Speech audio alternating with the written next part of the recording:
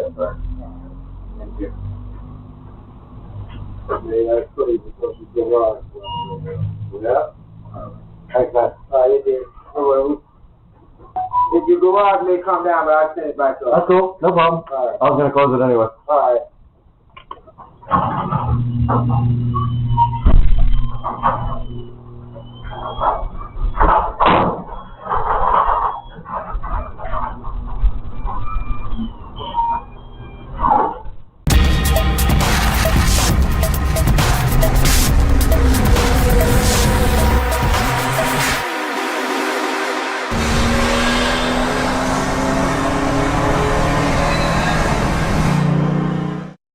Hey guys, welcome back to the channel. Today we're taking a look at this 8-inch in-ceiling speaker that died who knows when, but the sound has been gone for a minute. First I thought it was just a bad connection on either the switch side or the speaker side, but I grabbed my test speaker and I tested it and the actual speaker died. It was a Polk 8-inch in-ceiling two-way speaker. I did order a replacement speaker, and I am pretty sure if we walk out here, we might get a miracle. Because I saw, yep, I see it. There's the Amazon van. So my speaker is on that van. It's a Micca, I believe, M-I-C-C-A, 8-inch in-ceiling, about 44 bucks. So today we're gonna get that thing installed and replaced, unboxed, and see how it sounds. All right, here comes Amazon with my package. Yup. He is pulling straight up in front of the house to deliver. Actually, he's going into the neighbor's driveway to turn around, and then he should have my package. And he left and hurt my feelings so bad. Is he like thoroughly confused or what? Nope, he gone. Bye bye. I think he's totally lost. I think he's back and looking for my package. Super hyped with all the air horns on earth. And he is on the way to the garage.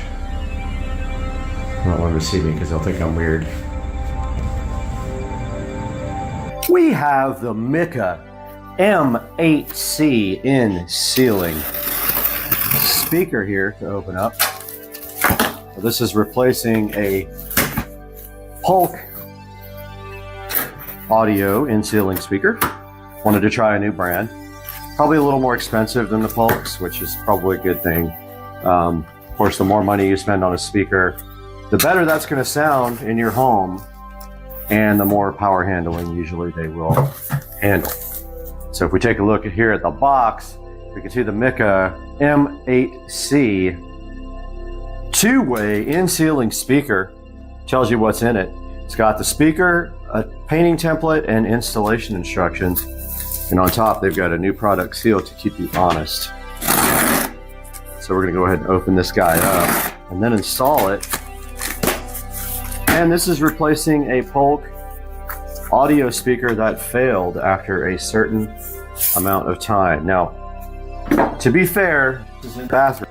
It's moist from the shower constantly, so I'm not surprised it actually failed.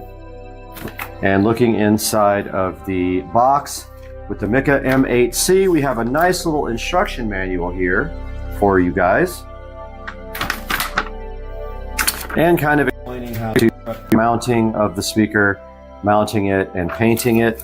If you do so, feel like you want to paint the grills, match, and then let's go ahead and get the Micca, or Micca, however you want to pronounce it, open in typical fashion. For these cheaper speakers, they have a very small magnet comparatively. There is a notification that this was delivered. Now if we notice here on the back, This is how it mounts to the drywall. They all do this. They have little ears that swing around when you screw it in, and they swing and then clamp down on the drywall. And right here, we notice we have a crossover. So we have a passive crossover. An active crossover would be, you would have a crossover before your power amplifier, so you would only send low frequencies to this speaker. So a passive crossover takes the full range amplified signal from your receiver, crosses it over with the full power output, and then sends the rest to the speaker. One thing of note already I see that I don't like, very small wiring from the crossover to the speaker, and that is something we could remedy. If it has distortion or anything, this could be a good clue as to why. It's a short audio cable run, so the shorter the run, the less the wire matters, but it's probably like 18 to 20 gauge wire they cheaped out on here. If you want to remedy that, you could make a small jumper wire here and put your own higher gauge audio wire. It does kind of sound like something we might want to do. Let me look into that. I might do that right now. All right, I wanted to give you guys a better look at this inferior wiring from the actual crossover. So actually we cannot change the wiring from the crossover to the voice coil because it is permanently wired, and actually the wiring from the terminals. Okay, that's interesting. Huh. Okay, so I'm not sure what this is about, but your inputs go here. Yeah, I've never seen a design like this before. So usually you have into a crossover and then a speaker. It looks like we have, this would be the normal input for the speaker coming from the crossover. That's confusing to me. Oh, I get it. Okay, so here's what's happening here after further review. All right, so what is happening is they are, okay, so they have this crossover actually as a two-way system. Yeah, so this output feeds the woofer, and it is a very, very tiny cable. Funny thing is, this feeds the tweeter. Oh no, opposite. The thin wire feeds the tweeter, the thick wire feeds the woofer. There's nothing we can do here to make this any better. So I brought all my stuff out here, but we cannot do anything to this design to make it any better. They just opted to use very crappy wire on the tweeters, and they used a little bit bigger wire on the woofer. So what we're gonna do now is go ahead and pop off the grill, but I wanna zoom out for you guys. Okay, we're with this out view, and to get the grill off of these, you can either just pop it off with a little included tool, which they give one, which is pretty cheap. They usually have a tool you can push in the grill or put inside the grill and pop these grills off. But the easy way to do it is to rotate the tabs like that. So you rotate them away from where they're in the lock position. And usually, okay, that didn't work either. Usually you can push down, but that does not work. So we need to get our grill removal tool, which I saved from our other speakers. It's right here. And that just literally goes into one of the holes on the sides, if it will fit. And you just pull up on it like that. And this is going to reveal your Mica M-8C in ceiling two-way speaker. Now, take a look. The grill is white. The actual speaker is a gold color, and I think that's deceiving to make it look more expensive than it is. You can see the small magnet here. There's no way this thing's going to do anything amazing. And take a note that this is actually not an 8-inch speaker. This is a 6.25, I think, or 6.5 actually. But the rest of it is actually the mount. So you're not getting an 8-inch. You probably have to order a 10-inch to actually get an 8-inch woofer. Now to get ready for the thing, you go to these mounts, you rotate up and around, up and around, up and around, Now these guys are ready to be screwed in with a standard drill right here. There's 4 points here that you get your drill to put them in. But first you use these push-in speaker clamps here to put the wire in. You push it in, put the wire through the hole, and then let go. Afterwards, you go ahead and put this grill in, and I just noticed they gave you a little indentation here to pull the grill off, so you don't have to have, well, actually that's probably covered. You still need this tool, and I don't know why they wouldn't give you one of these for free. So let's go ahead and get this thing into the bathroom and get it installed in the ceiling. We're back in the bathroom, and unlike the other brand speakers, these stay pretty firm. You rotate this thing to get them ready to mount. The other side they tend to move. Here's like the most challenging part for this, and we have to hold the speaker while we wire it up and have our drill ready at the same time. Fortunately, we have this little resting place here, and I have already, well, I thought I did. I thought I prepped the wires to be inserted, but they're a little loose. So if you just get those things nice and tight, the wires, just go ahead and spin them. If you have pins, you can solder and do pins. But I am going to put, obviously, black into black right here. All I'm doing now right here is pushing on the clamp and then letting the clamp go. Make sure all your mounting brackets are rotated, and then we'll see if it actually fits, and it is going to be a close one. This I have to trim a little bit.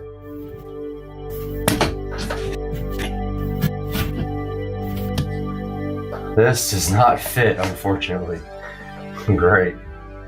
Okay, so this is supposed to be an easy replacement. These are different speakers, so they don't fit. They are just slightly too, so they will not go into the hole. Not only that, the wiring is getting kind of kinked up there because the hole's not quite big enough. It's close, but if you try to force it, I promise you, you're gonna break the drywall, because I've done it before. You can't just force this up, it will push the drywall through. And so we are going to be cutting. So connect the speaker and about to make a complete and utter mess. I'm going to get the template so I can figure out how big to cut this.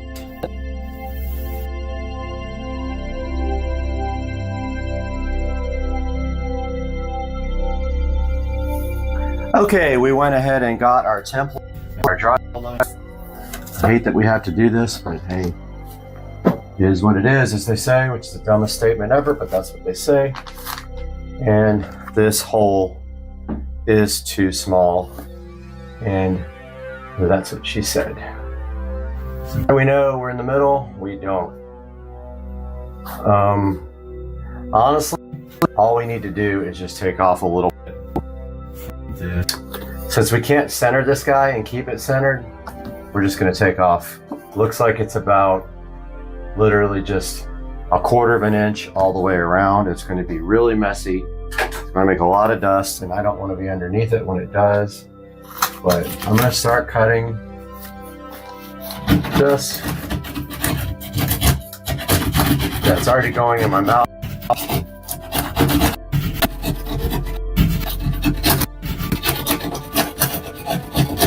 So I'm just trimming off 1/4 of an inch all the way around. And I can see already where the drywall is busted, where I forced the last one in. You don't want to do that. You will crack the drywall and break it. Once that happens, you are patching drywall. I'm just going all around the edge and taking off just a little bit. 1/4 inch less. But you can see right here, the drywall is already cracked. To do that too much, it'll just break. And then you'll have a repair job. Or your speaker. It's always nice to just cover stuff up. I'm getting covered with, speaking of getting covered up. Covered dust. These are some of the most messy things to put in. You have a little bit of way because you have a lip. You don't Have enough where you can go crazy.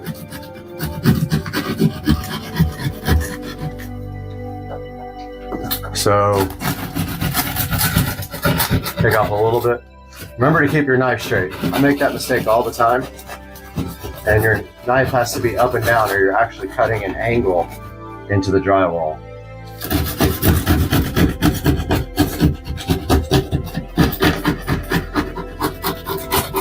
Okay, so we made a complete mess. I'm covered with drywall dust. And let's see if that is closer to fitting. I've done probably 1,000 of these in my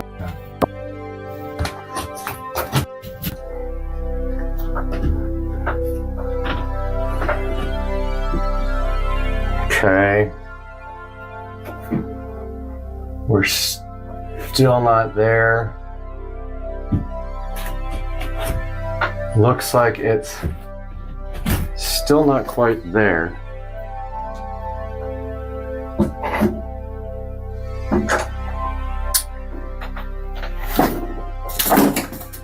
Oh, that's not good. All right, so we're still not there.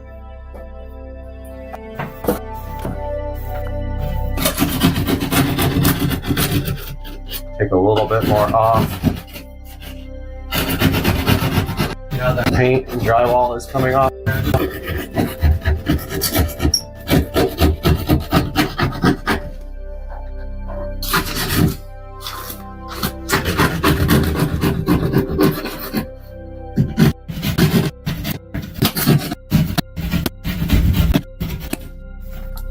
Make sure you try to take this off uniformly.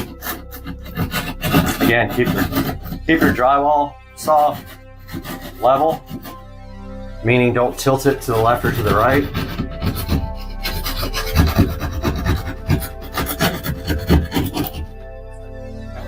Cut a little bit off, and this is more difficult when you're going from a smaller one to a bigger one. You have Nothing to put your template in the center to measure. You're getting close.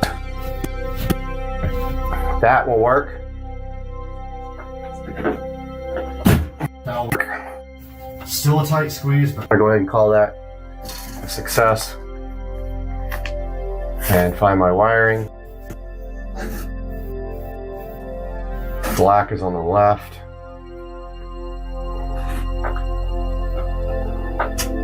When you do wiring in your attic, by the way, leave tons of extra wire for yourself. Don't make the mistake that I did on some and have just enough or like maybe an inch or two. Spend the money, get good wires, and also leave yourself way more than enough slack to get this done. You'll regret it if you don't.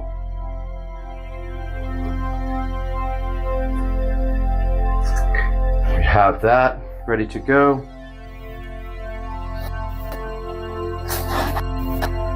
And of course, I don't have my drill. Hopefully this doesn't fall out. Don't fall out, please. Don't fall out, please. Don't fall out, please. Don't fall out. Don't fall out. And then you just take your drill and screw in the 4 screws until they clamp.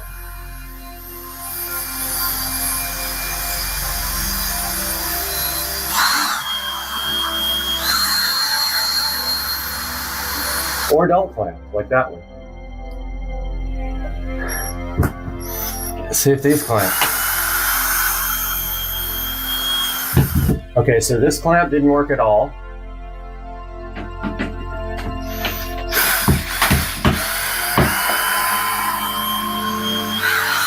That one worked. That one worked.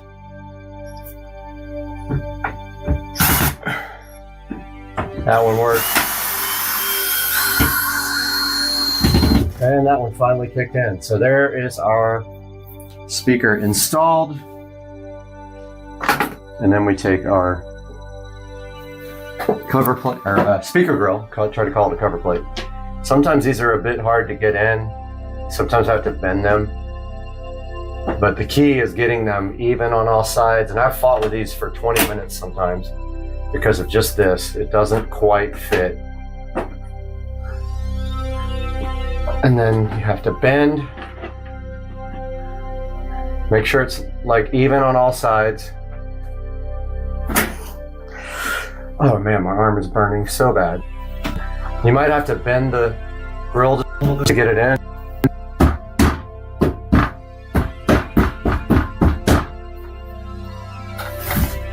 Let's see if we can get some non-copyright music. Alexa, play non-copyrighted music on Audio Echo Dot. I couldn't find any non-copyrighted songs. What other music do you want to listen to? Alexa, play songs with no copyright on Audio Echo Dot. Here's some music by no copyright on Amazon Music.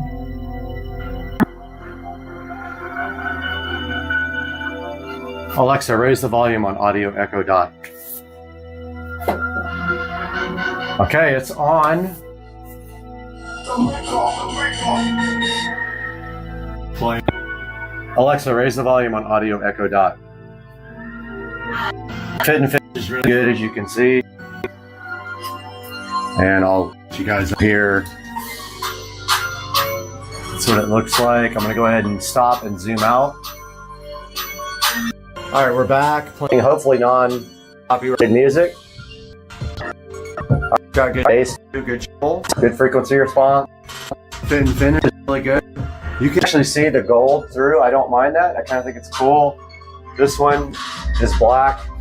This is I think that's an old school pile or polk. While this one is a newer one, you don't see the actual tweeters anymore. Alexa, stop the station on Audio Echo Dot. All right, so in conclusion, the Mica is actually, sounds pretty good. And I also am going to be putting a subwoofer in both of these rooms in the ceiling here. And in my outer bathroom, I want to do two 10-inch subwoofers. And that's going to be it for today's video. The Mica will be in the description if you guys want to pick it up. And I hope you enjoyed this video. I'll talk to you guys soon.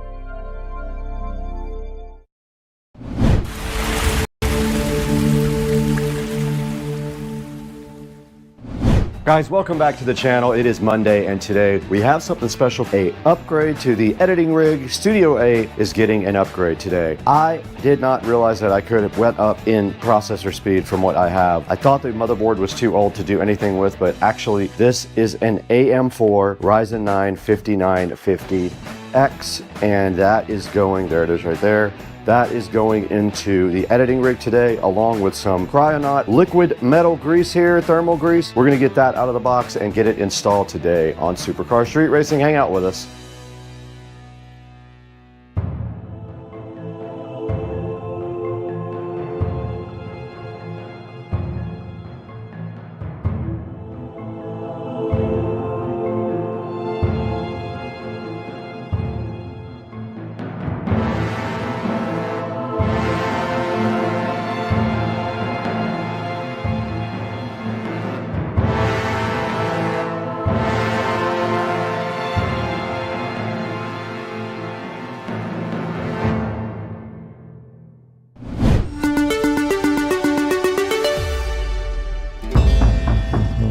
In front of me on the table here is a AMD Ryzen 9 5950X, as you can see, marked on the box right there. And it is time today to take a look at this and also this nice cryonaut thermal compound. What we're doing is upgrading Studio A. Studio A has a editing rig with a 5900X processor in it.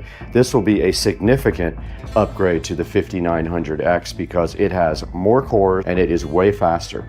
So this should upgrade the outside Studio A quite a bit and help prevent some of the issues every once in a while with lag and not being able to scrub the timeline and things like that. I'm hoping this is a big upgrade for that. We already upgraded the RAM to 128 gigabytes as well out there, so this will be the second part of the upgrade. And also, we do have to remove a water cooling block from the old CPU to get it out. I have done that before because I did it with the old CPU when the water cooler actually died. So what we're going to do today is get my editing PC out. We're going to put it on its side in the studio and take out the old processor and hopefully put in this Ryzen 9 5950X.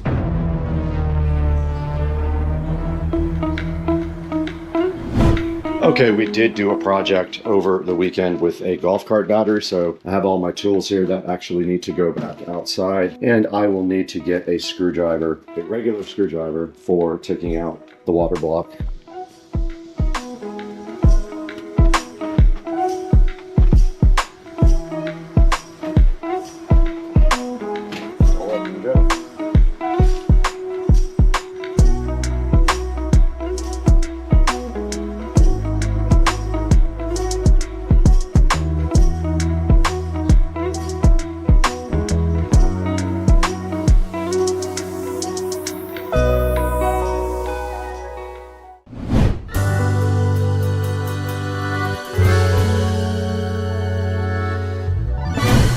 All right, we got the Ryzen 9 right in front of us, ready to be unboxed. Should be pretty quick and easy to unbox this.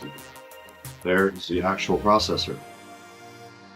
There's the Ryzen 9 5950X right in front of you. So that's it. There's not really much to look at inside the box. Let's get the cryonaut open.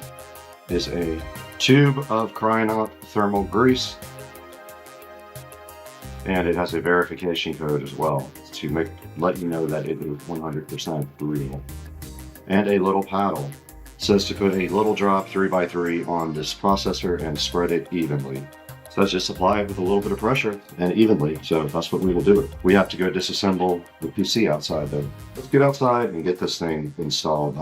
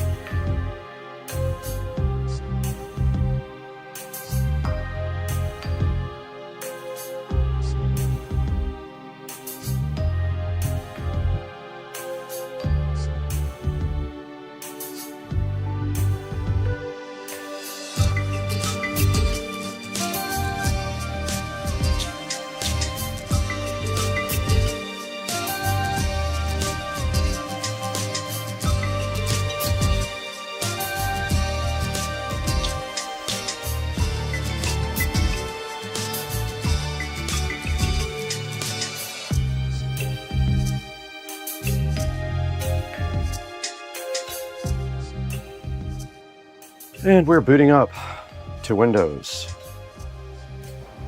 Let's open up CPU-Z, see what we have. Ryzen 9 5950X right there installed. 16 cores. Let's look at Task Manager. There's the CPU, there's the 16 core processor.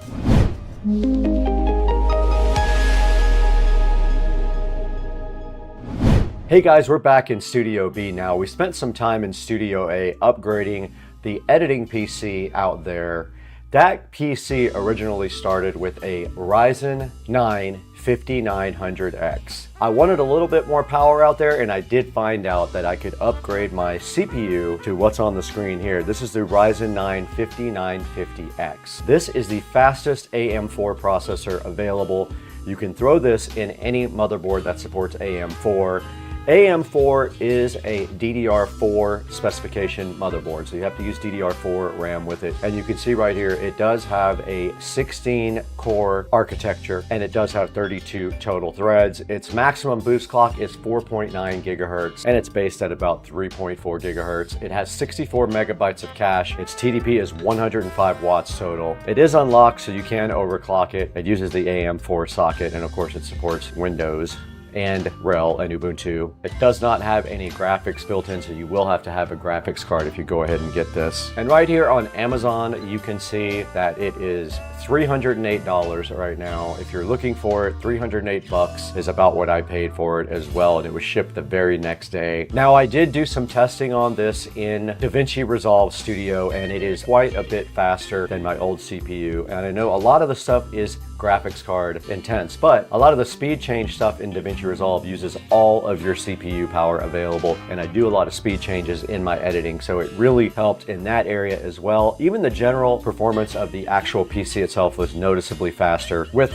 the 5950X instead of the 5900X. I'm gonna put a link to this in the description if you guys wanna go ahead and get a Ryzen 9 5950X. Please order it from our official link in the description. It helps us out greatly when you do that for us. We get a few dollars here and there. Please like and subscribe also. It looks like we're gonna hit 200,000 subscribers probably within the next day, so that's gonna be awesome as well. And we couldn't do it without your help. So we really thank you so much for supporting Supercar Street Racing and sticking with us through all these years and making us great. That's gonna do it all for today with this 5950X AMD Ryzen 9. We're gonna go ahead and get out of here. We actually have a real job.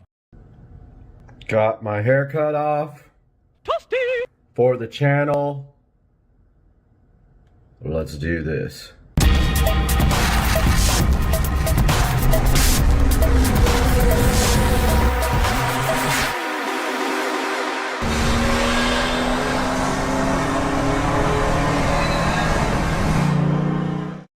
Hey guys, and welcome back to the channel. Supercar Street Racing is the channel name, at least for now.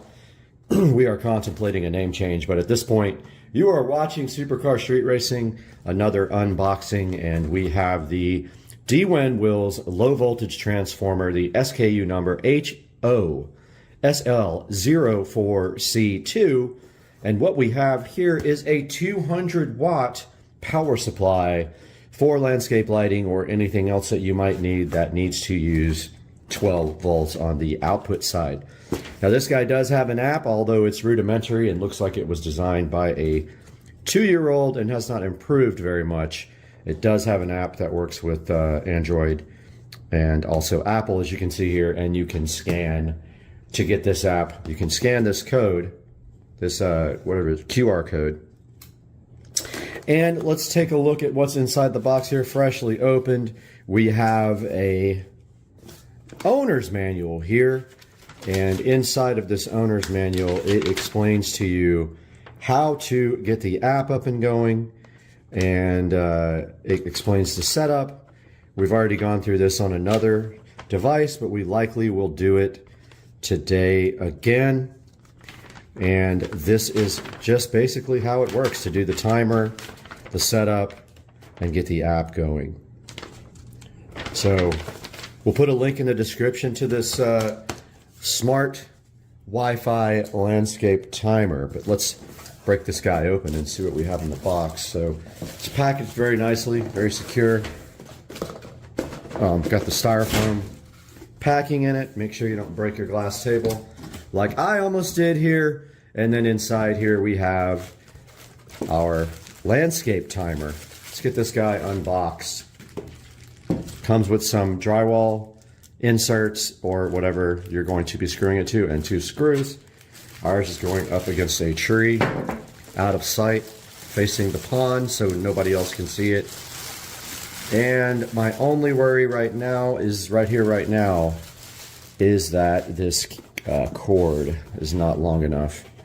for my use. In which case, I do have an extension cord I think that I can use for this, and I will tape up the plug, make sure it's watertight, and run that underneath the mulch.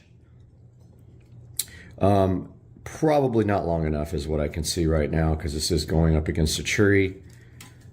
Yep, that's not going to be long enough, so I might have an extension cord in there that works, or I could just modify this to work. I could cut the cord and put my own plug in. You can see here is the Wi-Fi antenna. I have 3 of these already, and so far my only complaint is that every once in a while they will lose Wi-Fi connection, and I will have to unplug and replug them, and then they reconnect.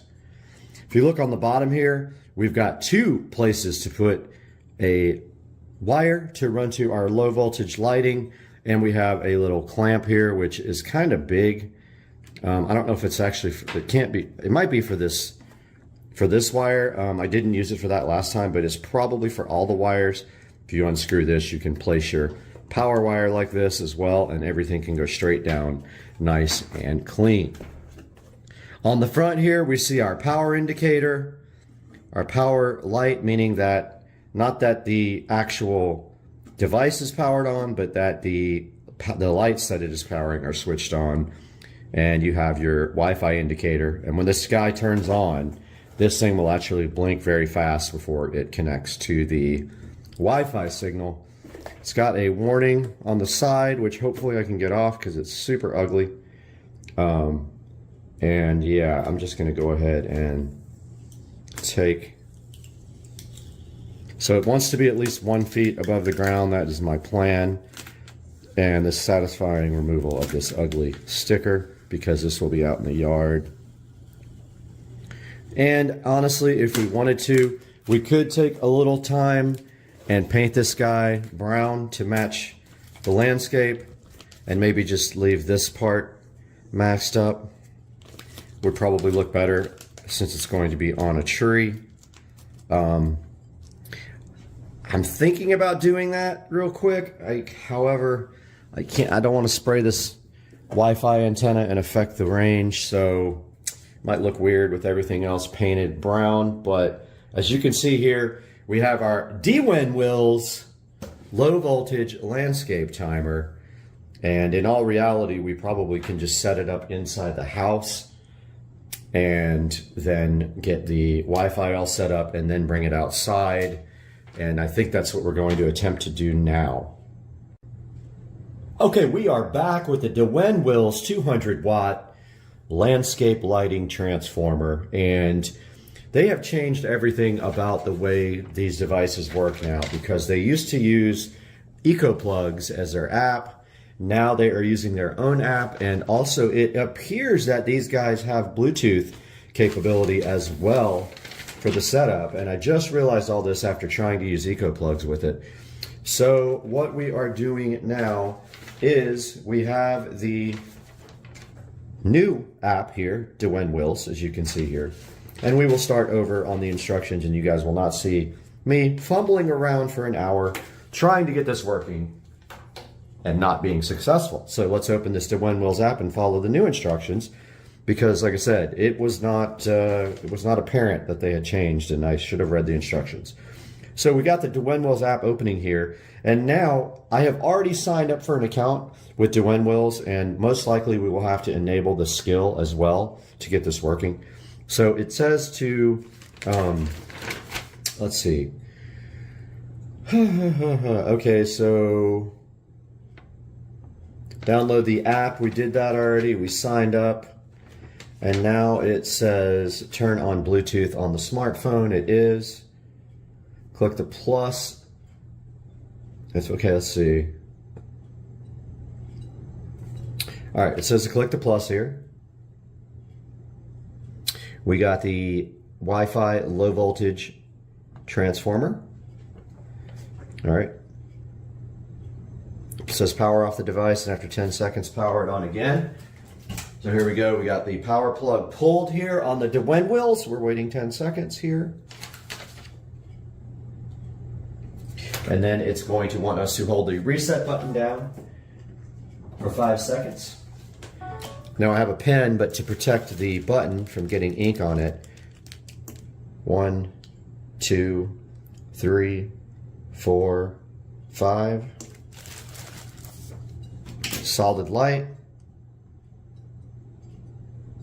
It is blinking rapidly. We're going to the next step. Hold the reset button again until it's blinking slowly. It says 5 seconds. Now it's blinking slowly. Yep. You can see you have to press confirm here. Next. And it says to enter a password for my 2.5 gigahertz network, which we will likely have to blur that out. It says allow location access to search for nearby Wi-Fi. So let's see what it is already on, so we can go back.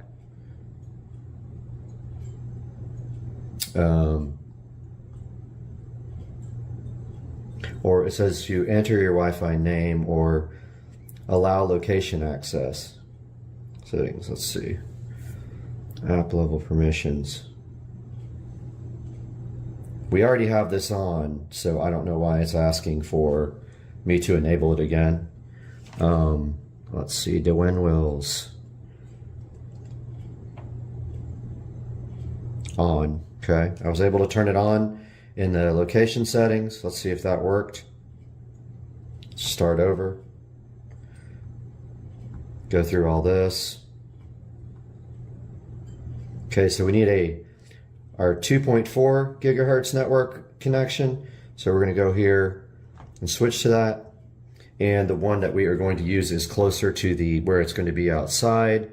So we're going to use this one. All right, let's go back to the app and see if we have to do that again now. Okay, that's good. I have to put the password in now. I will have to blur this out.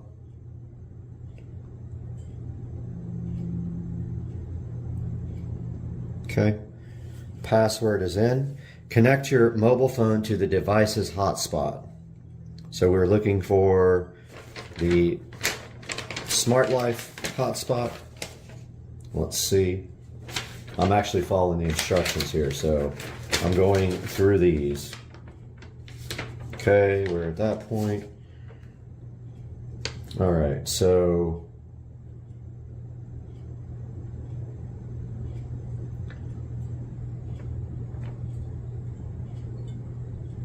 yeah, it doesn't talk about this part in the instructions, but we're supposed to connect to the Smart Life, I guess the Smart Life hotspot here. Let's see if this is it. So Smart Life 8E-D1 is the only Smart Life I see. So let's try that one. It says it's adding device. This is all new for me, so I'm doing this with you guys. Now I'm guessing I have to keep the old devices on the Eco plugs. So yet another app that I have to manage in my arsenal of apps for everything. And it says adding, let's see if that is the case. The light did go off here. And I don't have the skill enabled yet. And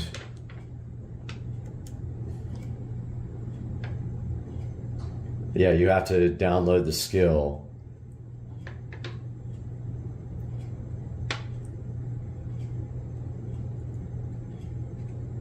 So it still says it's adding. Let's see if this is actually going to work. The skill part is a little janky on the instructions.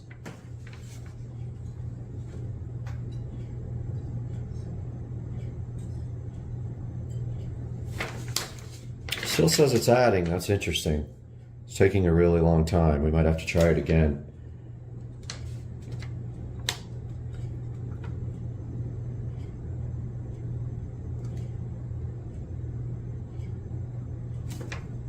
says it's got 30 seconds left on adding.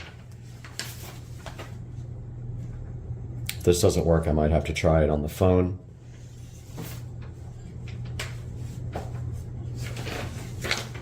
Instead of the tablet. Got 10 seconds left. It doesn't look like it was successful. Let's see.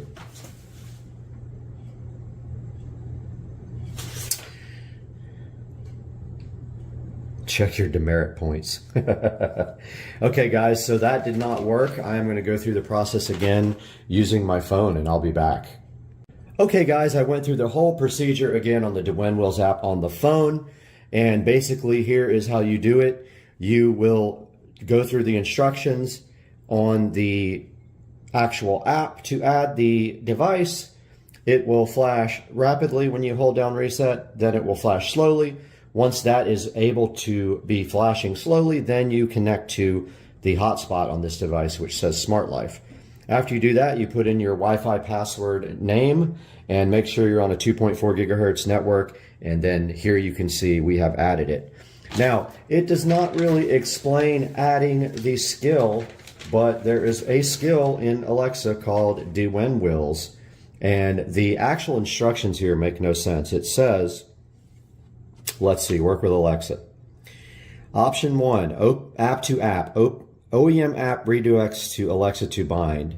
Discover the corresponding app, OEM Alexa skills directly in your OEM app and easily complete the skill. So it says find me on the home page. So here we go to me. It says tap Alexa. And then it says sign in with Amazon. So I guess that's how you do it. I'm going to go ahead and attempt that now since I can't put that on camera due to passwords. Okay, it looks like we are just have to hit link here. Let's see if we do have to put in a username and password. Okay, already linked with Alexa. Okay, so I just got a notification from Alexa on my phone that this is already linked. So now we should be able to control the devices from Alexa and from, yeah, I woke up everything in the world. But here's a good look at the actual device. And I don't know if we have to upgrade the firmware or not on it. We can try that. Let's see if it actually loads here. Okay, it did load. It doesn't really have any, let's see, device update, automatic updates. I turned on automatic updates in the device. Doesn't look like there are any. Now the rest of this configuration, see, here's the name of the actual device. We can probably take a picture of it. Let's see, device information there with the MAC address and everything, and the icon. Yeah, you can take a photo, so I'll do that once I get everything outside and ready to get hooked up. So yeah, that is the first initial setup of the Dwinwills low voltage landscape timer. Totally different from the other ones in that it doesn't use the EcoPlug app, it uses its own app now. So now we're going to take this outside and actually install it.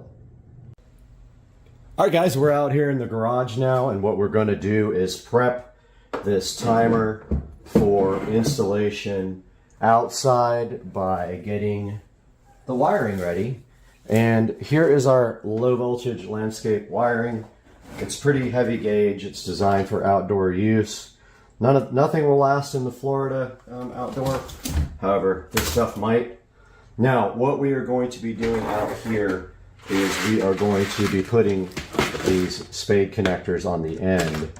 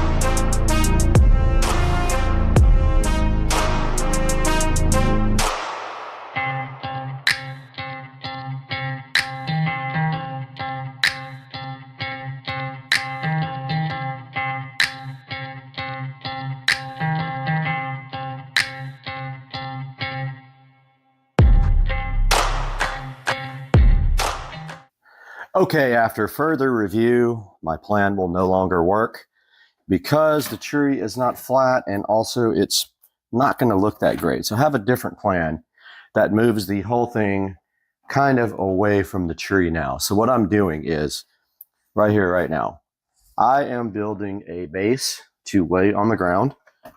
It will lay up against the fence, overhang to the dock, and also serve as a block for anyone getting around the dock on that corner because I don't want the kids doing that anymore.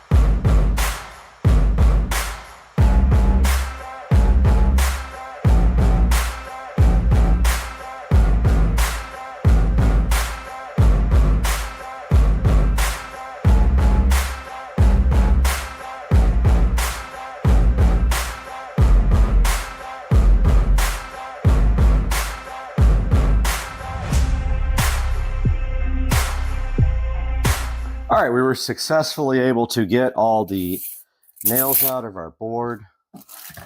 And so what we do now is remeasure 7.5 from the edge, about right there. And that should be the point where we can start driving down our screws here.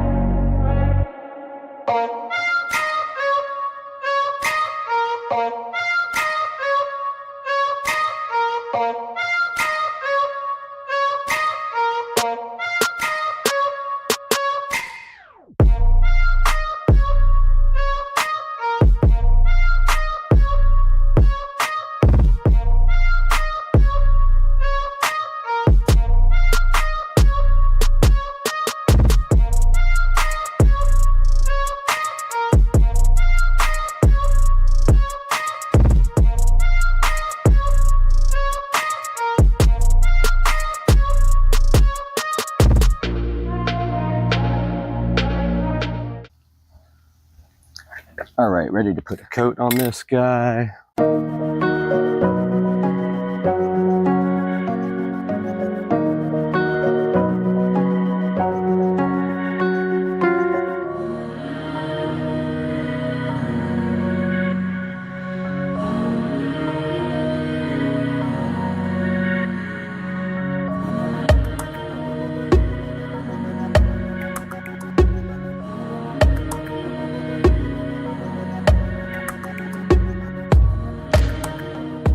All right, we're out here with our friendly neighborhood alligators. There's one right there. Right there. And what we are going to do right here, right now, is run this brand new power cable from this power outlet here over to where we will be mounting our fantastic new device. And I have a longer cable here for that. But first, I'm going to try to secure this. Is it raining? It's raining. Project over. So back where we were here, I need to secure this dock, this bulkhead first. So I brought a lag screw to do that. This side over here is loose.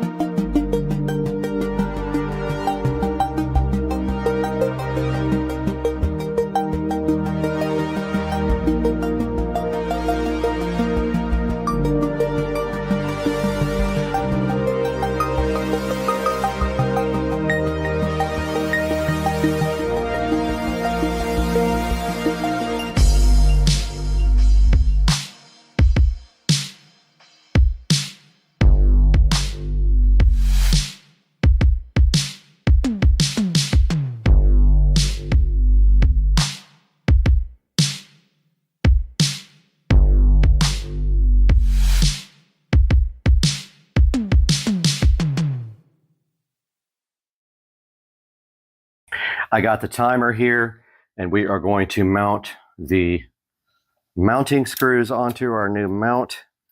And so we measure across from here to here, and that is right in the center, 3 3/4. So we will have to come over here into our board and get a level 3 3/4 screw on each side of 3 3/4. So I'm going to go ahead and do that now off camera, show you guys the result after. Okay, it started raining again, but I got the screws done for the mounting part for our landscape timer. So all I have to do now is hang this timer on here, and it should be fine because all the weight will be pulling straight down and not towards us. Then this guy over here gets screwed to the bulkhead. That should be fine too, and that will keep the whole thing steady. Now all we have to do is go install it, and hopefully our wire here is long enough to reach to the next light, which I think it is. That would be sweet. So I borked that up really good, and the only way, I mean, this will work still. It's going to be more flimsy. I may need to get some L brackets for the back.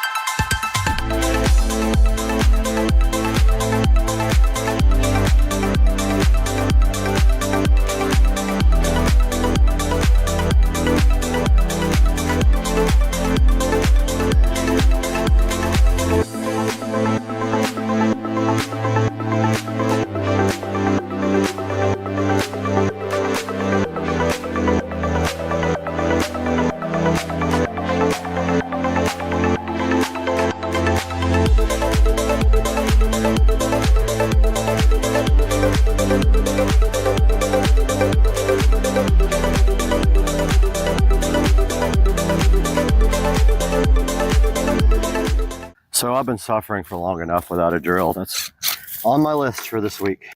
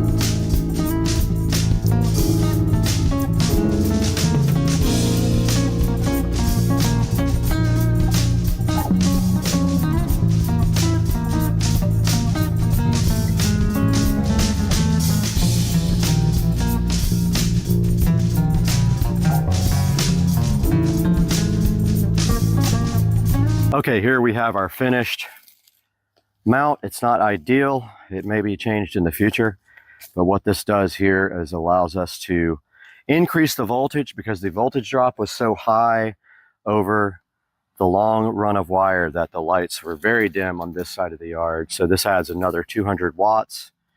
It is connected to Wi-Fi. I haven't tested it with the phone. I'm going to do that next. But yeah, got all the wiring tied back in together. All I'm doing now is cleaning up and testing. I hope you guys enjoyed this. All right, guys, I didn't want to end the video without actually showing you guys some shots of the lights in action. I was going to wait till completely dark, but I decided the sunset looked really cool, and I have these lights off under here on purpose, but I wanted to show you guys now with adequate power what this system can do. So as we see here, we've got this palm tree lit here. That light probably needs to be de-rusted. It has a few bit of rust on the lens from the watering of the yard, and it gets caked on there and you have to de-rust it every once in a while. We have a yard light right there next to the tree. We have 2 spotlights, one on each palm tree here, looking beautiful. On the dock here, we have the neon rope light, which looks like part of it is failing. We'll have to get a new one of those. But notice on the bulkhead here, we have the lanterns that hang over the water. On the bulkhead, we also have spotlights pointing down into the water. See that last one there? We have one right there pointing down into the pond. And then we have another one down there. Over here, these 2 trees are lit up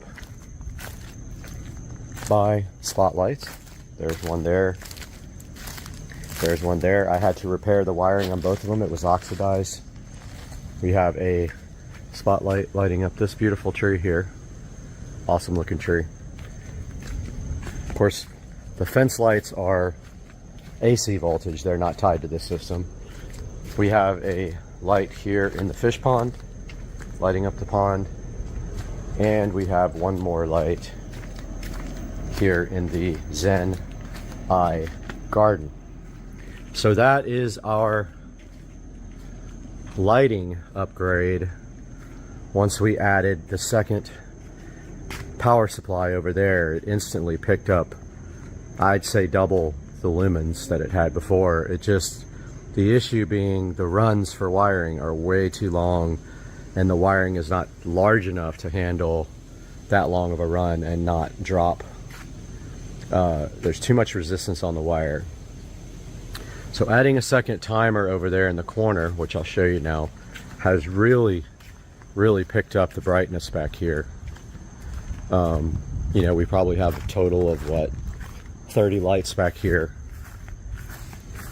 But there is the timer all finished up. I just need to get some mulch and cover that all up in the corner there, but it still looks okay, and also serves to keep people from coming around the corner. And you can see the LED rope light around the dock. It looks like part of it has failed in the front as well. Looks like the front is, yeah, the front is out completely, so that's gonna have to be replaced. Yep, it happens. Those things are on 24 hours a day, sometimes. Not anymore, I turned that down. Moon looking beautiful. The sunset out here in 4K. And there is the yard from the back. Almost warrants a nice picture from back here for the thumbnail. Guys, I hope you enjoyed this, and if you have any questions about landscape lighting, make sure you hit me up in the comment section, and I will see you guys soon.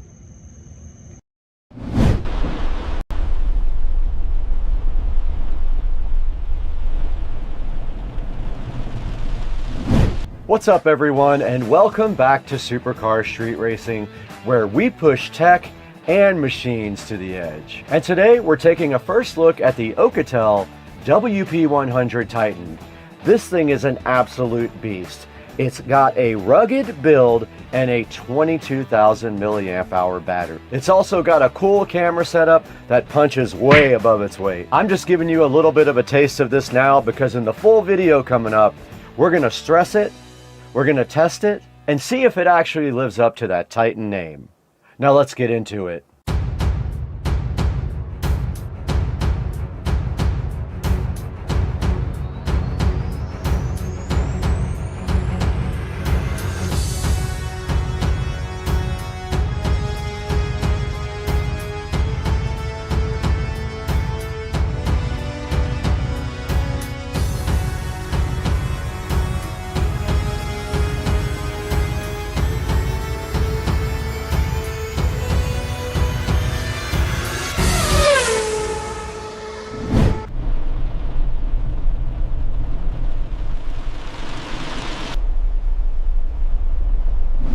Alright guys, welcome back to Supercar Street Racing, and before we dive straight in, we want to give a shout out to Alcatel, who is a long-term sponsor of the Supercar Street Racing channel.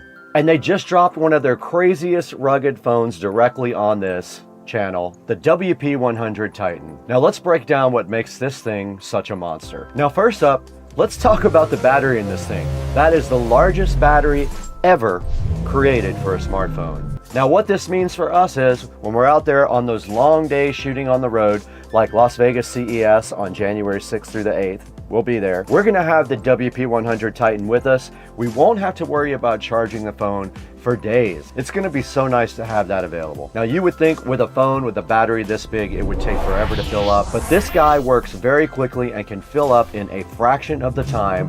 That's perfect for us when we're jumping between shoots and we don't have time to charge, but more than a few minutes, this thing comes in clutch. Now, as usual with Alcatel phones, it has a rugged military build. It has IP68 ratings, IP69K ratings, and it has MIL STD810H. And in plain English, it's dust-proof, drop-proof, and it's waterproof. Now, we've had phones die on shooting days before. It's not gonna happen with this one. Now, I've got it right here in front of me, and it has a 200 megapixel camera out back, and it does actually have night vision as well. This is perfect for both regular light and low light situations. Let's say we want to go on a car meet and we want to shoot some of it in a parking lot at night. We've got the perfect night vision right here for that. And it's even great for night drives. And another big one, the Media Dimensity chipset. This isn't some slow CPU in a rugged phone.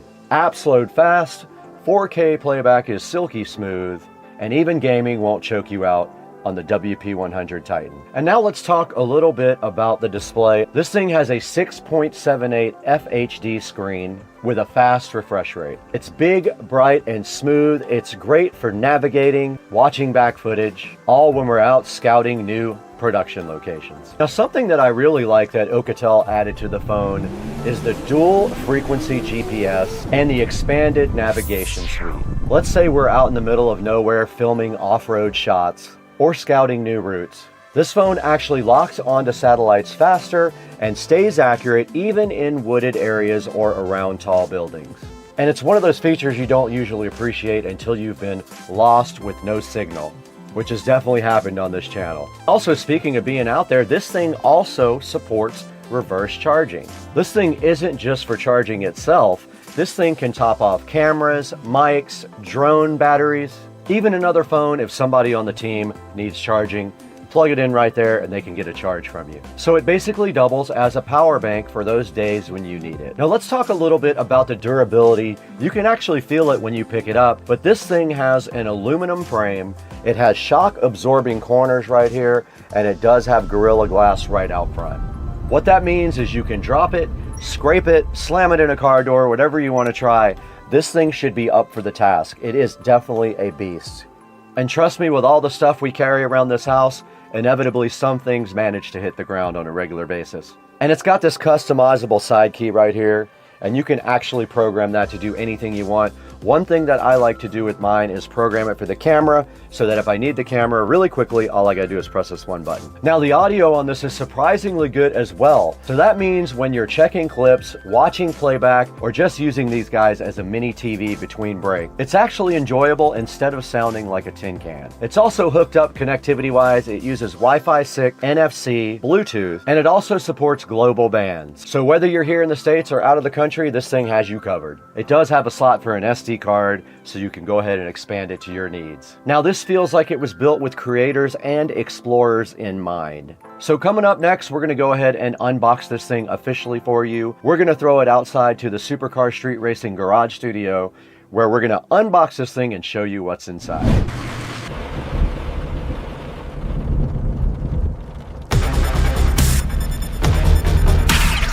Okay, directly in front of me, we have the Alcatel WP100 Titan that we're going to be unboxing today on Supercar Street Racing. Let's go ahead and get this thing out of the box. All their boxes look about the same. They all have like an AI logo. They tell you what kind of RAM and ROM are inside of it. They tell you the model number and that it is a 5G phone. Let's go ahead and crack this thing open now. We don't need this plastic where we're going. And right here in front of me is the WP100 Titan box, ready to be opened. There's not much on the back except the IMEI number and a little label, so we're not going to show that on camera, but let's get this thing all opened up now. And there is the fly and fresh Oukatel WP100 Titan in the case. It does have the Oukatel brand on the little cover. Now this thing is heavy, guys. Now I am telling you right now, this might be the heaviest smartphone that I have ever felt, and there is a reason behind that, and we will get to it in the unboxing video. But there is the WP100. Look, it is made of metal there. You can see, look at the buttons on the side here. Very cool. You can definitely tell this thing has some weight to it. You can see on the back it does have a camping light like the other phone did. You can see its triple camera system right there as well. Yeah, on the side there's your card slot right there. There's some buttons and there's some more buttons down here. There's a USB Type-C port right there, and I would say, I don't know the exact weight. If I had to guess, I would say a pound or more, and we're going to get into why that is when we get into the specs of this awesome phone. But yeah, for right now, this is the WP100 Titan.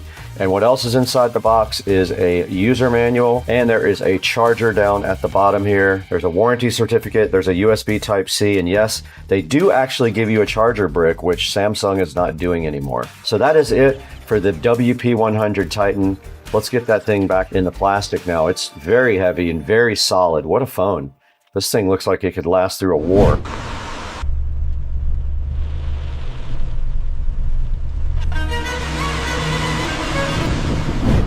All right, you can tell we're in the dark home theater room because you can't see anything. So if we go to the home screen here on the phone, you can see there's a little projector icon. We can just tap that. And look at this. We actually have projected the phone onto the screen. Now notice it's much wider. You can actually see light on the edges of the square. There's our video. It's pretty small. I'm sure we could back up a little bit and make it bigger. This is what we just shot. Now let's look at it in regular light. You can see right here, it is shining directly on the wall right there. On the side of the phone here, right on this side, there are two little buttons that control the focus. You can see right there, it's in focus, out of focus, but I can actually do it myself with the buttons, which makes that much better than what we were looking at before. That's the only controls that I could find. It does tend to autofocus, but at the same time, if you fine tune it, you can use the buttons there to get it out of focus. And I tell you what, I think that projector feature is really cool. I am really hyped to actually use this in a certain number of different ways, and I just wanted to make sure you guys saw that, and it looks actually really good even in broad daylight. All right guys, now that we have the Oukatel totally unboxed, you guys can see what this thing brings to the table, and it's no joke. This thing feels like a tank, but it's also modern enough looking that it doesn't feel like you're carrying around a brick all the time. Those buttons feel solid, that battery gives it some weight, and that rugged frame tells you you're not carrying around your ordinary everyday smartphone. You got all the essentials in the box. You guys saw this. You got your paperwork, you got your charger and your USB cable. But the star of the show is the hardware itself, the reinforced casing, the high-resolution camera, and the built-in projector system. This phone is clearly designed for people who use their gear hard. But let's not waste any time. You know this channel, you know our mission. We don't just accept claims, we're gonna go test them. Now let's put the Titan through its paces and see what it can really handle. So up next, we're gonna do those famous waterproof tests. We're gonna do a drop test. Let's get to it. Okay, we are with the WP100 Titan, and I did locate this thing called underwater mode. We're gonna drop it in just like this, let's see. I'm walking around with it in the net. It is completely submerged. The bottom, you guys can see it just as well as I can. It's at the bottom of the pool almost. There's maybe a foot left before it's at the bottom, and it is coming back up to the top. There's our phone.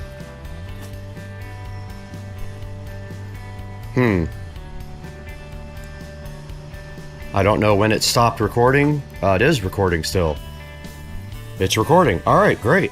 All right, we put the WP100 Titan through our normal test in the battery test, a whopping 47 hours playing back on YouTube, and we still had some percentage left. In the drop test, we dropped it 3 times from 5 feet right on the screen, no issues whatsoever. It performed well in this test as well, as do all the Alcatel phones. And in the water test, we drug it through the pool. You guys saw the results. We drug it all the way through the pool, and the screen came right back on when we were done doing that as well. And in the performance area, we did 3D Mark and we did Geekbench. In 3D Mark, it did well as well. 355 on Wildlife, 1050 single core, 3100 multi-core on Geekbench.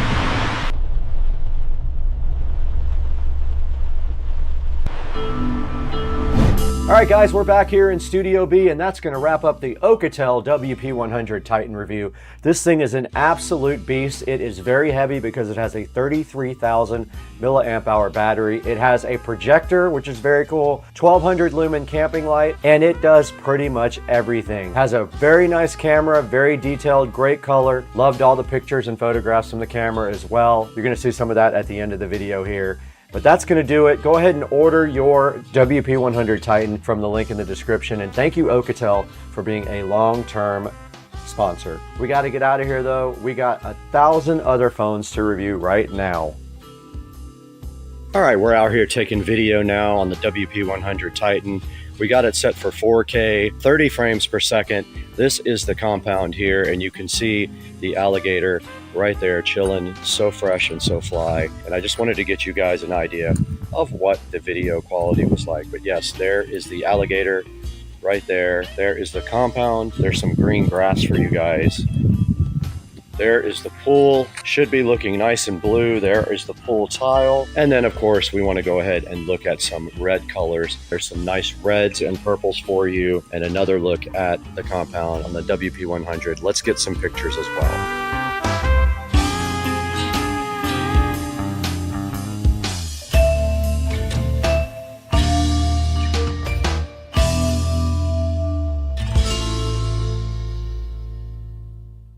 Okay, I wanted to give you guys some more of the capability of the night vision of the WP100 Titan. Check this out. This is my completely dark garage. The sun is barely coming up right now. This, on a regular camera, you can't see this at all. But on the WP100 Titan, check it out. You can make out the golf cart right there. You can make out the scooters right there, no problem. Look at that. You can make out the actual posters where there's no light hardly at all in here. So that is the WP100 night vision. Before it gets daylight here, we want to show you the WP100 Titan's camping light. So here's the controls for it. You just click full. Look how bright that is. That is lighting up the whole area here. Check it out. Now I'm recording this on the Samsung, but you can see it's still dark out here. And looking at the camping light, look how bright this thing is. So for example, I always go into my shed here. It'd be super convenient since my phone is already on my body.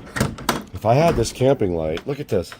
This thing lights up the entire shed. How cool is that? On the WP100 Titan, the camping light. But look at that. Awesome light, man. Check it out. No light, light. Let's go out here on the dock. Here's the dock with no light. And then, of course, all lit up by the WP100. We are back looking at the WP100 Titan. I just wanted to show you guys how the projector on the phone looks in a real theater room. This is my theater room, completely dark.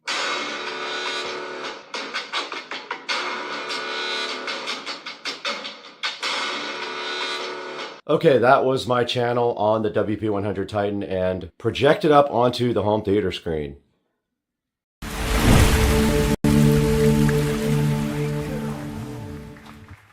What's up, everybody? We're back in Studio A with Supercar Street Racing, and Windbridge reached out directly to us to see if we wanted to take a look at this cool little guy right here. This is the Windbridge M31 wireless mic sitting right here. And if you look inside of it, you can actually see two lavalier wireless mics here and then connectors for going to both an iPhone and an Android phone. Now, if you need clear voice, zero dropouts, and effortless setup, meet the M31 right here in front of me. This is a high quality compact microphone system designed for creators, teachers, presenters, and anyone who needs professional audio without the pro price tag. Let's take a look at this today on the channel. Let's get busy.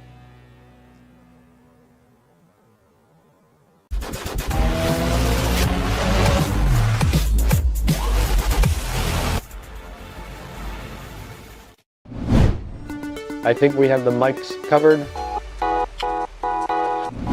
Welcome back to Supercar Street Racing Studio A. This is the studio that is outside of the main house and where we do a lot of our editing. It's our most powerful editing rig and we do a lot out here. Welcome to our studio. Today we have the Windbridge M31 to show you guys, and the first thing we're going to do right off the top is go ahead and start listening to the way it sounds. We are using the DJI mic right now. We're going to move to the Windbridge, but first we have to get it out of the box. And inside of the box, you do find two lavalier mics. It should also work on your camera if your camera accepts USB mic audio, which my Insta360 does, and it is sitting in the wings right there waiting to record for us. So let's go ahead and get out the USB-C adapter. It is right here. I did notice that the mics were charged up to, I think, 90%. There is a digital display on the bottom of this thing that shows you a 90, and I'm assuming that is the charge level. Now all we have to do is plug this into the side of the Insta360. Let's get that done. I think we have the mics covered.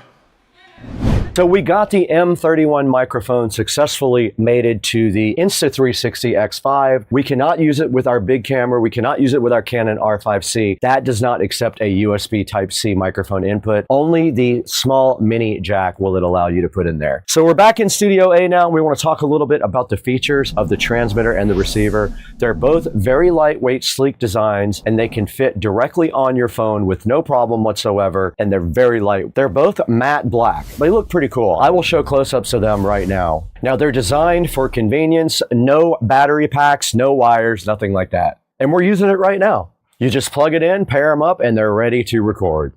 Now the Windbridge is able to deliver great sound quality with noise reduction as well. So your voice stays clear and front and center. All right, let's just put this in the hole there.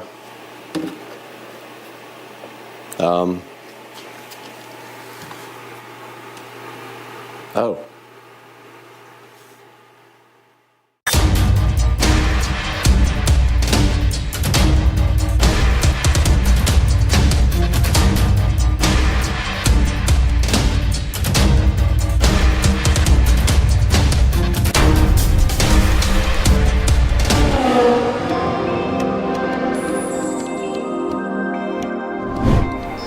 Guys, right here in front of me in the Supercar Street Racing dining room is the Dayton Audio 250 watt subwoofer plate amplifier and my 30-year-old-ish Sherwin Vega CLSC15S. The amplifier burned out a while back, so today we're going to be replacing that with this new high-tech Dayton Audio 250 watt subwoofer plate amplifier with DSP. So stick around because it don't fit.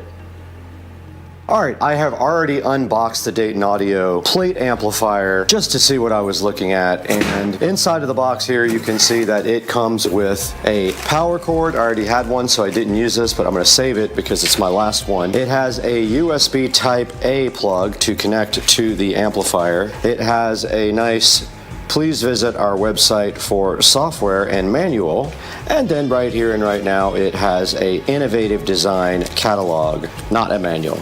So in order to do anything with this guy, we're going to have to visit DaytonAudio.com to download the software, and obviously we're going to have to make some modifications to this cabinet to make it fit. So let's go ahead and get the software downloaded, get the laptop out here, and see what we're dealing with. Okay, we have the old HP unreliable laptop out here. The battery does not work on it, so it has to be plugged in 24/7. It is really slow, but really honestly, it's the only PC I have that's not dedicated to the studio or work stuff, which I can't install software on anyway. But it does have the required USB port on the side, and that's how long it takes to open up Google Chrome. As you can see, it hasn't even opened it yet. Okay, and you can see these stickers from where the subwoofer was moved twice across the country. Pretty cool. It's very old sub, but hey, it doesn't fit right in here, so I'm going to go ahead and mark while this spyware is uninstalling. I'm going to go ahead and mark, if I can, kind of where to cut this. I cut on the outside of this line, and here goes the installation of the DSP software. I'm clicking accept. It is installing. Meanwhile, we need to add about 1/4 of an inch to get this plate amplifier to install. So all we're going to do is we marked where it goes right here and right here, and we're going to take our jigsaw and go ahead and cut right there and get this plate amplifier flush mounted. Okay, we have some screws here. I'm going to go ahead and run a screw on the top. These are the ones that came out of the original amp. There's one on the top, and I'll run one on the bottom now just to hold this in temporarily. And we got our screws in there for now. Let's go ahead and turn this heavy. This thing weighs a lot. It's very awkward. Very awkward. And on the back, I know it's dark back here, but on the back there is a input and outputs. Go ahead and hook up input left and right and provide power. Power is connected. Well, I thought it was. All right, the power light did come on. There's nothing on the display yet. Even when I press this button, nothing happens on the display. Not sure why, but I'm gonna dive into the manual right now and the software and the included USB cable. Hopefully reaches. There's a USB, almost like a printer type jack on the back of this too. And there is the software from Dayton Audio. So this does use USB type A. Plugs right in there and then right here to the laptop. USB device not recognized. Okay. All right, so of course, second day in a row I've gotten defective crap. This will not connect to the amp display doesn't work, the power light comes on but no display, so this is going back to Amazon and I'm super frustrated. All right guys, a couple of days later and we got the replacement Dayton Audio subwoofer plate amp here, and guess what? It actually does work and it does connect to the PC via USB. So all we have to do right here and right now that this is working is connect it to the subwoofer amp, but we have to crimp and heat shrink some ends onto the subwoofer wire first. But looking at the software, you can see here on the front page, it has a volume and then a 0 and 180 degree out of phase button on the front. Supposedly you can do this all from the knob as well, but there's a low pass filter here, so this is the crossover, and then here's the frequency, maybe 50 hertz. How do you? Or you can just do the little thing right there. There's a subsonic filter. Who cares about that? I mean, this is subsonic is basically so your subwoofer doesn't try to produce frequencies that it can't anyway. There's an EQ there, and this is a dual band limiter, like a compressor slash limiter, which is kind of cool.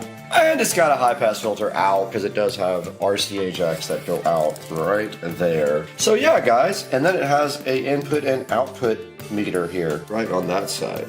But all we have to do right here and right now, since it actually works, is put some ends on this thing. I bought some new ends. I got a whole new thing of ends because those are the last two spade connectors that I had. So these are the style that you crimp first and then you heat shrink them. So we're gonna do that. All right, I got my new tripod here. I'm so hyped to try it. I'll probably do a video on that as well because I'm gonna be shooting on my phone now, not the GoPro. I'm so tired of that thing overheating. Had the GoPro out in 70-degree weather and it overheated the other day. Over it, and it's the second one. All right, we're on the brand new tripod now while I work on this subwoofer. And guys, it comes with a pigtail like this. We have our spade connectors here, female connectors. All we have to do right here and right now is crimp these on, then heat shrink them. So you take that, and oh my God, it's color coded, Becky. Look, there's a blue right there, like your mom. And then you just put this on the blue thing and go like that. And it's crimped. Then you take the other one, guys, and you put it right here on the black one. And take your crimp tool over it like this. On the blue one, listen to on blue while you do this, and then crimp it. That's that. Now you get your heat gun out, just like this, and you ever so gently heat shrink. I didn't put the tip on, just That's the what tip. she said. That's all.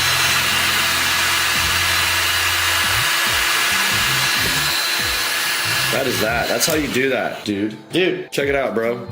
This is ready to go. Now all we gotta do is install it. And guess what I have, guys? Guys, I'm so hyped. I'm gonna get myself back. Yeah, pretty sure Plus was on that side, but really in order to see it, I have to get the phone out. But you can see here, I just hooked up the spade connectors to the sub. And now we will put the plate amp in, but I need my screwdriver to do that.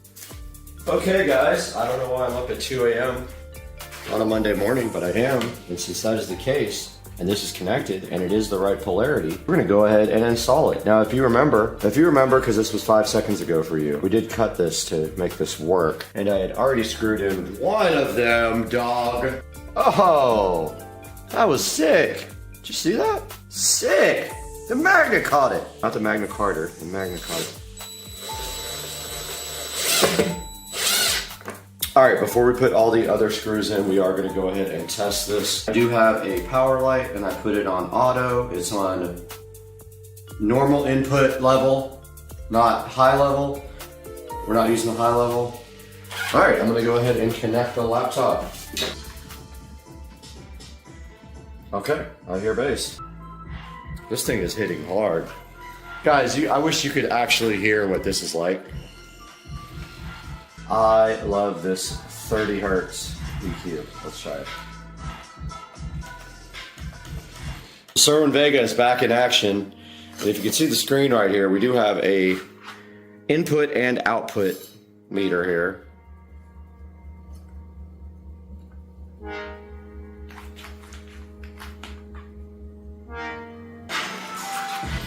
There it goes. Oh yeah. Let's go! Guys, it's shaking the walls, bro. So, true story, I bought this Cerwin Vega subwoofer from the actual factory when my friend worked for Cerwin Vega, and I got it for cost of materials, which was $30. I should have bought 10 of them. And all we have to do right here, right now, is fill. And this is gonna dry clear.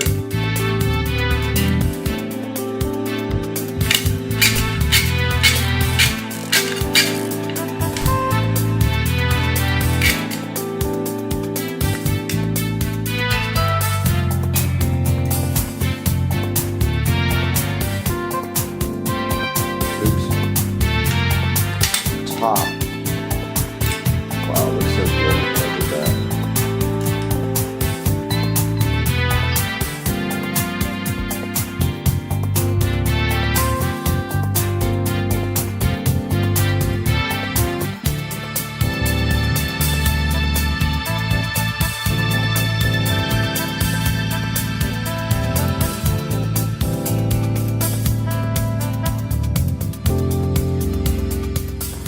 This thing is bumping. It's not connected. These nuts. All right, guys, we have successfully repaired a 20-something-year-old, it's probably 20 years old, Cerwin Vega CLSC15S. Truth be told, I wanted the original amplifier to be repaired. However, there's a guy on eBay that does it, but he has not been available for 6 months, so I think he has passed away or does not want to repair my amplifier. It's Joe's dad's subwoofer. Guys, I'm going to end the video here, but I'm going to go out to the Supercar Street Racing studio now and record a little outro about the Dayton Audio plate amp. Now, this is the Dayton Audio SPA250 DSP. So, guys, I really appreciate your support. You guys don't even know how much it means if you watch this video and you enjoy what I do. I enjoy it, so I hope you do. This gives me slightest little pleasure in the world, dog. And so I'll see you guys in the next one. But let's throw it out to Brad now in the studio.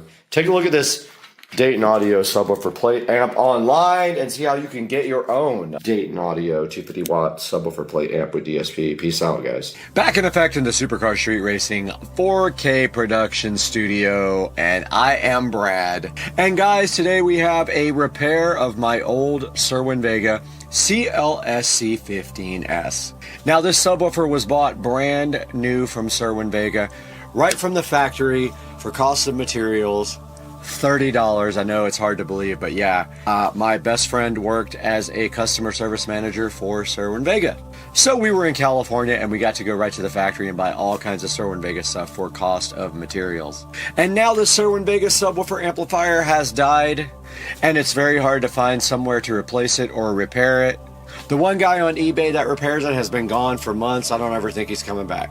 But we did buy this Dayton Audio plate amp to go ahead and repair it. Now here is the Dayton Audio SPA250 DSP sitting so fresh in front of you. It is a 250 watt subwoofer plate amplifier. And you can see the technology is so much better than when we got the Cerwin Vega 10 years ago or 20 years ago or 50 years ago, I don't remember. And this guy has USB connections and it does DSP for all the things like equalizer, low pass filter, high pass filter, and everything cool can be done with with the laptop. Now the first plate amplifier I got was defective. The light on the display would not light up, and it was not recognized by the computer on USB. So it definitely had some issues. We did eventually get the Sreaming VEGA repaired with the Dayton Audio subwoofer plate amplifier, and we did crank up the bass at 20 and 25 hertz.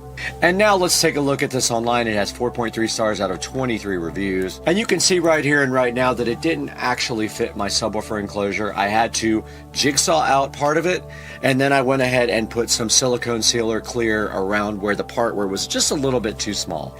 But right here you can see the quality of the Dayton Audio SPA 250 DSP, and it's a good choice for a replacement amplifier if you guys have a sub that has burned up, and it does happen eventually. I have 3 of them that are already dead. So it does have 7 PEQ bands, a low pass filter, a phase control, a subsonic filter, limiter, and a high pass filter. And on the back, if you look right here, there's a knob to do all that where you don't have to use the actual app.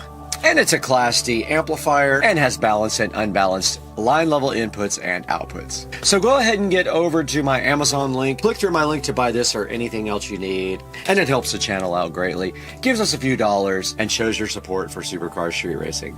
The bass is so loud I gotta go to the hospital because my ears are bleeding.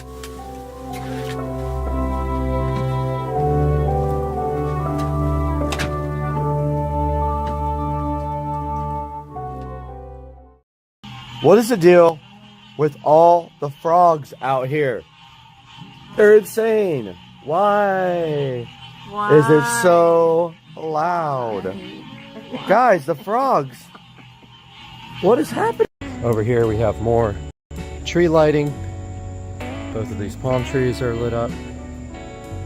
And our fence lights continue around with one more torch. And let's roll on by the fence. I do see a string that's out. These things don't last forever. I give them a month at the most. But we got a landscape light in our fish pond right here.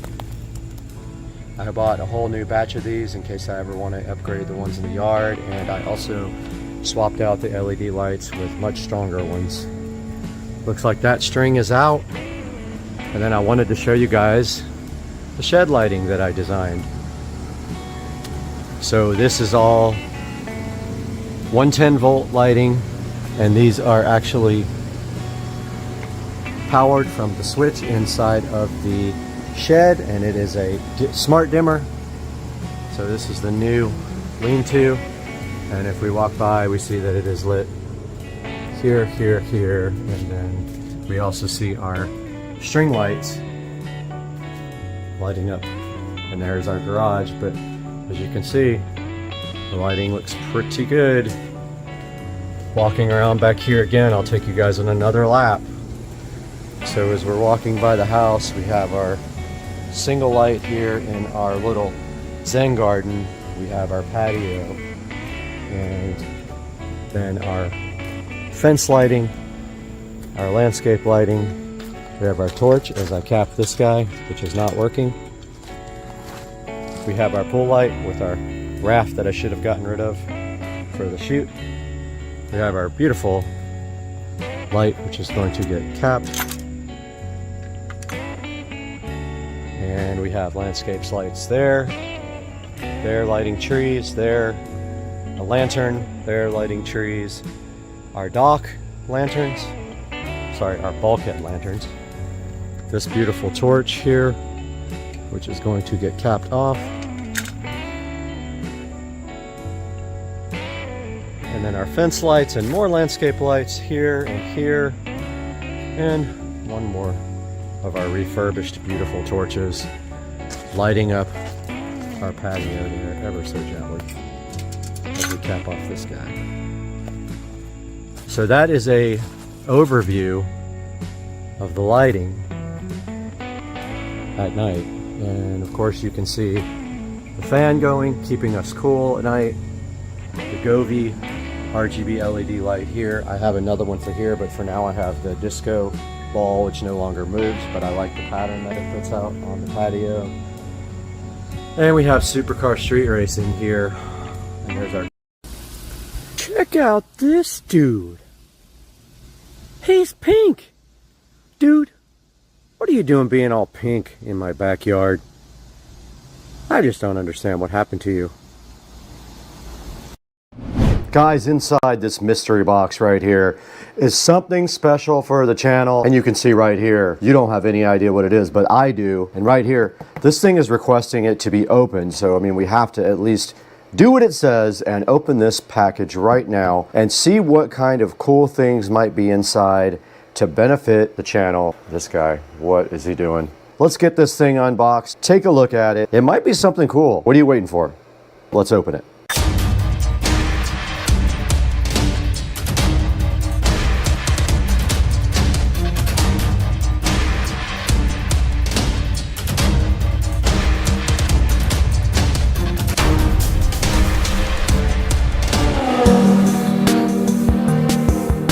Supercar Street Racing back, guys. We are in the Supercar Street Racing office. This Mac is loud, this box is not, and today on Supercar Street Racing, we have something special for the studio. This is going to improve my life so much with the Supercar Street Racing 4K studio. We have needed this. We've been suffering without this. There's one more upgrade after this we have to do, but we got to get this thing open because there's some other things inside here we need to do to this particular product. Let's get this box opened up right now and see what's inside.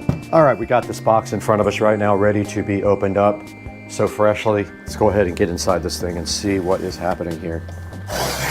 Yes, this is very loud. I don't know why this does that. And here is the ASUS store, or ASUSter, I'm not sure of the pronunciation, FS6706T, NAS. Network attached storage, right here, looking so fresh and so fly. Also, a RAM upgrade for the NAS storage. Let's get this out of the box. Here is the ASUS store NAS. You can see it has HDMI. It uses M.2 NVMe SSDs. It has a 2.5 gigabit network port, actually two of them. A quad-core processor, optical audio outs, tons of cool stuff in this box. And on the back, you can see all of the features of the FS6706T right here.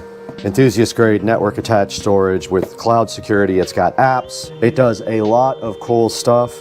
But the best part about having this NAS is this is going to back up all my workflow for Supercar Street Racing. And this is going to all go on here and it will be attached to the network via hardwired. Now let's get this thing out of the box here. There is the label on the top for you guys to check out. Let's get this thing opened. And it has a protective piece of foam right on top of it, and it's a nice bag there. Let's see what's inside of the box here. What did they give us? Aha, standard power adapter here for the NAS. And then inside here, we do see the actual device in a very cool protective bag. And look how cool this thing is.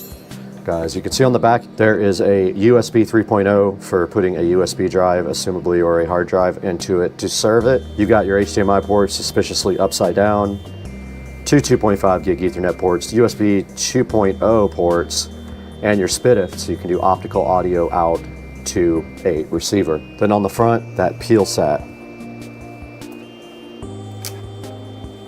Oh, I blew it. These nuts. That peel sat. It's got some lights on the front here. It looks like maybe power, network, hard drive lights, maybe a power button right there, I think. Pretty cool, guys. All right, let's see what else is in the box. And we do have, oh, okay, I was hoping they gave us a network cable. We do have an Ethernet cable. We got two of them, actually. And we do have this is a cable tie, little cable tie there. Okay, we're back in front of the ASUS store NAS now. We have some work to do. We have to get this guy ready for the drives that are coming in later today, and also for a RAM upgrade. So let's go ahead and get out. I heard a complaint online about the screwdriver size. So I've tried 3 now, and then none of them fit. Aha. It was the largest one I had. PH2, for those of you who are doing the same thing I am. It's a PH2, so that's Phillips number 2.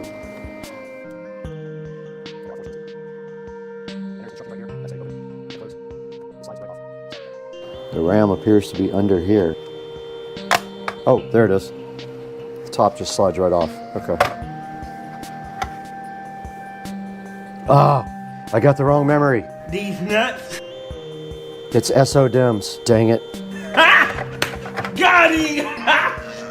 Got him! Shoot. Back in front of the ASUS store, and I don't know why I thought this used regular RAM. It uses SODIMMs. I did order 16 gigs of memory for this that will be here later today. Same RAM I ordered, PC3200, so that'll be here later today by 10 p.m. along with the drives. But let's take a look at the back of this where the drives go in. So it does have 6 slots for drives, 1, 2, 3, 4, 5, 6, and they just slide right in right there. Slides in right here, all 6 of them. The model above this has 12. I didn't think I needed that many. I could always upgrade these to 4s if I want to go 4 terabytes. I did order 6 2 terabyte drives, and they will be in RAID 5, I believe it is. So if one drive fails, you still have enough drives left to rebuild the volume. So that is it for now until we get the drives and the memory in that we can install later. So we'll get back with you guys when we do that. Amazon just came and brought this plethora of 2 terabyte drives for us. We have Crucial P3 Plus, PCIe NVMe 4.0, M.2, 1, 2, 3, 4, 5, 6, 7, 8 times 6 to go into the NAS. All we have to do right here and right now is get these guys unboxed and installed directly in this NAS. We are still waiting for the RAM though. It should be here any minute. Let's get moving.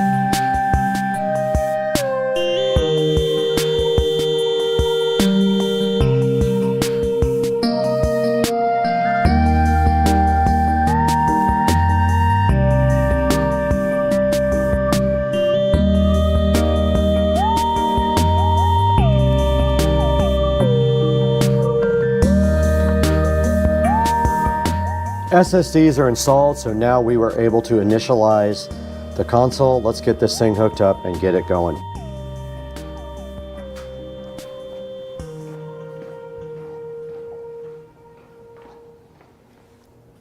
All right, the unit is powered on. I see lights. We just have a RAM upgrade left after this, so pretty simple. It's still initializing, and we'll need to get to the phone for the next part. Let's get the phone going and switch to that now. Okay, we got the ASUS Store app installed. It did give an error, but all I did was enter the IP address manually, and it actually did go to there. And we have all of the apps here available for the ASUS Store. And if we go to the storage manager, we have 9 terabytes available. We have 3 gigabytes used, and it is synchronizing the drive, so we will give it some time to do its thing. I set up a user or two.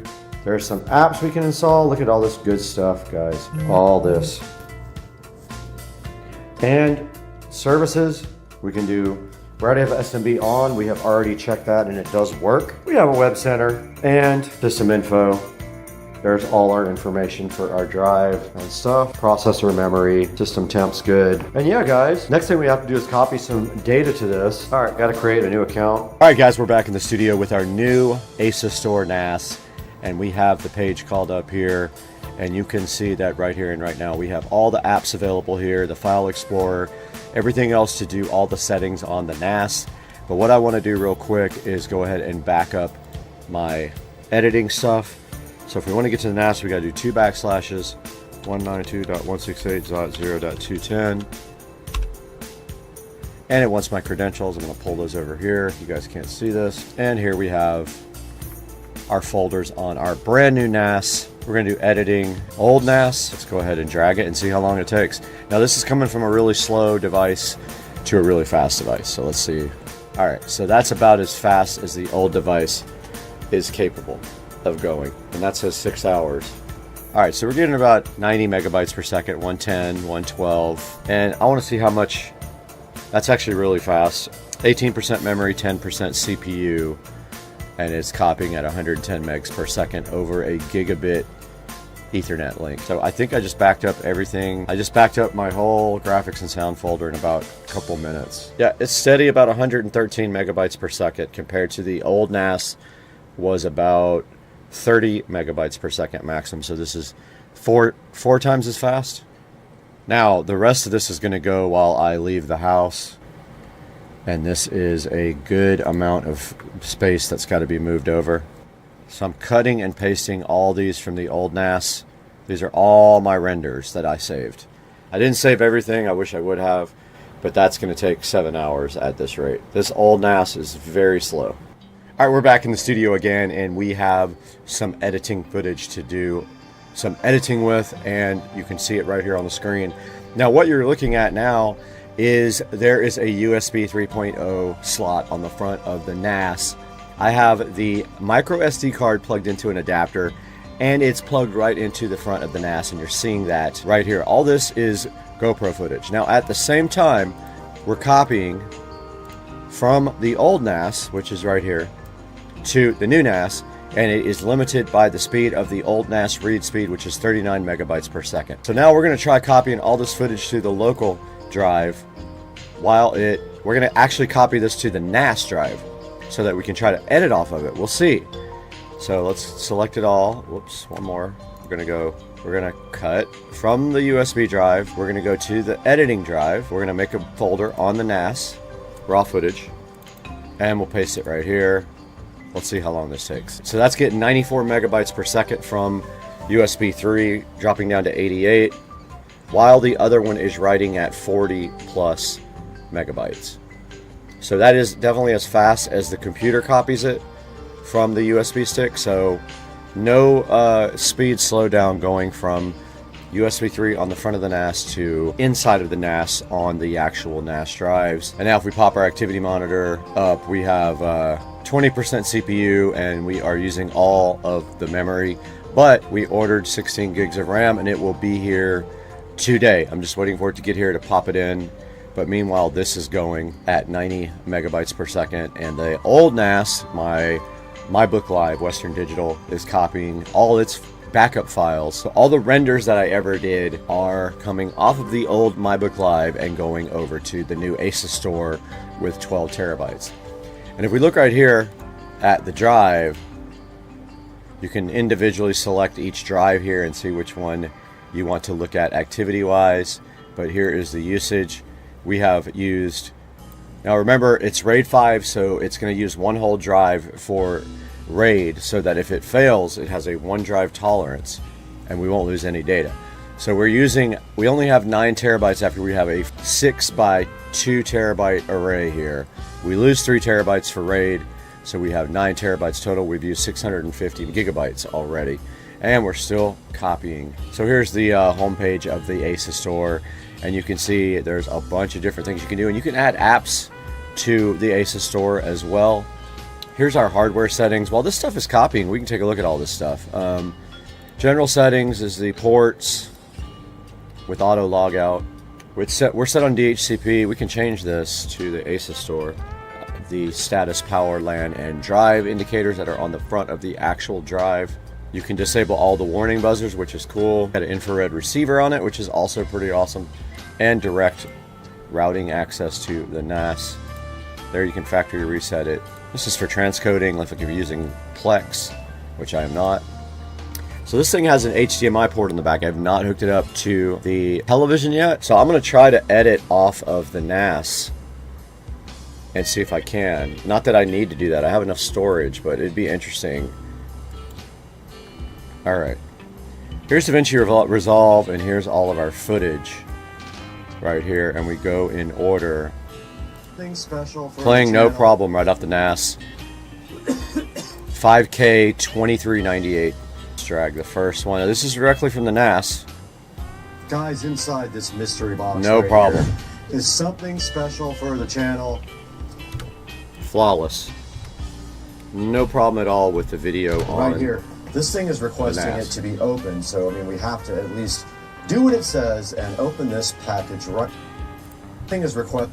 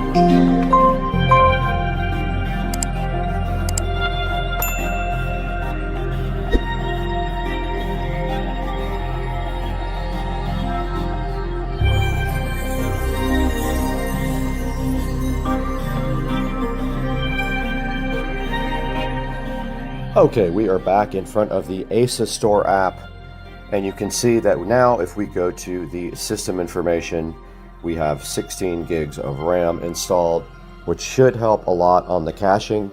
So that is going to wrap up this video, but all I wanted to do right here, right now, is also change the name. So I will have to do that in the actual app. But yeah, like I said, this is going to wrap up the video. We did put two 8 GB ATEC premium memory sticks in. I'll put a link in the description to those. And we did remove the 4 GB stick. And now the ASUS Store has 16 gigs of RAM. Guys, thank you so much for joining Supercar Street Racing. We hope you guys enjoyed it, and we will see you again on the next video.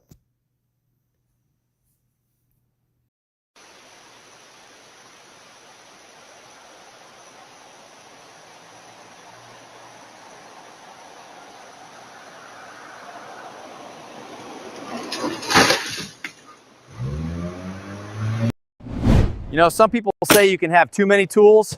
I say you can never have enough tools. I think I'm prepared for pretty much anything. What's up, everybody? Welcome back to Supercar Street Racing, and we're doing something different today. We have been invited by our new sponsor, Tesslong, to check out their quick fix toolkit. Now, this thing is 27 pieces, and they sent it to us to check out with you guys and see if you'd be interested in getting one of these for yourself. Because whether you're wrenching on cars or just doing everyday builds, this toolkit promises to be great for everyday world life. So today we're going to unbox it, take a look at it, see everything that's included in it, so you guys can decide for yourself whether you want to pick one up. Let's get right to it.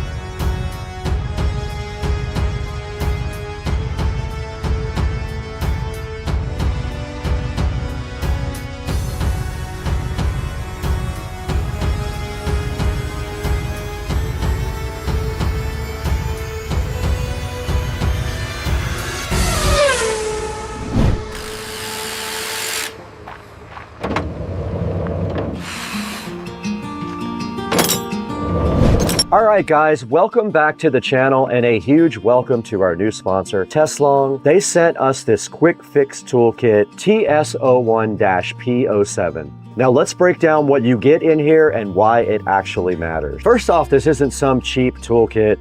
This is a high quality toolkit meant to last. And you get a good range of tools in here. You can see you get hammer, screwdriver, pliers, a crescent wrench, utility knife, and a tape measure. everything you need to do a basic tool job. Now the build quality feels solid, the handles are rugged, and the bits seem like they seat pretty well in this. And everything comes in a solid case that's portable enough to bring with you on location. And everybody knows portability is huge when we're on site. So what that means is instead of carrying a bunch of mismatched tools, you'll have everything where you need it right here in one box for small, light work jobs. And also everyday maintenance. And for a channel that's dealing with cars, golf carts, scooters, having all these tools in one place where I can quickly get to them means a lot to me. Now we're gonna go ahead and unbox this thing and let you guys see exactly what comes in the Tesslong toolkit. Let's throw it out there to the SCSR studio in the garage and take a look at what's inside this thing.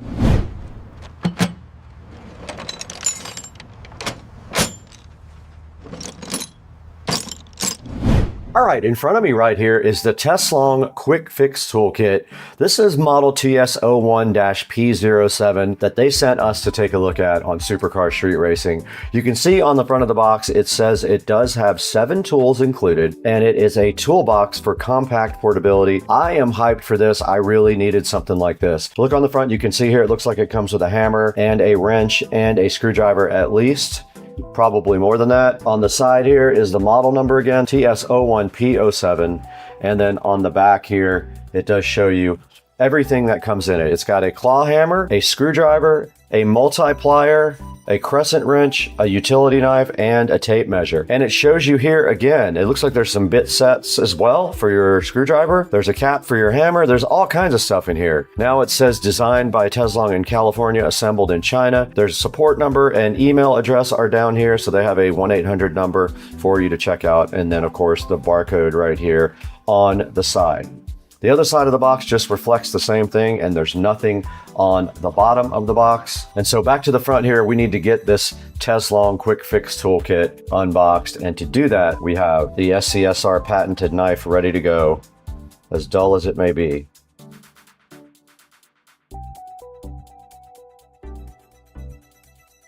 And inside of the box here, the Tesslong is in another plastic condom. I love how flat this is. It already seems like this is going to be easier to work with than a big bulky toolbox. Let's go ahead and get rid of the second plastic condom that is holding us back from accomplishing our job here, as usual. We don't need this plastic where we're going. And check out this cool design here, guys.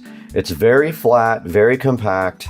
It has a handle up here that opens up so it's not always in your way either. And on the side, it has 2 levers that you pull open like that to open up, and then you have to push the button on the front and then it will simply open up for you just like that. And on top there is a user manual to show you how to use your tools if you don't understand how. There is a protective foam thing there, and inside some of the tools were kind of disheveled because probably in shipping. We already can see right here we have 1 long driver set, and it does accept all of these bits right here. And it looks like you got a good selection of things like Torx, flatheads, and also Phillips heads. There's also a compact screwdriver, which can be helpful when you don't have enough space. It uses the same bits. You just push these bits out of the kit directly in there, and they are magnetic, so they will not come out as well. Now moving on to the next part of the kit, we do have a fully functional razor blade knife right here. It looks like it uses the long kind of blades, not the regular razor blades that you get at the hardware store that refill. It uses the long kind, and hopefully there are some refills. It sounds like they might be refills inside of there, but let's see, does this thing actually work?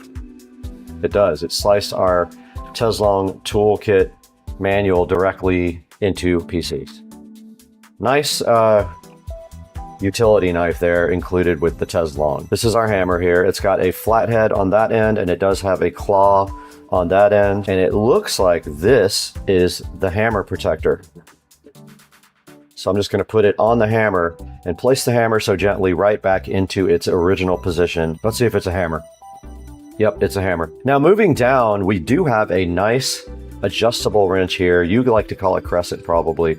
I call it adjustable wrench. It is very high quality. This has some good weight to it. I feel like these are high quality tools, even though I haven't gotten to spend a lot of time with them yet. Now moving down here, we have our nice measuring tape. It's very readable. It's white with black writing on top, and it does work as it's expected to when you pull it out. And now there is no fractions on the tape. It is just the lines and the larger numbers. So if you were looking for one with fractions, that does not have it, but it does fit back into its slot like it's supposed to. Now it looks like we have some multi-function pliers and cutters because they are needle nose, and also there are slots cut out as well in there, and there's your little cutter for you to cut wire. I think you could probably strip wire with these as well. I think that's what that's for. These are nice needle nose. They're very heavy. They got some weight to them. I think they're going to be great for a lot of the projects that I use. Now that is all that's inside of the Teslong box. Let's see how easy it is to pack right back up and take with us. So if you just close that, I heard the lock latch. Okay, so to latch it back, you just simply push those two back in. This thing is ready for transport. It is solid. I don't see any reason why you would not be able to use this for any regular job around the house. And that's all for the Teslong unboxing on Supercar Street Racing.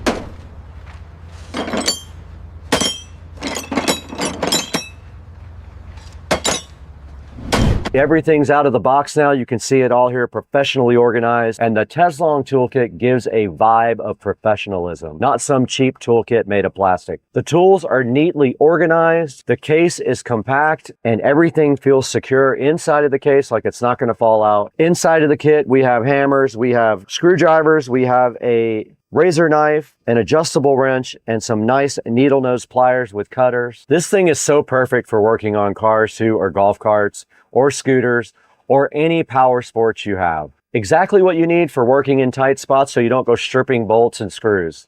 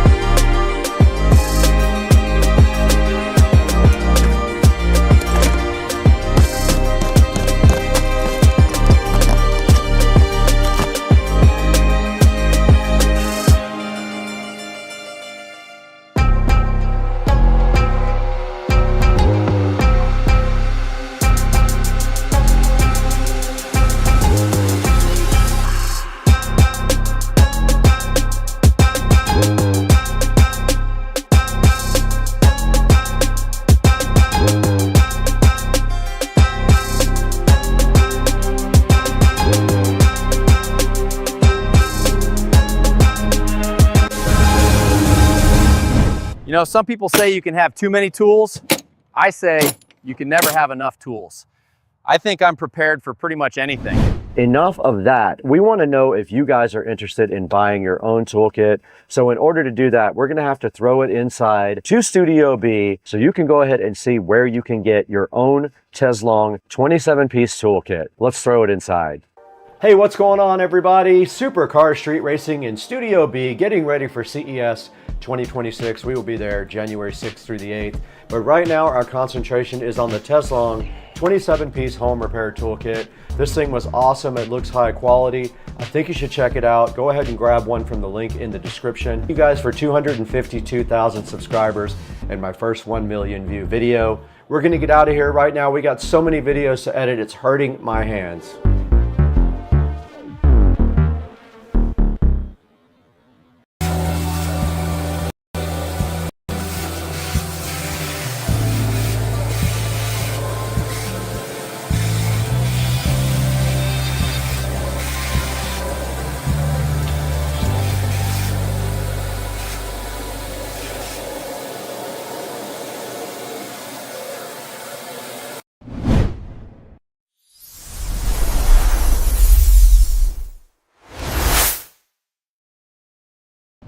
All right, it's the next day and I did get the motion sensing switch put in. It works great.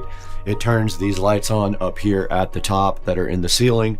The other lights are not on the switch. They come on via the app or via smart.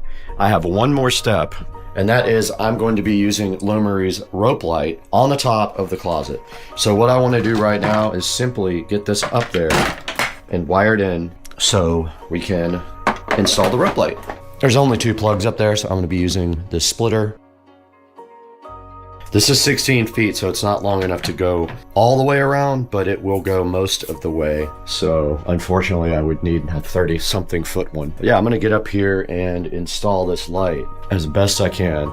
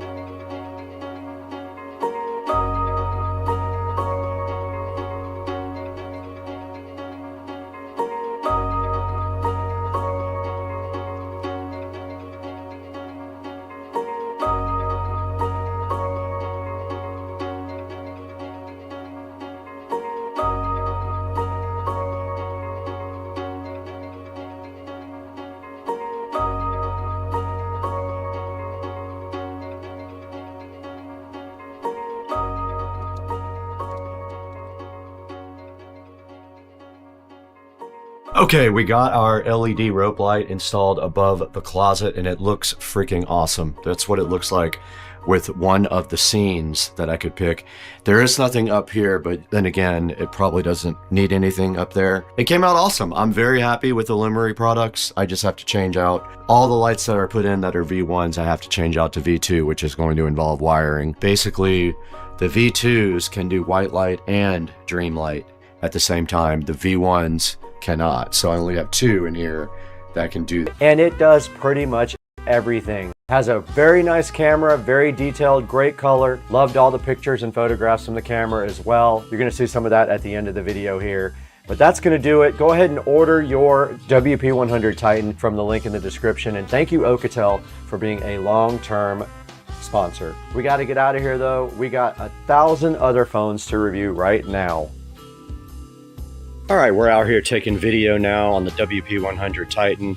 We got it set for 4K, 30 frames per second. This is the compound here, and you can see the alligator right there chilling, so fresh and so fly. And I just wanted to get you guys an idea of what the video quality was like. But yes, there is the alligator right there. There is the compound. There's some green grass for you guys. There is the pool, should be looking nice and blue. There is the pool tile. And then of course, we want to go ahead and look at some red colors. There's some nice reds and purples for you. And another look at the compound on the WP100. Let's get some pictures as well.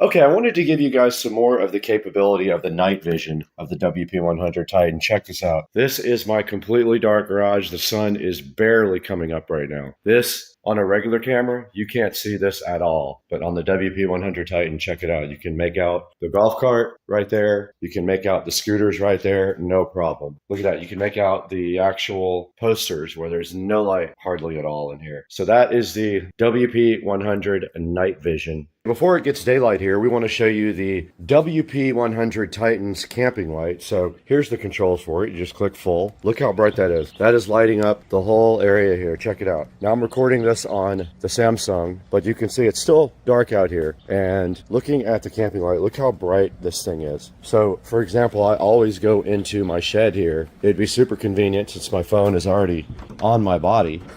If I had this camping light, look at this.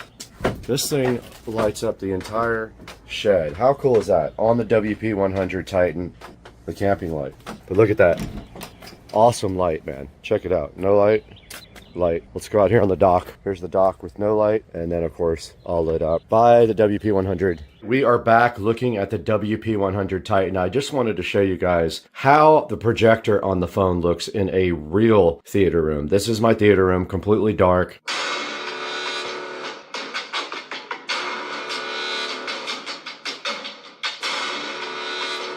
Okay, that was my channel on the WP100 Titan and projected up onto the home theater screen. Downtown Jill, cruising around in San Marco and riding that scooter all the way to Cliffs from San Marco, 14 miles. 14 miles. We ended up putting both of these scooters through some really serious tests. Now, the Navi UT5 Ultra X with its two-wheel drive system was the perfect scooter for riding around downtown Jacksonville. When you need the two-wheel drive mode, you have it for parks and things like that, and it handles downtown city streets with no problems. It's perfect for longer cruising rides, jumping through the park, and a 14-mile journey all the way to Cliffs.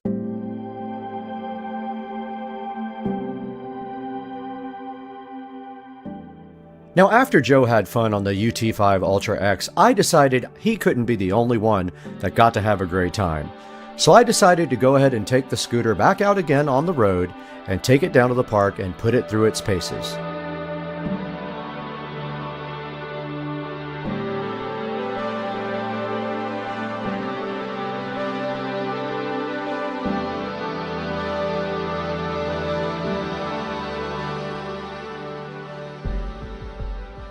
Now you can see the Navi UT5 Ultra X is equally comfortable on the road or in the park going over obstacles.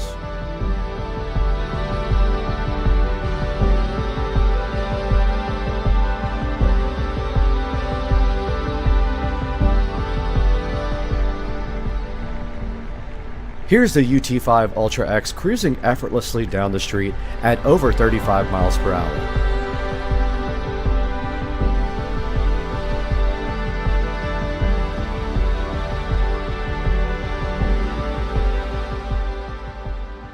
And here's the UT5X conquering the park with no problems at all using its two-wheel drive system.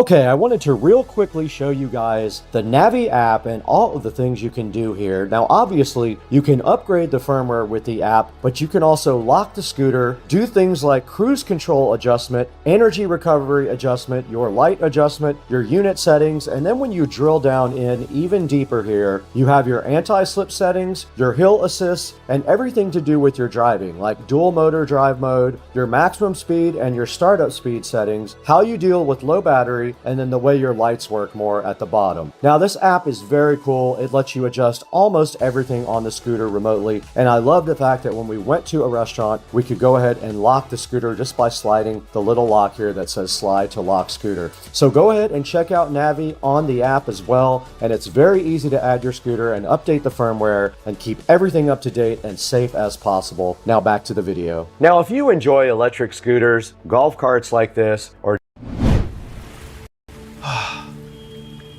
I'll never be able to sleep with all this noise and light. you ever have one of those nights where you're completely exhausted, but your brain just refuses to shut off? Maybe your partner's scrolling on the phone, maybe there's noise outside, maybe you're traveling, or maybe your mind is just going a million miles an hour. This happens to me all the time. It's been me lately. So when Slenova reached out and sent over their brand new Slenova S1 Smart Sleep Mask, I was really curious to see if this thing could actually help improve sleep quality, especially for someone like me who struggles with shutting down everything every night. Today, we unboxed it. We are going to go through all of the features. We're going to test it out in a real-world situation and see if this is actually worth adding to your nightly routine. And what makes this one different is that it's not just a normal sleep mask. It has built-in speakers, adaptive audio, sleep sensing technology, white noise features, and it's specifically designed for side sleepers like me. So let's check it out. Joe, go ahead and roll the clip.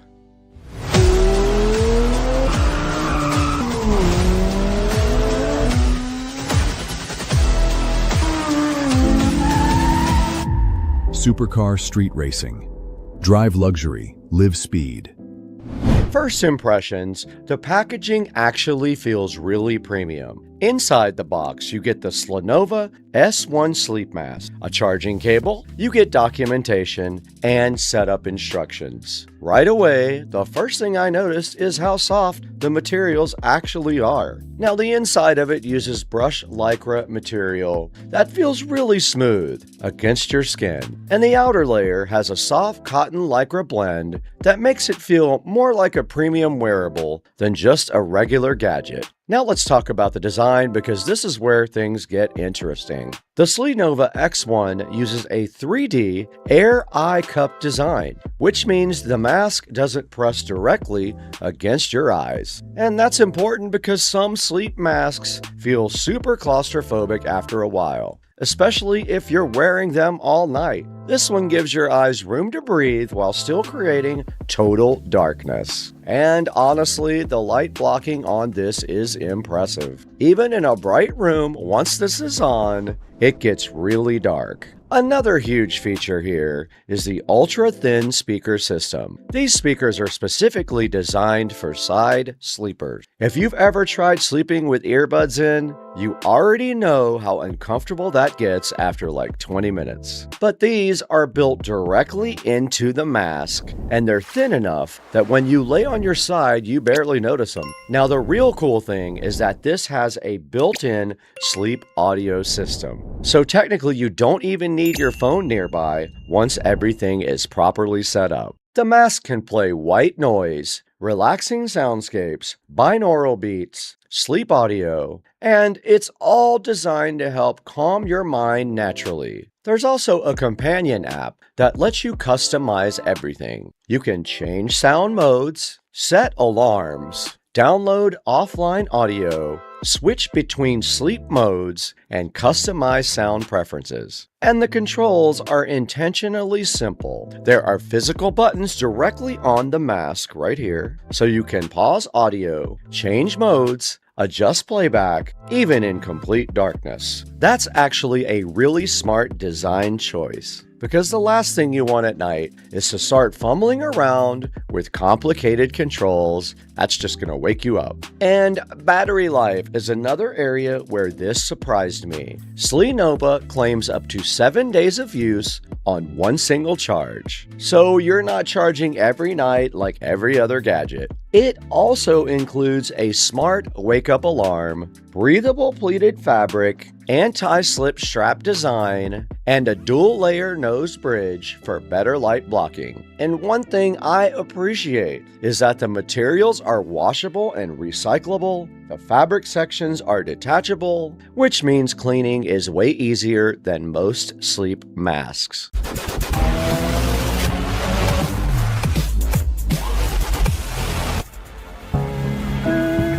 Alright, specs are cool and all, but what actually matters is, does this thing help you sleep better in real life? So over the last several nights, I tested the Lenovo S1 in a few different situations. The first test was regular nighttime use. And honestly, this is where I immediately understood the appeal. The combination of complete darkness plus built-in sound masking is incredibly relaxing. I tried a few different sound modes. I tried rain sounds, ocean waves, white noise, and some calming ambient tracks. And I found myself falling asleep noticeably faster. What surprised me most, though, is how immersive it feels once the lights are blocked out. It kind of creates this isolated calming environment that really helps your brain slow down. And because the speakers are inside the mask, the audio feels more natural than wearing headphones.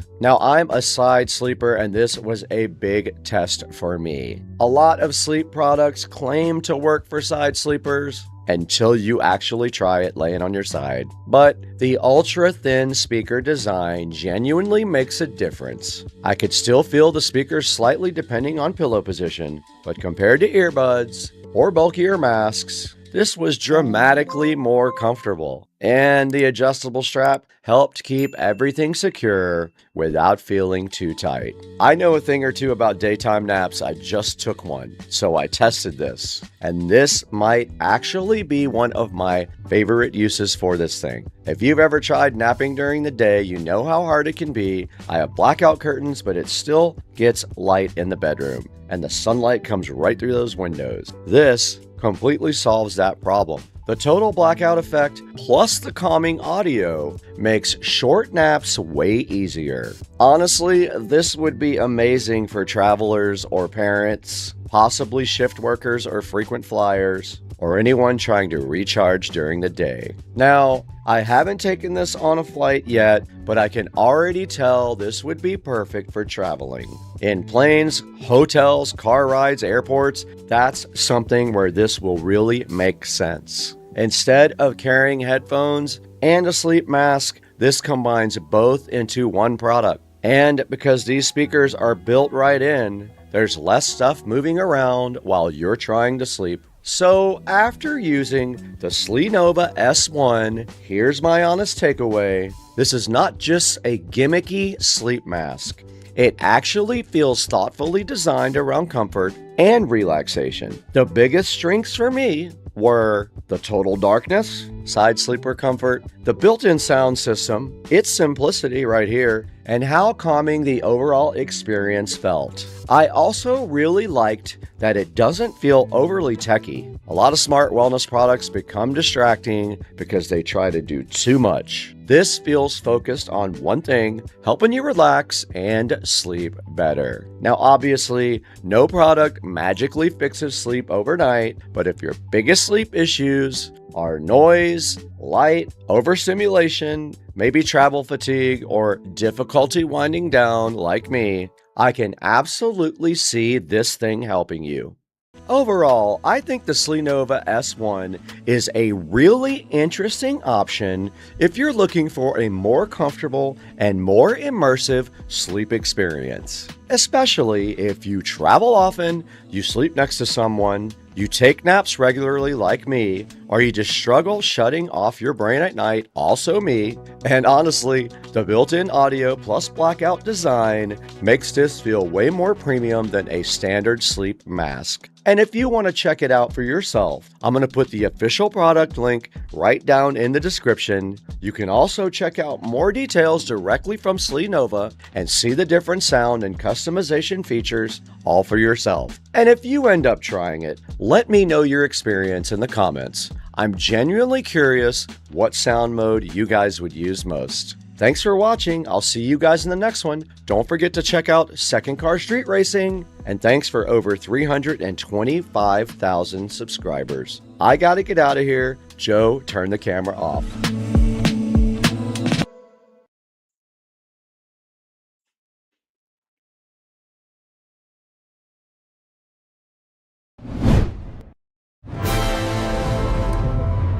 Oh, come on. Hey, what's going on, everybody? We're in beautiful Studio B today to tell you guys about the VESA V6 Max. VC reached out to us to see if we wanted to check out this bad boy right here, and I can't wait to get this thing open tonight and try to watch my favorite stuff tonight on TV. We got the V6 box right here, the V6 Max. It's supposed to be upgraded and cool, and we're gonna open this today for you guys because I wanna know if it's appropriate for my audience and if they'll get what they want out of it. Let's get this VC box and V6 Max open today on the channel and see what's inside. Let's get it done.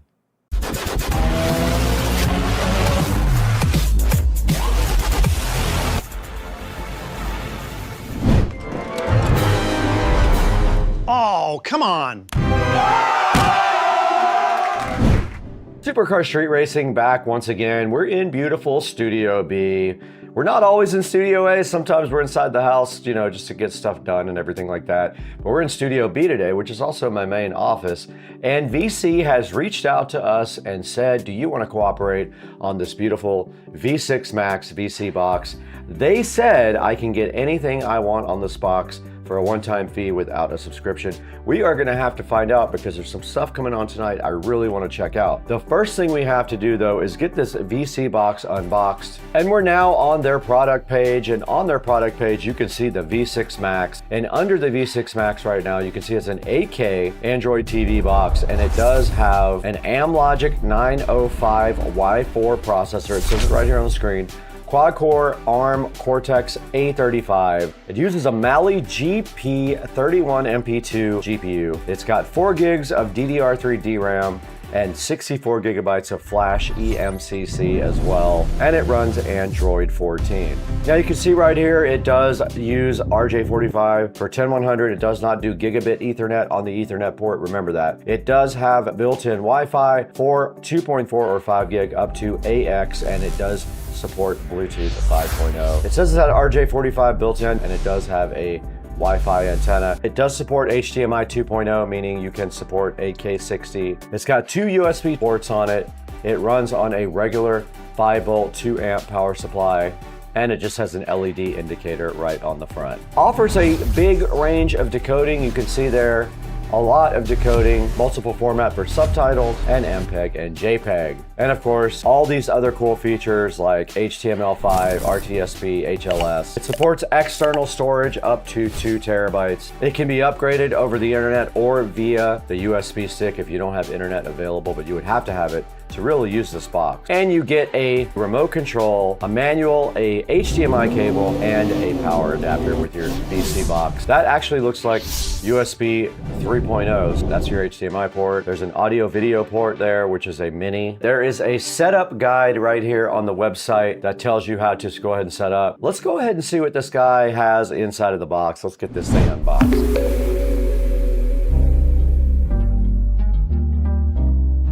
All right, we're back with the VC box unboxing. I already took this thing directly out of the packaging, and the first thing on top was the V6 Max, and this is what it looks like right out of the package. It's a very nice, very lightweight design. It is pretty sleek looking too. It has some nice ridges on the top here that make it look cool. And on the back, you can see all of the connectors that they touted on the website. There's an RJ45 there, but you only get 100 megabits out of it. Do not think you're getting gigabit Ethernet out of that. It's only a 100 port. There is a USB 2.0 there, and definitely a USB 3.0, and I believe it is marked such. No, it just says USB, but it's blue, indicating it's 3.0. There's your HDMI 2.0 input right there. There is a TF card slot below that. There is an audio video output. I don't know what that's for, but it looks like it uses the mini and probably breaks out to audio and video. And then there's your power input right there, which is the pin and tube style. Now further in the box, here is your power adapter. I'm hoping that my existing power adapter works. I didn't check to see if it's a pin and tube, but hopefully I don't have to disconnect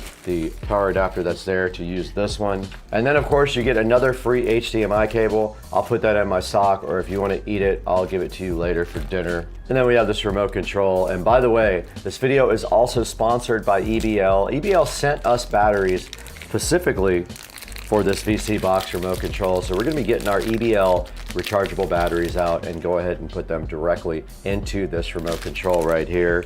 And it looks like it takes 2 AA batteries, which I have some on the charger right now. So we'll take our 2 AA's and throw them directly into this remote control for our V6 Max. And that's everything that comes in the box right there. The actual box doesn't have a whole lot on it. It just says the same thing that the outside did. It just says, you know, dual band Wi-Fi and things like that. And then we have an instruction manual also. The manual also shows you how to do the quick setup wizard in it and troubleshooting steps. Your package contents and your connection diagrams are all sitting in here, so fly and so fresh. So make sure you check out your instruction manual before you try to connect the VC Box V6 Max. Now there's only one thing left to do. We got to go get this thing connected in the SCSR home theater room. I got a bad boy home theater room this is going to go into. Let's go check it out right now and get this thing connected directly up. Hey, what's up guys? We want to welcome a new channel sponsor and someone that I actually buy from all the time. This is EBL Batteries. They sent me this EBL badass green wave box, and it is all about saving the environment. It says on the front, promising, inspiring, and sustainable. And inside of the EBL box, They brought me some really cool stuff to show you guys. The first thing that we have here is an EBL battery charger right there. Right there. EBL battery charger charges both AA and AAA. They gave me 4 each of AA and AAA batteries right here. They gave me a cool little fridge magnet stuff and a cool little sticker thing with several stickers in it about EBL. This is such a cool thing for them. I love EBL. I actually use them on all of my stuff anyway. And then I got this pretty cool hat right here as well. So this EBL box is available to go ahead and order on their website. We'll put up a link in the description to this on the website. Now this is such a cool gift idea for Christmas. You could get this for $49 on their website. It has all this cool stuff in there. All of their batteries and chargers on Amazon have great reviews. I'll put a link up to a few of those as well in the description. Support EBL and show them that you appreciate them supporting Supercar Street Racing with this awesome EBL Green Wave box. Go ahead and pick up one for your friends and your family. Send everybody one, send yourself one, support EBL. Now let's get back to the video. Okay, this is quite an unfortunate turn of events here. The VC box does not use the same connector as this other streaming box, which we are disconnecting. So what we have to do right now is get this thing out. Get the power supply out. This uses USB Type-C. I will speak with VC Box and ask them about converting over to USB Type-C. That makes the most sense. That box is gone. Pay no attention to this. And we have our new power supply right here with the pin, and it's the small pin type. Oh, it's going to be hard to fit in there, dude. All right, temporarily, that's fine. So this uses a regular wide one, and that is going to be difficult to fit behind the subwoofer. So for now, this is temporary to check out the VC box, but we will have to remedy that situation. Here is the VC box here, and all we have to do is plug this guy in to power, but I want the power to be on so we see it boot up. Let's plug in HDMI and get everything powered up. HDMI's in. Let's power up the theater. Takes a second to get everything going. There's the theater projector up there, and it is firing up right now. There's Nebula. Now guys, this video is also sponsored by EBL. To get this remote going, we're going to need some batteries. I just happen to have some EBL AA's right here, and this uses 2 of them, just like that. Once again, thank you EBL for being a proud sponsor of Supercar Street Racing and providing the batteries for our V6 Max. EBL is my man. 1030 on the display in the front. It's got an LED display right there. You guys can see it. Looks kind of cool, right? And it looks like it might be booting up now. Let's see what happens. We have the remote here. I have not paired the remote yet. Let's see what it says when it comes up. Ah, there we go. Press and hold the OK and the minus button on the remote. By the way, the remote has some weight to it. It says connecting successfully. Now it's asking me for my language. English US, that's us. Remote's very responsive. I guess you push the right button, no? Yes, you do. This is for your scale. So this is how you match up the corners. You see how my corners are up in the corner there? Those look good. So I'm going to go to the next one. We are Eastern. I'm going to click next. We are going to connect to Wi-Fi. Not responsible for the content. Agreed. I'm assuming we need to download all these. It is downloading and installing Heat Live. Okay. All right. Well, it's doing something on Heat Live.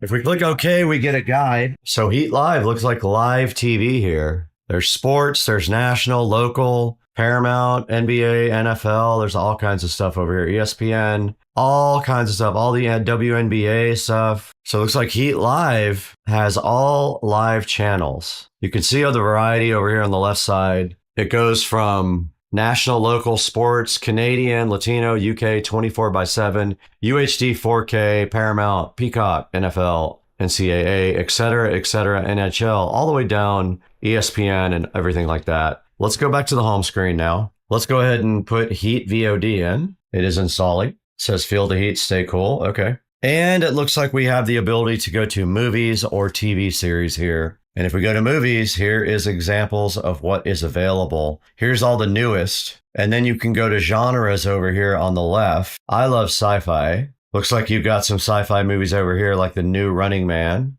new Predator. There's all kinds, Tron Ares, there's all kinds of stuff right here for you to watch. Let's go back to the home screen now. We're not going to show you any copyrighted content. Don't know what VOD Ultra is. Let's see what that is. It says receiving data. Now, I have not tried to update the device yet, so I don't know if it has a firmware update available or not. All right, so we got movies or TV series as well. Let's click movies. And it looks like there is some categories on the side like Max, Peacock, Hulu, etc. So there's a lot of stuff over here on the left for you to choose from for video on demand. Let's go back to the front. We are on the latest version. Okay, cool. That's going to be the limit of our Wi-Fi connection, 180 megabits per second. Plenty for 4K video. And we do have our regular Google Play Store here, Prime Video, Netflix, YouTube, a file browser, and an initial setup. So far, so good, man. I'm going to use this thing tonight and try to watch my favorite stuff on this box. And you can clearly see this is an Android device. Yes, you can install other apps. It does have Firefox, Contact Us. You can put Kodi on here if you want and use anything with Kodi. I am going to play around now with this VC box. But after this, let's throw it back to Supercar Street Racing in Studio B and let you know how you can get your own VC box. V6 Max, let's throw it back in there.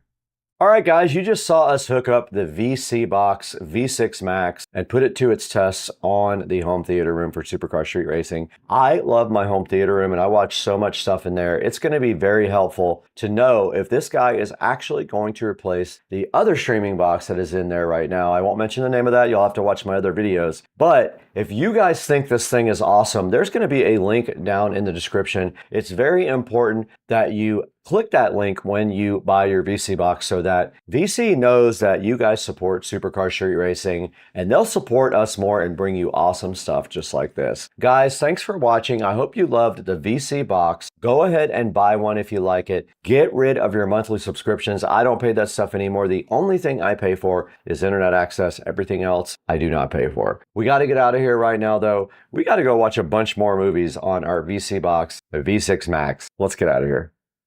We did unplug it. You can see here now the display goes into the drive mode. If we press this button twice here, the power button, it does go into sport mode, and then two more goes into the lowest mode, drive, and then sport again. There is a boost indicator when you press the red button over here. Look out for that. And there should be turn signal and other indicators on here for headlights and other things. There's a headlight just came on. And you can see the headlight indicator right there. And you can see also traction control is on. It is lit up right here on the display right there.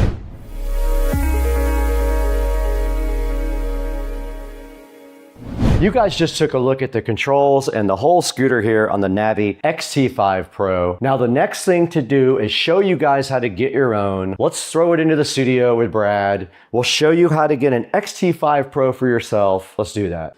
We're back in beautiful Studio B right now to talk a little bit about the Navi XT5 Pro that Navi was so gracious to send Supercar Street Racing. You saw everything this can do. This thing is absolutely awesome. It has a top speed of 31 miles per hour. I got it a little bit faster on hills though. It has a cool turbo button that lets you get that top speed. You just turn it on once, it'll take you right to that top speed. It has dampening arm suspension and disc brakes and 12-inch off-road tires. You can see right here the coupon price is $14.99. Not sure what it will be when the video drops. Check the link in the description and get yours. This thing will do up to 46.6 miles, but you can get more. There is an external battery available that will get you extra miles. It does support fast charging if you get their higher output charger, which is optional. It does have tubeless tires, which is also great. It'll support up to 330 pounds, and it has a triple layer brake security system, which also supports regen, which is great for your battery. It's got traction control and 4 intelligent riding modes, all app-based. As you saw, you can do everything from the app. You can set up your speed and your regen.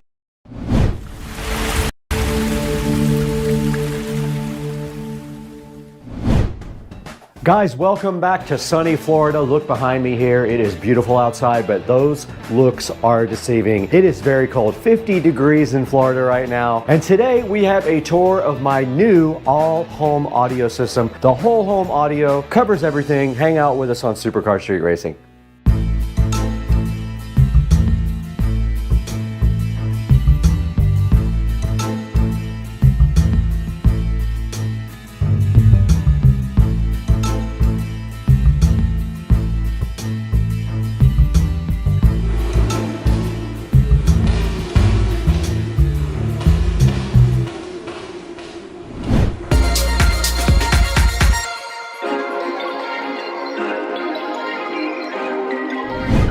Welcome back to Supercar Street Racing. Brad here, and right behind me is my whole home audio system. Today we're taking a tour of the house. We're going to show you how that works in the entire house today, and it is all going to be brought to you by Juke, who was kind enough to give us a small discount on something for this whole home audio system, and hoping we get to work with them in the future with the Juke Plus, which is their other model. This is the 8-zone Juke whole home amplifier, and we have that today to look at, and my whole house on the channel. We're going to go through everything. I'm going to show you all the speakers, talk about the brands, talk about this whole home audio system that is done and complete, and we're going to go over all that right now, so hang out with us again today on Supercar Street Racing.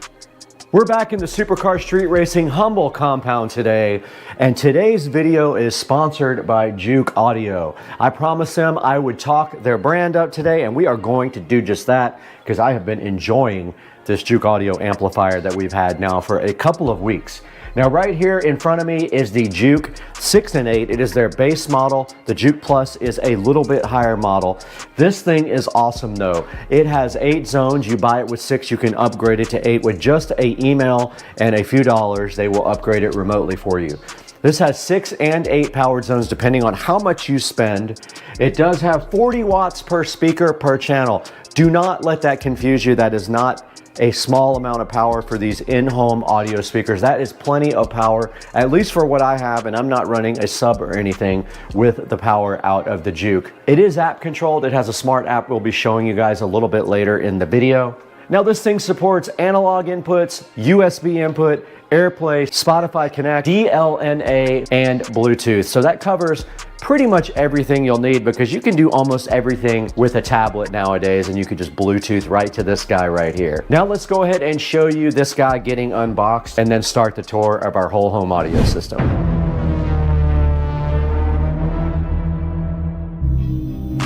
We have been dealing with crappy whole home audio for years, but today we have a solution for that. We have finally spent the money to get a proper whole home audio system. Now this Juke audio amplifier is a whole home smart system. We're gonna get this unboxed here on SCSR and see what's in the box and how it works. Let's go, dog. Guys, today we have the Juke audio whole home audio amplifier here. It is a smart amplifier for your house. 6 zones, smart, does everything you need to amplify your entire house. And they have one above this called the Juke Plus. I did not buy that. It is about $1,000 more.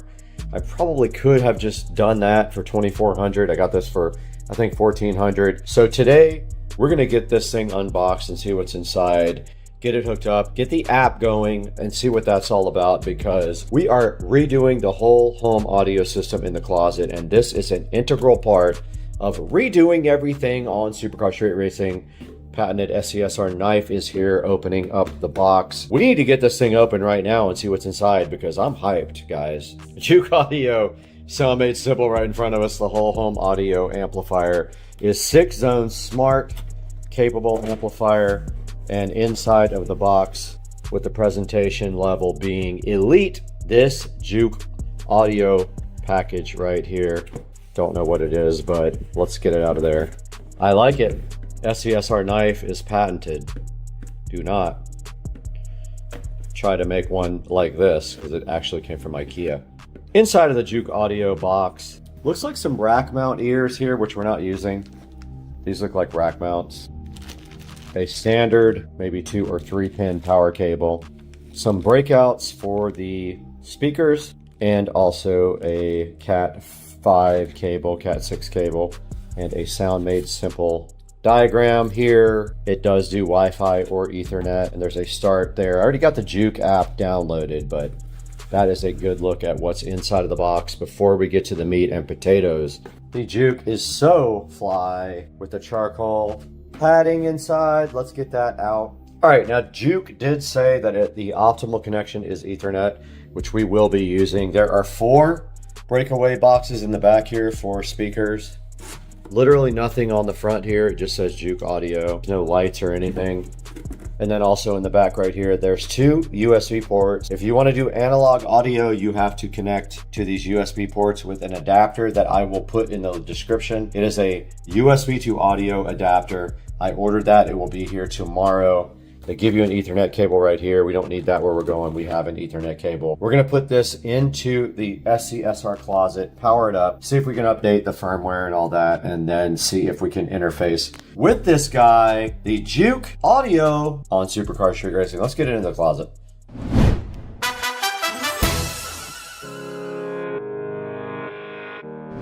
Guys, we're starting the tour right in front of the Juke here, and we're gonna outline everything that is in this new audio closet for the whole home audio system. Now, you're gonna have to go back to my videos. There's a 6-part video of my whole home audio refurbishing. I started with a closet full of clothes and racks, and I did everything to bring this guy up to modern standards. And I've always wanted to do an app that controlled each room with volume in each room, and this Juke Audio 8-zone amp does fit the bill. It does great on that process. Now at the very top here, this is the box for the Juke Audio. You guys just did see me unbox this. This thing is so cool. It comes with rack mount ears here. I did not use them. Let's get this box out of here. Now starting on the top here on my whole home audio tour, there was a hole in the wall right up here where the wires were coming out because the old setup had a amp up high on a shelf, like a wire shelf. I did get rid of that wire shelf, and I closed up the hole right there as well, you can see. And then right over here, we had a wall plate with RCA jacks that fed subwoofer preamp output to the whole entire house. And then up here we did add an outlet where we have some power going into the bathroom. This is a good future expansion if we ever need power up high. Let's say we want to add another shelf right here. We have the capability to have power right next to it here on the back. Now moving down in the closet, we have our WIM here. This is our WIM streaming audio player. There is a dedicated video up with this, so I'm not going to get into too much detail about this, but this actually can do everything streaming wise that even the Juke does not do. It can do a lot of cool things like internet radio and things like that, Spotify, Pandora, you name it, this guy does it. It does have subwoofer outputs as well, which is awesome. It's very high quality. It does accept optical ins and outs. It has RCA level ins and outs, and it has coax ins and outs as well. So this is the WIM streamer. Go see my video on the WIM if you want a more detailed explanation about this guy. And that's what we are using right now for currently streaming to the whole house. Now below that, the sponsor of the video, this is the Juke Audio. This is the 6 and 8 zone amplifier. We currently are using 8 zones. And on the back of the Juke, it is just literally a bunch of green plugs with screws in them, and that is how we got our audio back to the entire house. That is what powers the speakers, is the Juke whole home amplifier. And then back on this side, there is a USB adapter that goes from USB to analog audio, and that is what we are using from the WIM to feed the Juke all of the audio that it then transmits throughout the house. We'll show you that on the app a little bit later in the video. Now on top of my Juke here is the remote for the WIM, and then this remote here is for the LEDs that came with the shelf, which are right under there. Nothing special, they just do cycling between colors or flashing. Think it's pretty cool. I just have it on cycling right now. All right, right below that on the shelf, some important things for the whole home audio system. We've got our Ubiquiti Flex 2.5 gig switch right there, which is providing Ethernet to both the Juke and the WIM there. We've got our DOT right here. That is providing smart home. If we want to use that, we can. We don't necessarily have to, but we can feed that to the analog input on the WIM. Next to that is a 4-port RCA splitter. That is taking the output of this Behringer Ultra bass processor and feeding it to both the sub down here and to the house via some wall plates, which we will show you momentarily. Underneath that, we have our Panamax MR4300. This is a power conditioner surge suppressor for the whole system, and it does keep the voltage steady and also suppresses any lightning or anything like that if we have surges in the power. All right, right below that on the very bottom, we have our PSW10. This is a Polk audio subwoofer that I actually got off a marketplace. The screws are a little rusted. I never touched those up with black. I'll probably have to go back and touch those up to make it look better. But what you can't see behind that, you'll have to go back to my video, is we have wall plates back there for sub. We have wall plates for Ethernet, and we do have power right behind this sub right here. And that was all put in my video, so please refer to my whole home audio closet refurbished video. There will be links for all this in the description. Okay, that is going to round out the tour of the theater closet. Let's go into the next room here, which is the home theater.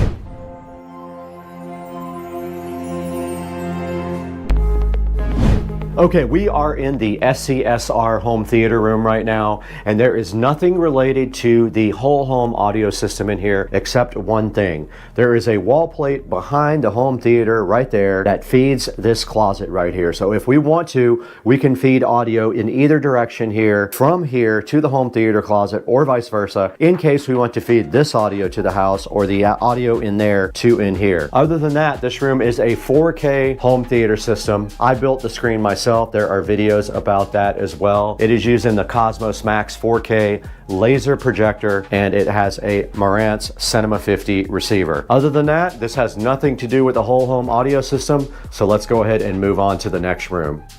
The next stop here is a familiar one if you watched all my videos on my bathroom remodel. This is my guest bathroom here, and it does have two 6.5-inch Mica in-ceiling speakers, which are fed from our Juke whole home audio amplifier. There's not much to say about this room. I always wanted to put audio in here. I finally was able to do so when I remodeled the bathroom, and I did seal this audio zone from my bedroom because my bedroom is no longer connected to the whole home audio. It has its own audio independent system in there. So we did not need to have that zone. Since we only have 8, that precludes us from putting another zone into the bedroom, and it's pretty unnecessary as we have a nice 7.1 audio system now in the bedroom with Dolby Atmos and everything like that. So this is the guest bathroom, guys. Guys, welcome to the forum. I like to call it the forum because this is where all the magic happens. No, it's pretty dead most of the time, but this is the Supercar Street Racing bedroom,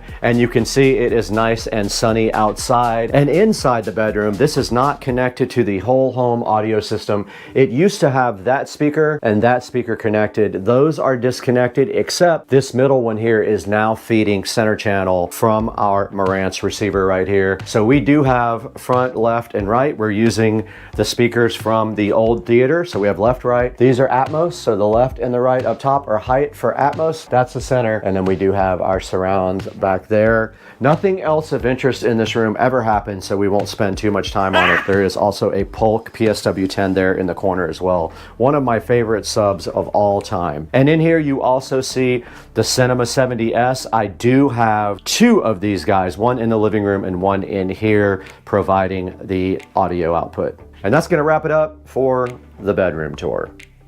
We're back in the beautiful SCSR sunroom, and I wanted to briefly show you guys what was in here. I have a whole project plan for the sunroom to get this TV up and in the air and some surround in here, but for now, the only thing we have to worry about in this sunroom is these in-ceiling speakers that have been here for a minute. 2 6.5-inch in-ceiling speakers. They're supposed to be 8s, but in reality they're 6.5s. And those are fed by one of the zones in the amplifier closet over there from our Juke amplifier. Nothing else to worry about in here. Eventually I would like to get that TV up in the air there just like that and put some 5.1 surround in here. But that is a pretty large project that's going to take me a lot of time and running wiring and stuff like that. So for now, that's all we have right here.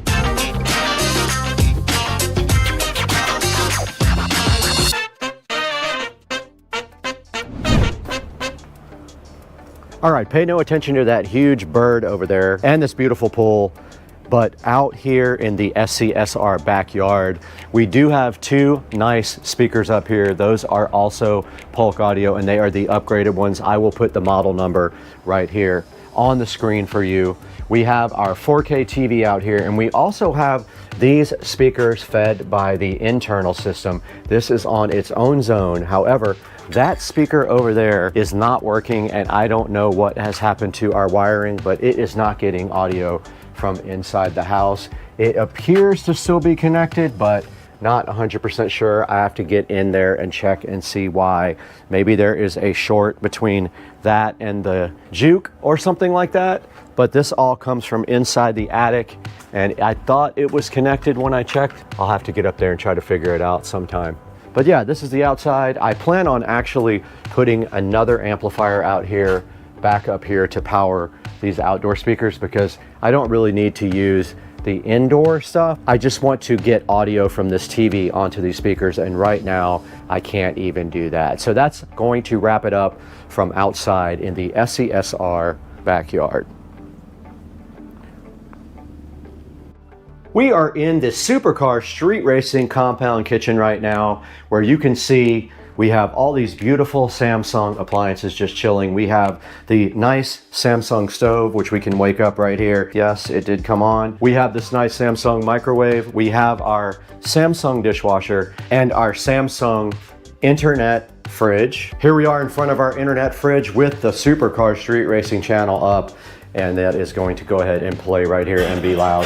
All right, go ahead and pause that. So in this room, we do have two 6.5-inch in-ceiling speakers right here. They're actually 8s. They're marketed as 8s, but they actually come down to 6.5, which is annoying. So those are fed by one of our zones on the Juke, and then down here we have a amplified subwoofer here, which is fed from the outputs of these speakers. So there is wiring running up. There is a project for that on my channel if you guys are interested. And that is pretty much it. We do also have an Echo device in here if we want to do anything smart-wise.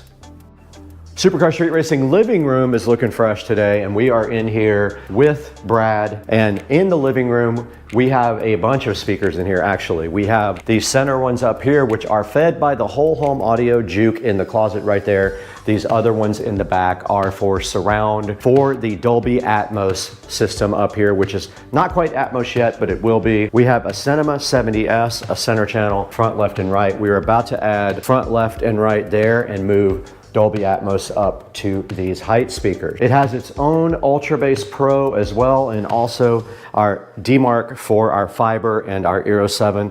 I am going to be redoing all of this wiring back here again when I do the speakers. I'm going to do front, right, front, left, right here in the wall. We do have a Polk subwoofer right here, and we do have my Vega CLS 15 right here. So we have two subs in here, and that is pretty much everything in the living room related to audio.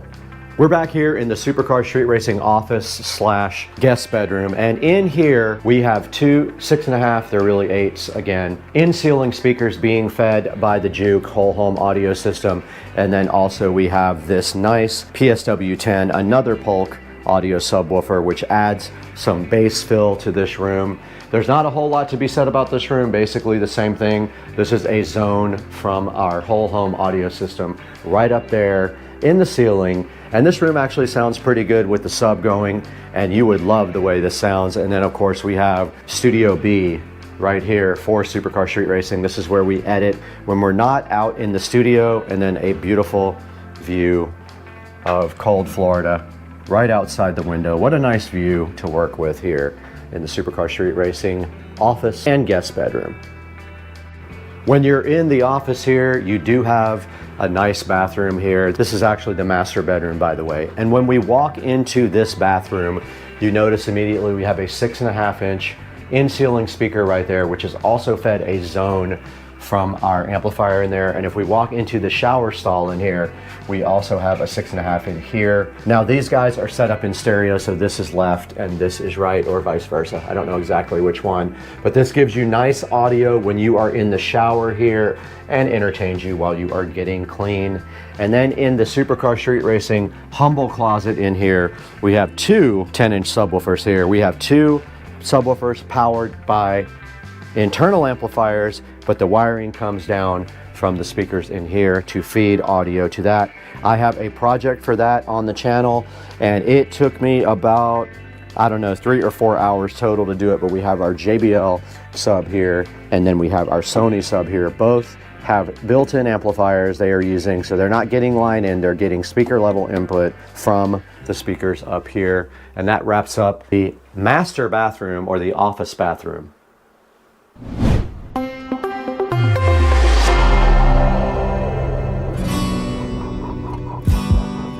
Let's go out to the Supercar Street Racing garage now.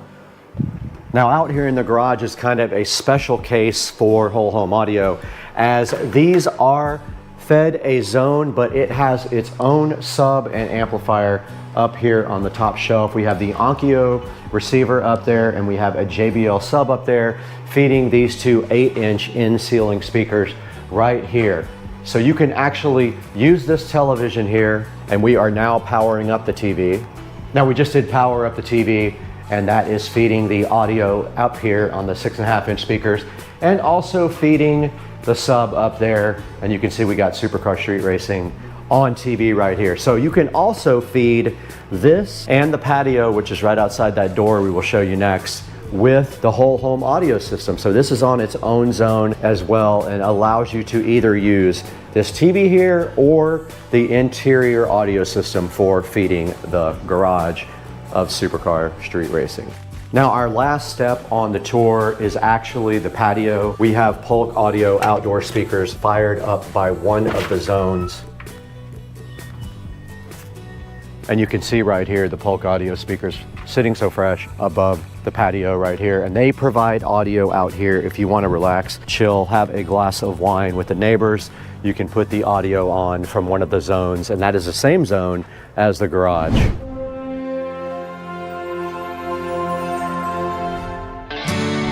All right, guys, we are directly in front of the Juke Audio app, and you can see right here on the screen all 8 zones that I have set up. And you can see here master bathroom, master bedroom, kitchen, pool, guest bathroom, living room, patio, and sunroom. All of the zones are active except the patio and the pool. And that is how I run it most of the time. Now, when you go to settings, you do have to put an admin password in. You guys can't see this. Okay, in this part of the Juke setup, you can set your network up right here. You can see we are connected via Ethernet, and you can see our local IP address right there, 192.168.0.172. You can go ahead and do diagnostics of your whole system. You can do zone diagnostics, upload your logs to Juke so they can check it out, or do live troubleshooting so they can actually log onto the device and see what kind of problems they see live, which is pretty cool. And here is the information for the device, and you can check for firmware updates. This one is fully updated right now. You can change your admin password, clear your cache, log out, and contact Juke support on this page. Now here's your inputs. This is where you are telling the device which inputs you want to use, and then you choose which input you want to go out to all the devices after that. This is where you set up the desired zones that you want this group to go to. So right now we have analog. You can see it at the top left there, going to everything except pool and patio, because we're not using those at all right now. And here on the top page, you have a volume control, which allows you to control all of the zones independently, and you can see how I have mine set up here. Sometimes some rooms might respond a little bit differently to volume than other rooms, so this allows you some fine tuning to each room. And then if we go into one zone like master bathroom, you have a little icon you can set up for it, which is cool. You can see the little shower icon, and then you can also adjust the volume here, and it shows you the active input is the analog input for the master bedroom. And if we look at bedroom here, it has a little fireplace by it, which is pretty cool. And then you can also adjust the volume here independently on that one as well. And you can do that with all of the zones. And you can see here patio and pool are not active right now. I don't use them most of the time, so I just left them off for now. So when you're using your group inputs, you have to tell it which ones are enabled or disabled. Right now, I only have the analog input enabled. All right, so that is gonna do it with a look from the app of the Juke Audio. Pretty cool, has a lot of different controls available. If you need more than that, go to the Juke Plus, where you have individual EQs for everything. You have a subwoofer output, and you have native analog inputs. It costs about $1,000 more, but if you need it, then you just need it. So go ahead and grab it from the description below, and let's wrap it up with Brad. All right, guys, so that wraps up the whole home audio tour with the Juke amplifier there, the whole home audio amplifier feeding 8 zones of audio into the entire house. If you have questions about anything in my house or you need assistance, just let me know. And that's gonna do it for today. We're gonna wrap it up, but we're gonna show you the Juke audio amplifier on Amazon real quick as well.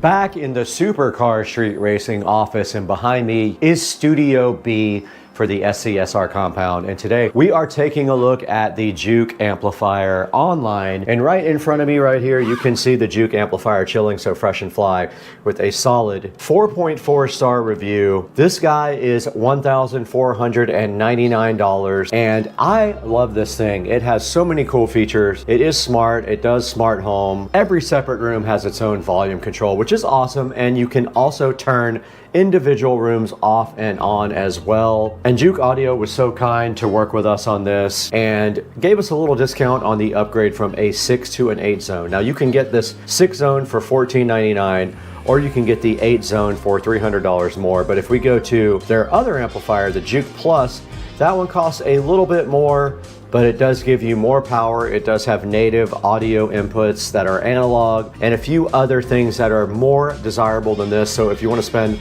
a little bit more, go ahead and get the Juke Plus. Now here's a look at both of these guys on the website. So the Juke 6 and 8 is $14.99. The Juke Plus is $24.99. Now it is limited to 6 zones. So if that is an issue for you, you might want to stick with the 6 and 8. But the cool thing about the Juke Plus is it has subwoofer outputs as well, and 100 watts per channel. Does also long range Bluetooth streaming, so a little bit better Bluetooth connectivity. It does also have an equalizer for every zone. And like I said before, it has analog inputs as well, which is helpful for some people if that's on your need list. Go ahead and check that out. Looks like it also has a Wi-Fi antenna right there. They may have upgraded the Wi-Fi system. I don't really see much about that. But looking at the Juke 6 and 8 right here, has 14 reviews, all 5-star reviews. And there's the 8 zone right there, $16.99. $14.99, so $200 more if you buy it directly from here, and you do get the 8 zone. And then you can see right here, amplifying every room. And of course, it does support multiple users as well. You can have multiple people log on and control their environment. And there's the back I showed you guys a little bit earlier. Up to 16 channels. It has an Ethernet port, and it has 2 USB connections that when coupled with an adapter, which does not come with it, you can actually do analog. It is 2 rack units tall. So go ahead and check out the Juke, and thanks again for supporting Supercar Street Racing. You guys are an integral part of the channel, and please like and subscribe. It helps us so much with the algorithms. It helps keep our videos up at the top and shows people that we do have support from our fans. So go ahead, like and subscribe, buy all of your products, anything from Amazon you want. Click on any of our links in the description and you can buy anything you want, and it gives us $1 or $2 here or there to keep the channel up and running. But we got to get out of here. We have to go to Cliffs.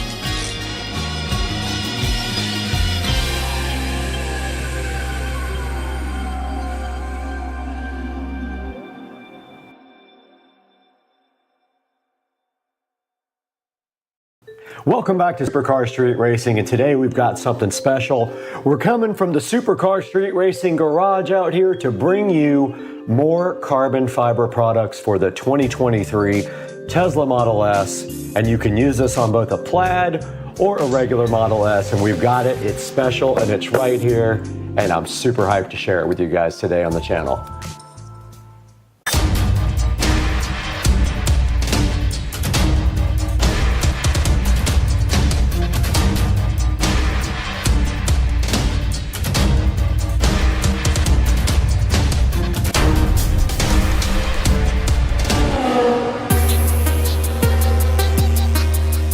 Welcome back to Supercar Street Racing, and right here and right now, we're out in the Supercar Street Racing garage bringing you some more carbon fiber fun from RPM Tesla. Now, RPM Tesla makes a lot of aftermarket accessories for the Teslas, and one of the things I love about them is they have a lot of aftermarket carbon fiber. The great thing about having a Tesla is there's so many companies out there that can provide you with aftermarket accessories, but you gotta trust a company like RPM Tesla who've been doing it for a long time now, and I have a bunch of their products and they're all very high quality and they always fit perfectly, so that's why I went with them again. One thing that's really cool about the Tesla Model S Plaid is it has a lot of dry looking matte carbon fiber. I love that, it's my favorite thing. Enhancing the look of your Tesla Model S is pretty easy. You can do a lot of things to the outside like wheel and tires, but one of the things I really love is adding more carbon fiber to the outside of the car. And with this next accessory, we're gonna be able to take that one step further. Okay, right in front of me, we do have a product here from RPM Tesla that we're going to be opening today and showcasing on Supercar Street Racing. So let's go ahead and get it opened. Right here in this box that I struggled to open, it was taped so well, is the charging port covers for the 2023 Model S. They will fit both the Plaid and the regular Model S. I believe these guys were about $130. I will link them in the description. Here is my order form. 2023 Model S charging port overlay, dry, real molded carbon fiber. And they also included a aftermarket accessories brochure, which is very cool. So we'll be taking a look at that as well. They have all kinds of accessories for the Plaid and the regular Model S. And then inside of the box here are the overlays. And there is a QR code here to watch the installation video, which we will put up on the screen now. So let's take a look at the passenger side, what we already have installed, on the driver's side. So over here on your charging port, you can see that when you touch your charging port, it still opens like normal, especially when you have the door unlocked. These are our awesome tail lights. These are the Night Rider lights. So these are great. They're already smoked, and they have a great boot up sequence. But let's take a look at this. So you see we've installed it on here now. This is an older version with a lightning bolt, but it fits great. It doesn't interfere with the opening and closing of the charging port.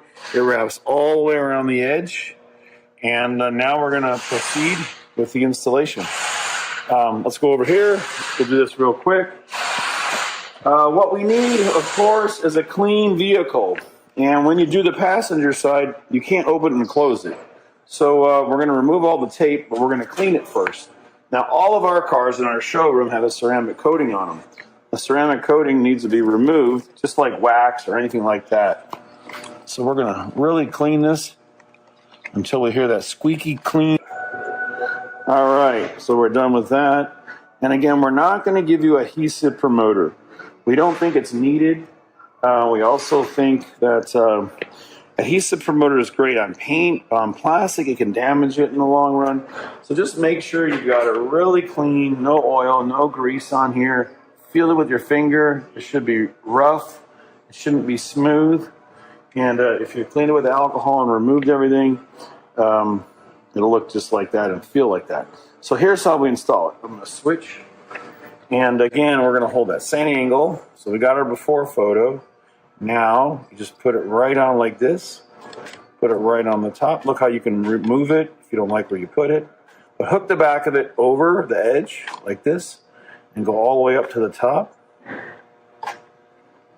There. And we're on strong. And we're on here. And it's fitting perfect. So you're just going to peel and stick. And if for some reason you need to move it, I'm going to switch with you again. If you have to move it, you can still raise it up and move it. Okay, again, it's made out of 2x2 twill carbon fiber. It matches the spoilers perfect. It's wrapping around the car. Notice the direction and the flow. So airflow is going around the car. Same thing on this side. The direction is going around the car, just like our spoilers and all of our other products, like our new diffuser coming out soon for the Model Y. And again, this fits the 3 and the Y. So let's keep applying pressure. And if you hear ticking sounds like that, it means it's not sitting flat. So you got to keep pressing and pressing until the pressure sensitive adhesive double-sided tape is fully grabbing. So please just keep pushing. Push, push, push. There. It's almost perfect now because it's not resisting. Now when you do the driver's side, it'll be open. So just support it underneath, apply pressure. Now, normally you should put some tape on here to hold it down if you're going to drive the car immediately. It takes 72 hours for the tape to fully bond. So that was a look at how to install the 2023 Model S charging port overlays. Let's go ahead and get them out of the packaging. They are packaged with a little plastic thing around them.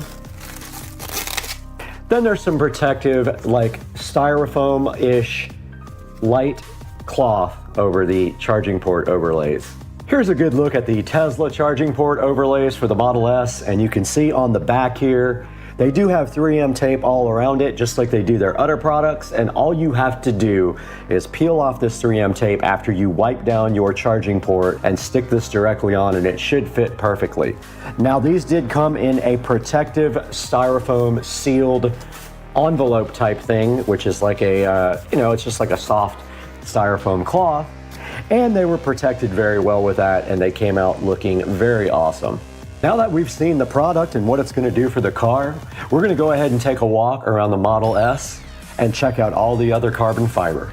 Out in front of the Tesla Model S Plaid, and we see at the very bottom of the bumper here, we have the carbon fiber bumper cover there, and we also up front where the Tesla logo is have the V carbon fiber overlay. We're out here next to the Model S again, and we are on the side, and you can see right here we have the turn signal / camera cover overlays here, which were a major improvement to the way the side of the Model S looks. In my opinion, the Model S does not have enough carbon on the outside, and these camera covers here made a big difference in the aesthetic and the look of the Model S Plaid. They match perfectly with the factory rear little lip that is dry matte carbon fiber and added a very nice look to the side of the car. What do you think?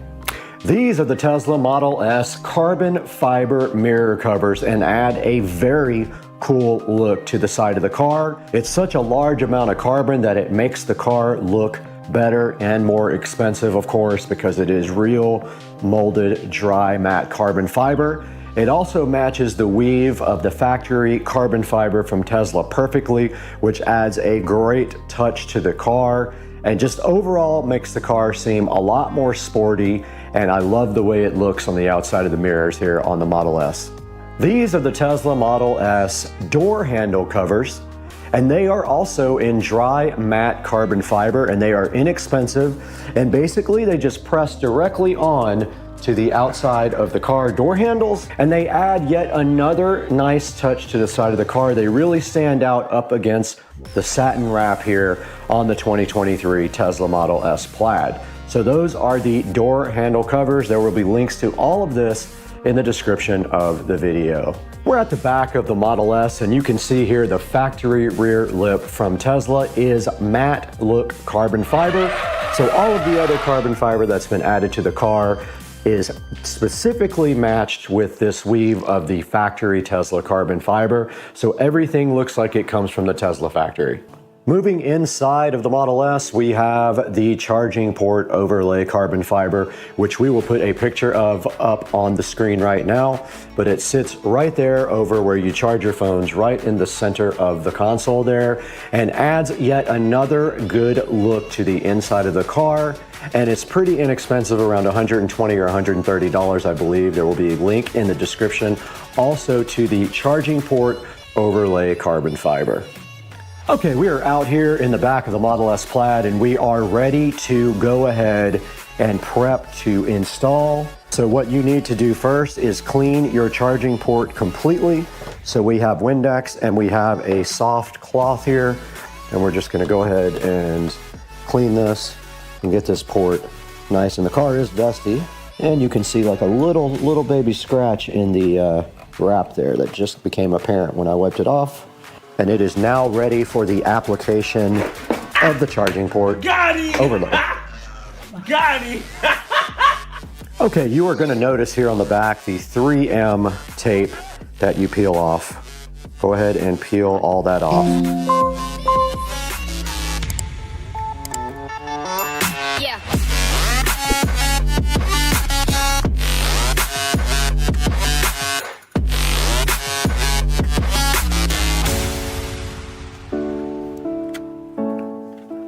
Okay, we're now ready to install our charging port overlay, and you simply move this right over the top, and there will feel like a hook action. So it'll feel like it hooks on it when it's in the right spot, which that feels pretty close, and then you just simply push down on it, and it did open up for me. I forgot to lock it. Just remember, once it's on there all the way, it's gonna be very difficult to take off. But it is in there now, and we will close the charging port door so you can see it. And that's gonna do it for this side. There is a little bit of 3M tape that got caught underneath this that I have to get out. And I'm gonna go ahead and go do the other side. There is no room to shoot over there. We just successfully updated the Model S with the charging port overlay, and it came out very nice. So we are done with this project for the carbon fiber. We're gonna throw it to the studio now And Brad's going to show you inside the 4K production studio how you can get these for your Tesla.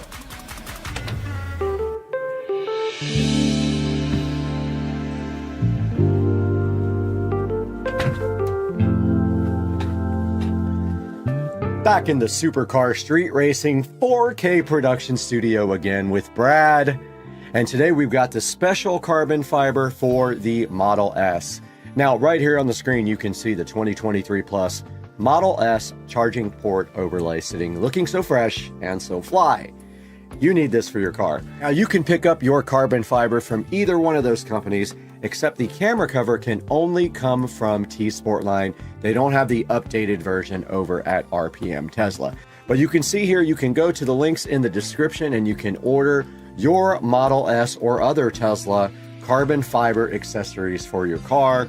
And there's a whole lot of them available here. And I think there's some interesting ones like the carbon fiber yoke steering wheel cover. I do like that. It is matte carbon fiber and it is on one of these pages.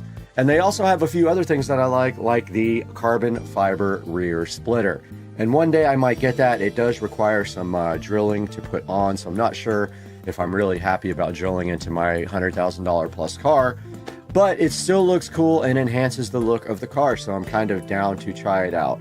Guys, please like and subscribe and hit that bell icon. It helps me out so greatly. And buy all of your products through our Amazon links when there is one. Even if it's not the product you want, in the link in the description, click that link and buy anything you want. And it gives me $1 or $2 and helps support the channel. And the channel is growing subscribers every day and more views every day. But we got to get out of here. We got to go pick up a carbon fiber complete replacement for my car.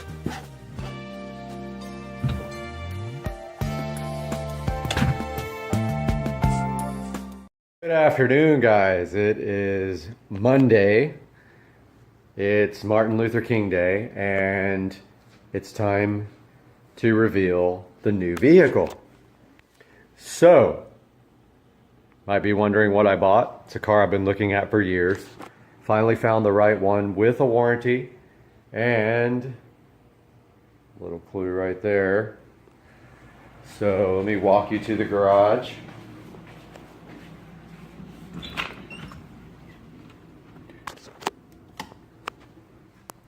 And there it is, folks.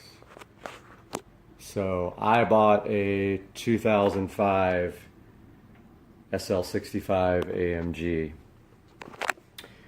This car is in amazing condition. It doesn't have barely a scratch on it. It has someone put SL55 wheels on them, had it chromed. So there it is.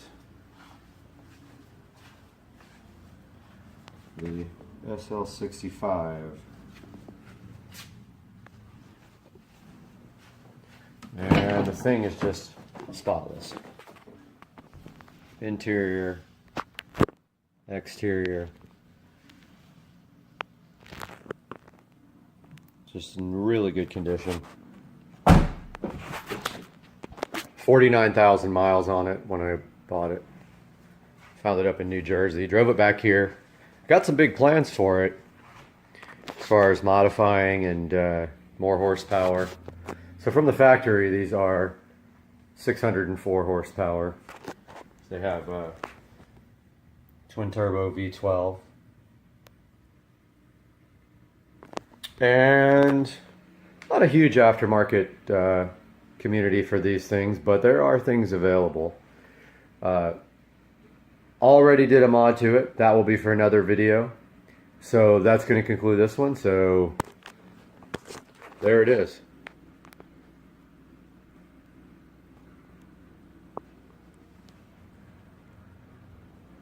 (2005) SL65 AMG. 2, 3.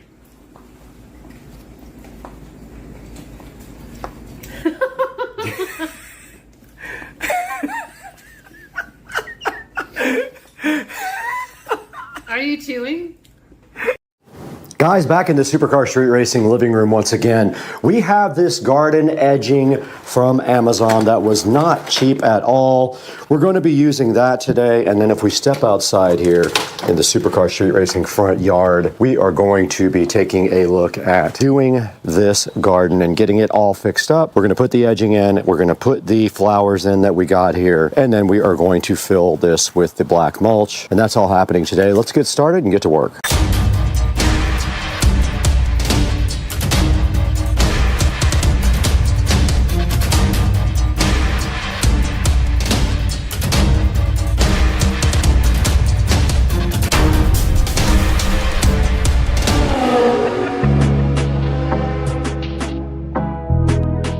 Before we get started here today on the current project on Supercar Street Racing, we need to cut this. There's a little stump right there we need to cut. So we are going to be going over to Rich's and getting the chainsaw.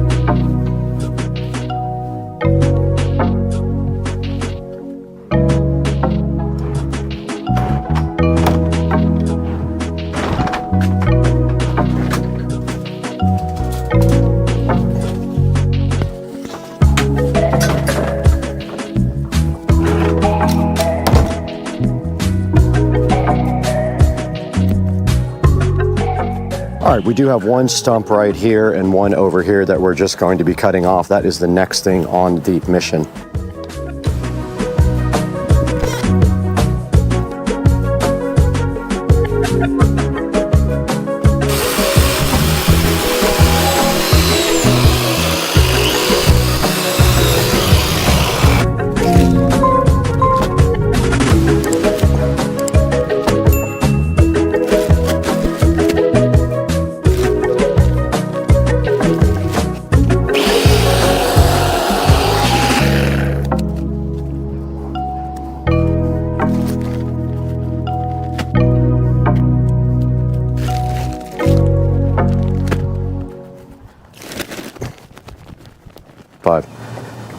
All right, we got these stumps removed here, and now I'm just going to basically try to install this edging the best I can. Let's take a look at this edging. Okay, so this is what it looks like. It is flexible, and we should just be able to go like that and break off some of the concrete and then drive the stakes down in. So we're going to try to turn this corner. Or either we could just cut it. What we want to do is, actually that's kind of perfect right there. Right here we're just going to extend it right up to the house, and they have the pins that come with it to hold it. We should be able to get one at the other end, and maybe we have to break something off right here.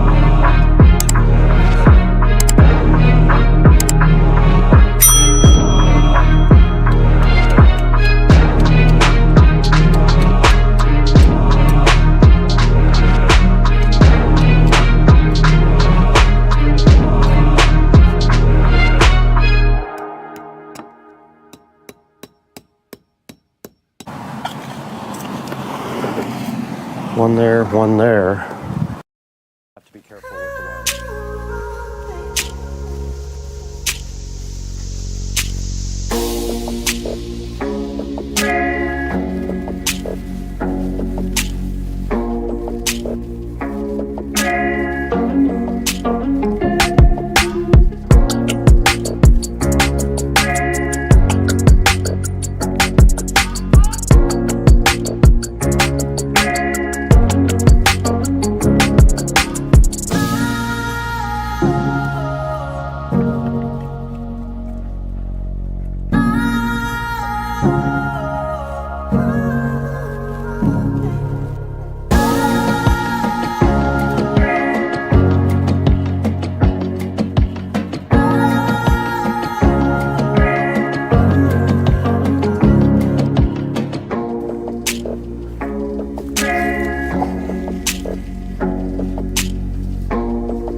All right, let's dig.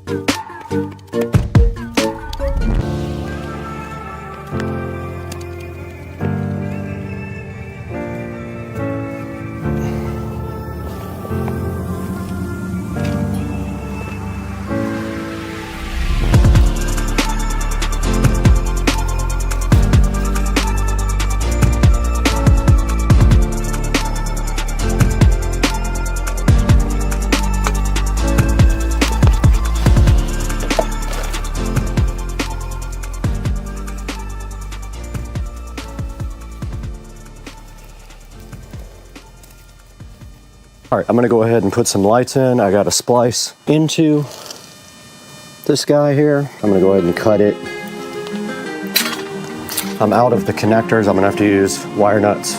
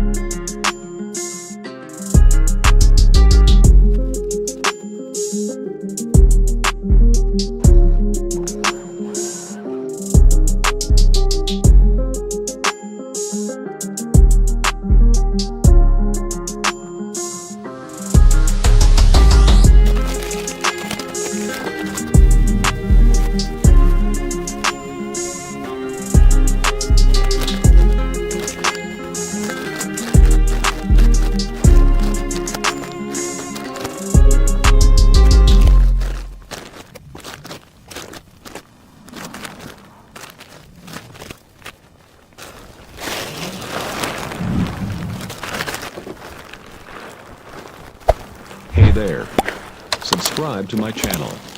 And also press this bell icon.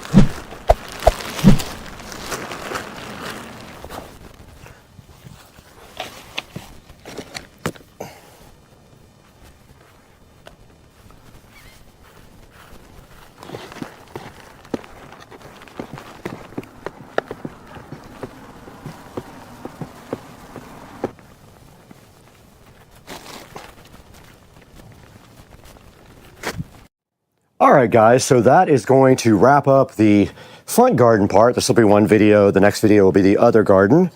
But I just wanted to give you guys a good look at what I did. I did put the edging in around the garden. It was pretty easy. And then I just planted knockout roses and some other plants. I was given these two plants in the front. It's an interesting story. I don't know who put them here, but they dropped them at my house as a gift. So I went ahead and planted those in the front. I planted 1, 2, 3, 4, 5 knockout roses, and I forgot what these other smaller plants are called exactly, but they will come back every year. And knockout roses are very, very low maintenance, so you don't really have to do much to them. But you can see I went all the way around the side here, and it's a huge improvement from what it was before. And now I just have to get the blower out and blow off the pavers and stuff, which I forgot to do. And that will conclude this project, guys. I hope you enjoyed it, and stay tuned for the next one when that garden over there will get its treatment as well. See ya.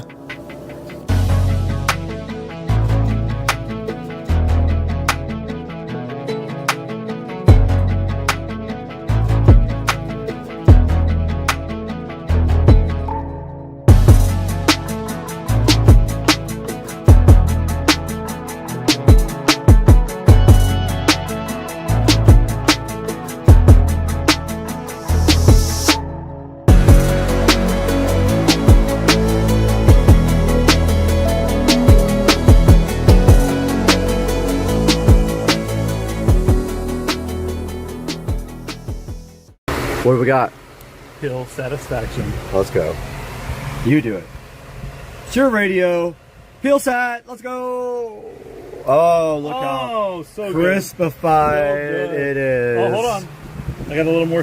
What's up, everybody? Welcome back to the channel. And today we're checking out something a lot of people have been emailing me and commenting about, and it's the all-new V6 Box V6 Pro. Now, if you've heard of the V5 Pro before, this is the newer, upgraded version that promises faster performance, smoother streaming, better hardware, and an upgraded Android experience right out of the box. And according to VC Box, this model is designed to bring faster speeds, improved stability, and support for ultra high resolution streaming in one compact setup. So in this video, we're going to cover what comes in the box, the full specs and features, setup and connectivity, real world performance, and whether this is actually worth picking up. Now let's get started. Inside the box, you get the VC Box V6 Pro itself, a voice remote control, an HDMI cable, a power adapter, and a user manual. Now, one thing to note, the remote does require 2 AAA batteries, so make sure you have those ready before you go ahead and set this up. And the box itself has a clean and simple design. It's compact enough to disappear into your entertainment center, but still give you plenty of connectivity options on the back and side. Now, let's talk about the specs, because this is where the V6 Pro gets some major upgrades. And it all starts with the operating system. This runs on Android 14, which means faster responsiveness, improved app compatibility, better security, and access to apps through the Android ecosystem. That newer software should also help keep the box feeling modern for years, instead of becoming outdated quickly. And under the hood, the V6 Pro uses an all-winner H16 quad-core processor paired with a Mali G31 GPU, 4 gigs of RAM, and 32 gigs of onboard storage. In real-world terms, that means smoother app launches, quicker navigation, and better multitasking compared to the older model. And for video quality, VC Box advertises 8K Ultra HD support, along with HDR playback and support for 6K at 60 frames per second, helping improve picture sharpness, contrast, and color depth for the supported content. Now, realistically, most people are still streaming at 1080p or 4K, depending on the source content, but having higher hardware capability means better future proofing. and smoother playback overall. Community discussions also point at while the box supports high resolution, actual stream quality relies heavily on the source content and your internet speed. And connectivity is another big feature here because you get dual band Wi-Fi with both 2.4 and 5 gig support. You get Bluetooth 5.0 for accessories like headphones, speakers, keyboards, or controller. It's got gigabit Ethernet for hardwired stability, and it has HDMI output for all modern TVs. It's got USB expansion port, it's got AV support, and optical audio support for broader compatibility. And another nice feature is the remote control with voice. And it has Google Assistant support, letting you search for shows, launch apps, and navigate using voice commands instead of typing everything out, which is a pain. Now, in real world use, setup was about as easy as it could get. I plugged this into my receiver, I plugged in the HDMI cable, I connected power, connected to Wi-Fi or Ethernet, I signed in, I put any apps I wanted in use there on the screen, and you're pretty much ready to go. And one of the things I noticed right away is that the menu navigation feels quick and responsive. Apps load faster than older streaming hardware, and switching between menus is not laggy at all. And if you're someone who hates buffering, I definitely recommend the wired Ethernet port if possible, because that gigabit port should give you the most stable experience. I'm on Wi-Fi though, and I had zero problem. And if you're into higher quality streaming content, that Ethernet connection will save your life. Bluetooth support is also nice. If you want to pair your headphones for private listening or use a little mini keyboard for easier searching, it supports both of those. And because it supports over-the-air updates, the system can continue receiving improvements over time without needing manual installs or complicated setup steps. So overall, the VCBox V6 Pro looks like a solid upgrade if you're coming from an older streaming box or even an earlier VCBox model, because you get Android 14, faster processor performance, 4 gigabytes of RAM and 32 gigabytes of storage, 8K and HDR support, dual band Wi-Fi and gigabit Ethernet, Bluetooth connectivity, and a voice remote with Google Assistance. And finally, there's that easy plug and play setup that I showed you guys earlier. And of course, actual streaming quality will depend on your internet speed and the source content available, but from a hardware perspective, this definitely appears to be a stronger and more capable update over previous version. And if you want to check out the VCBox V6 Pro for yourself, I'm going to have a link down in the description below. And if you enjoyed this video, make sure you hit that like button and subscribe, hit the bell icon. And if you're new, I'll see you real soon on the next one. I gotta go. Peace out.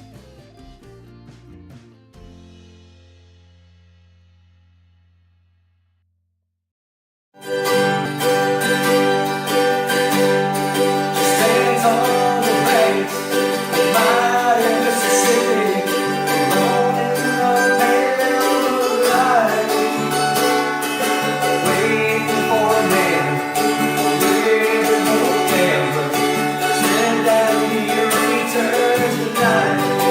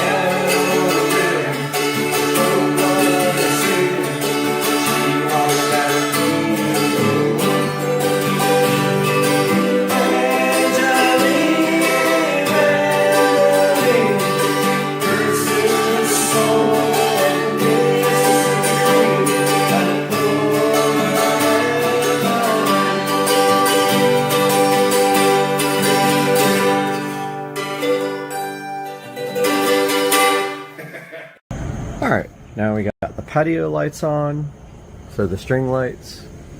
We got the Govee sconces, and we got the Govee LED color changing RGB IC bulb.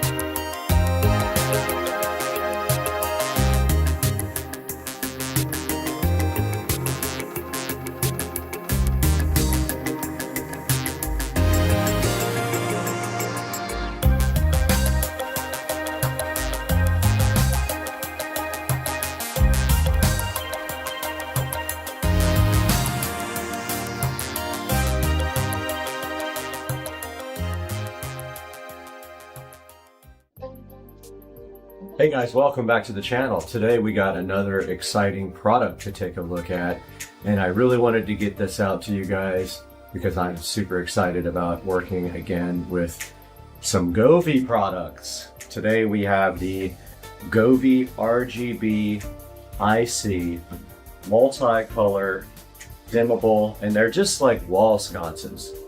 Now, every time I see someone set these up, I always am kind of amazed that they're just kind of strung on a wall with all the lights showing. I mean, I guess it's not that bad when you take a look at the package. You can notice here the lights are all connected by wire. Technically, you could probably put those in the wall, but you would have to drill through, probably, you know, put a hole in your drywall and then drill through these studs that go across the wall. If you have a long, flexible drill bit, you can do that. Nevertheless, I do want to take a look at this because these are going out on my patio up on the beam that I installed, which you will get a look at in another video. So these are the Govee RGB IC dimmable multicolor wall sconces. Love Govee, they have so many cool products. We're going to take a look up close now. It's the same for all Govee products. You have to have Bluetooth turned on. You go to the Govee Home app.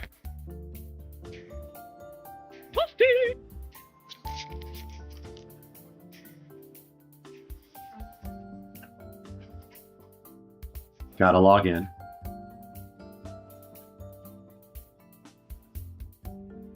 And here you can see my other, this is not mine, so I'm gonna remove it. This is my neighbor's. Okay, so you can see all my Govee products on one page here. So you want to press the plus button at the upper right. And now we are adding, let's see what model number this is. Fixture lights H6087. You can actually type it in the search box. H6087, search. There it is. So it says Bluetooth device nearby, so what it's telling you is to be close to the product.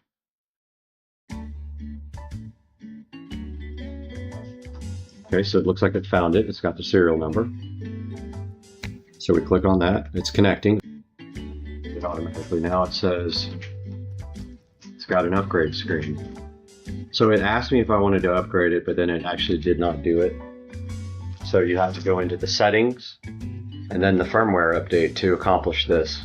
So here we go, it's upgrading the firmware. So I haven't quite figured out the layout that I'm gonna put these in. I think I'm going to stagger them back and forth on the beam if they will reach the entire length of the beam, but I don't think they will after looking at the length of the cables that go in between them. And I don't want to try to I want to have to try to extend a cable, and I bet you I can't get longer cables for these, but man, I wish these cables were just a little bit longer. So it's still going through the firmware update here. Now this might be okay, the length. All right, we're at 76%, guys. It is upgrading the firmware at this point on the sconces, on the lights. Gobi does have a really, really nice app, and they do stay on top of all the support. 92%.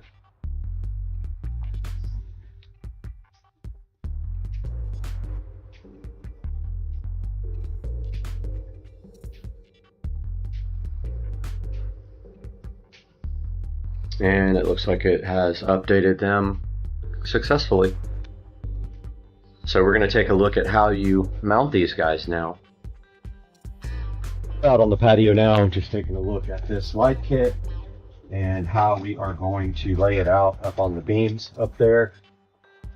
We got plenty of room here for the power cable. So I'm going to lay this on the ground the way that it's going to be mounted to see what the spacing is. Don't want to mess these up though. So we'll lay these out very gently. Hopefully not drop any of them, break any of them.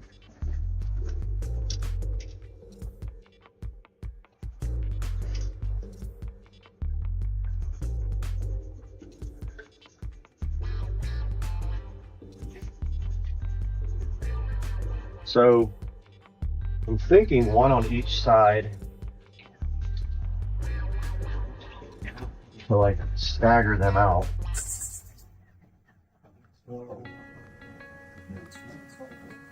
So yeah, those aren't very, oh, of course I dropped one.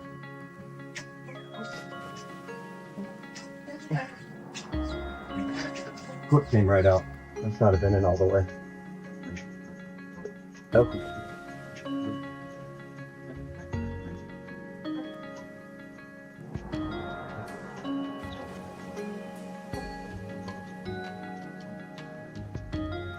Alright, so now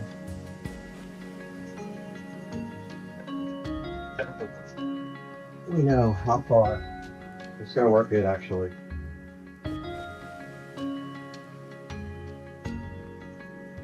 Yeah, that's going to be okay, I think.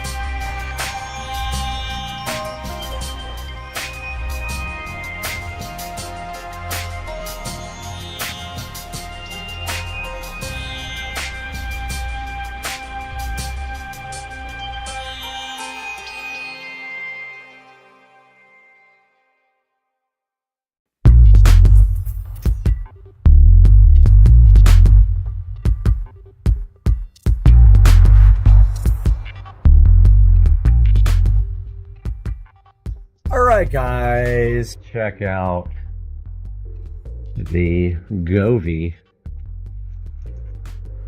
sconce lighting on the patio. It looks so sick. So sick. I guess I better get the tablet so we can like run through the patterns and like take a look. But dude, OMG, Becky, look at this. Goodness, right? Her. Look how good this is.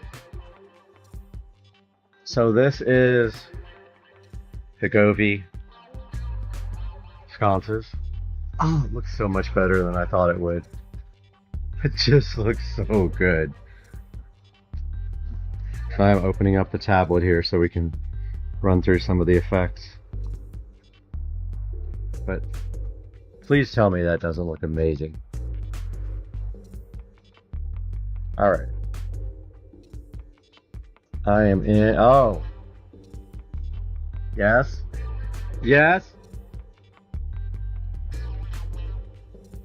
Okay, check this out. Only thing I'm worried about is the fan spinning. What that's going to do to the lighting. So we're in the app now. We're in scenes. We're in natural. It's not like those ones that just like skip. This is Aurora. Flower field. It's like purple, pink, yellow, and like greenish yellow. Rainbow. It's fluctuating. Starry sky. So these pre-built scenes, you can't modify the speed, and some of them are just way too fast. Let's go to festival. No, those are all like crazy. Emotion. Here's leisure. This is so good. How bright. Nightlight. Romantic. Candlelight. Dance party. This is good for, actually really good for a pool party. There's the pool, by the way. Oh, we gotta turn the pool light on. Oh. I didn't even think about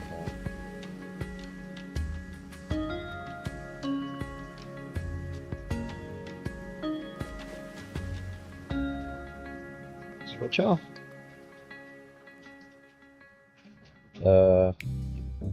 That's not working at all. Let's go see why. Auxiliary 1 must be off on the toolbox. I can't see auxiliary 1. Alright guys, auxiliary 1 was off on the pool pump controller, the pool automation system. Should come on now. There's the pool light. Of course the light isn't mounted, so it's kind of just laying in the pool on the step over there, but that's what it looks like. Dude, come see the lighting.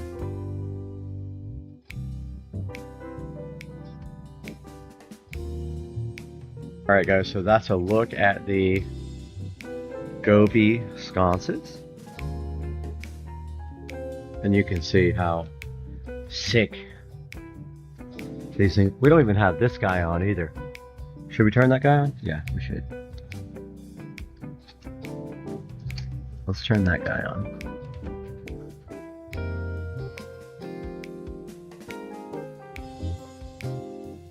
Patio LED lamp.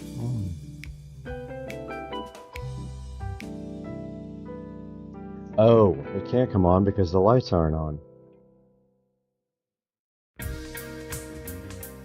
Alright, now we got the patio lights on, so the string light. We got the Govee sconces, and we got the Govee LED color changing RGB IC bulb.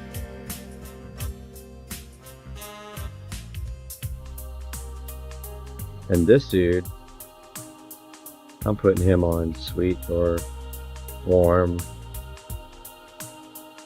So good. This looks awesome. I am so stoked. And there's the pool light. It's the best ever. Alright guys, hope you enjoyed this video and I hope you like these Govee lights because I am so stoked on this right now.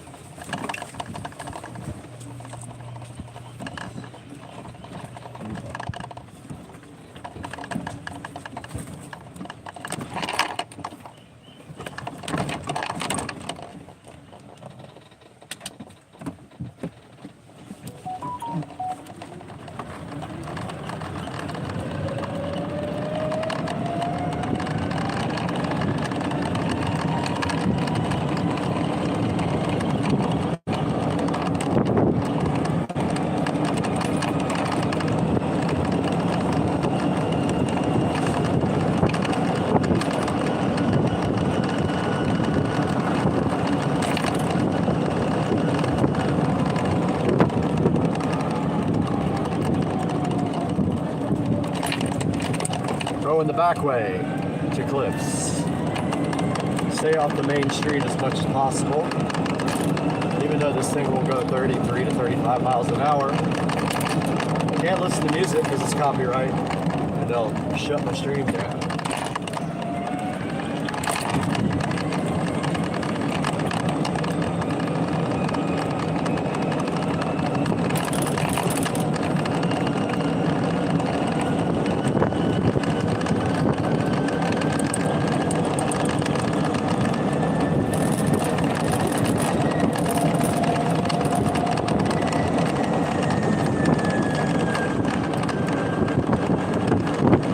So we're just going to brunch.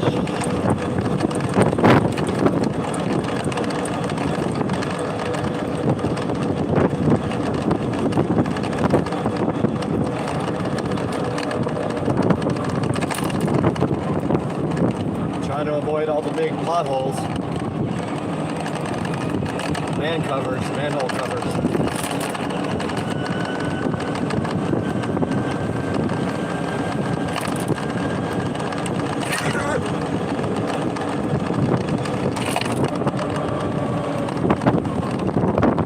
I usually go the back way, so I take as many back streets as possible. I only have to get on the main road for like 10 seconds at the most. It's a little bit further, but it's worth it. This thing has no problem on the street doing, 30 plus miles an hour. I just don't want to get pulled over by the cops. No tag.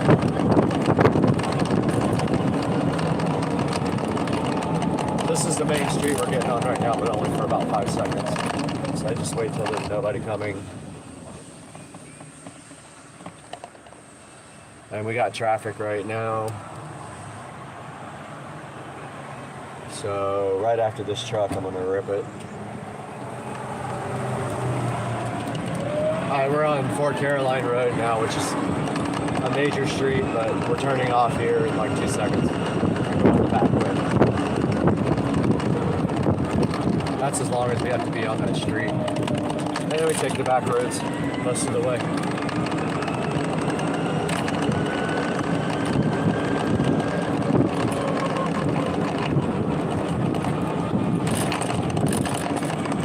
This is a big hill. The cart has no problem.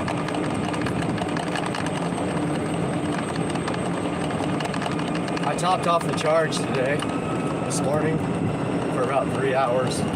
Voltage said 53 volts, which is great. There's another dog up here loose. No leash. It's like the second dog not on a leash today, which is illegal, by the way, in our city.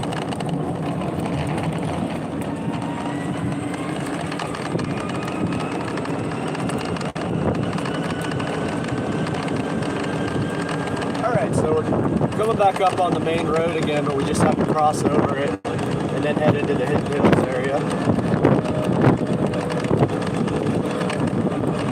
So we're about to hit Fort Caroline again.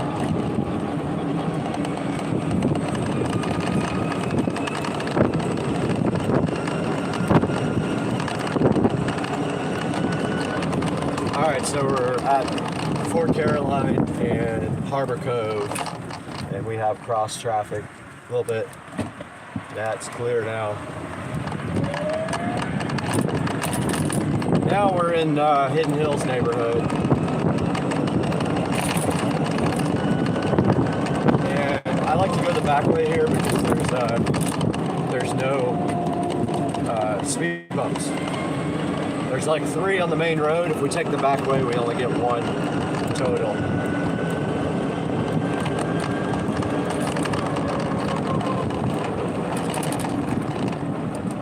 And yeah, we're in Hidden Hills neighborhood now. I know you can't see it, but pretty nice. We're on the back roads.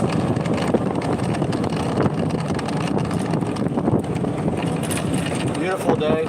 It's probably 75 right now. It's going to be 80 something today.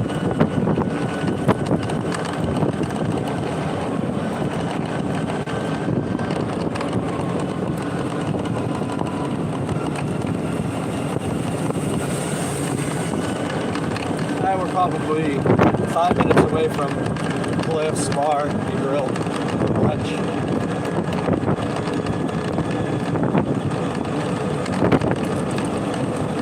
I'd say we're probably doing about 31 or 32 right now in the back roads. Oh, dang.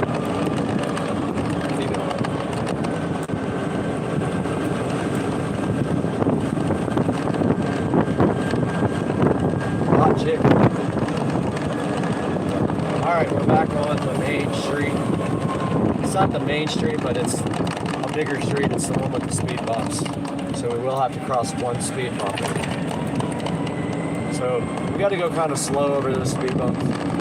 It's all uphill right here, directly uphill. We're still going pretty good.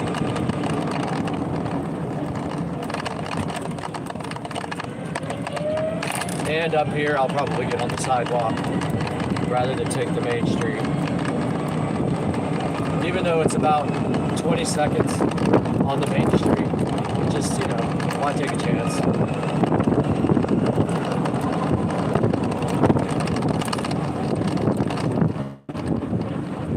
So this is actually the sidewalk, and I take it pretty slow through here. It's kind of narrow. There's a railing on my right, so I keep it slow through here because it's pretty close on the right side. We should keep it on the sidewalk and don't go in the grass. Get the cart all dirty. And now we are in a bigger, wider sidewalk.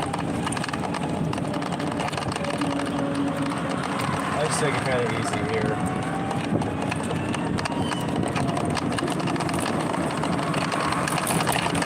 It's kind of bumpy.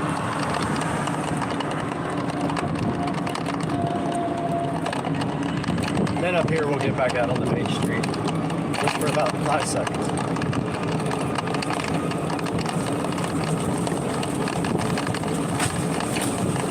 It's just a straight shot sidewalk here. but I'm going to get out on the street here.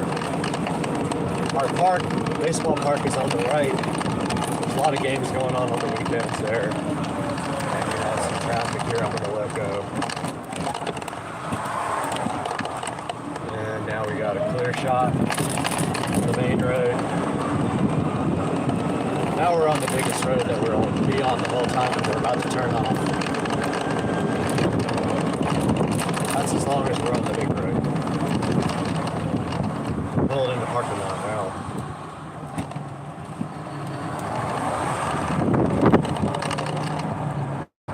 And this is the parking lot.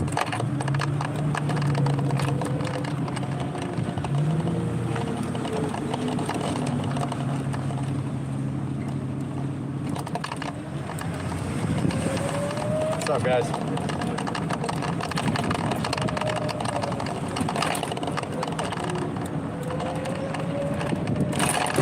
All right, this is the parking lot to Cliffs. We're basically here. Just gonna pull up and park.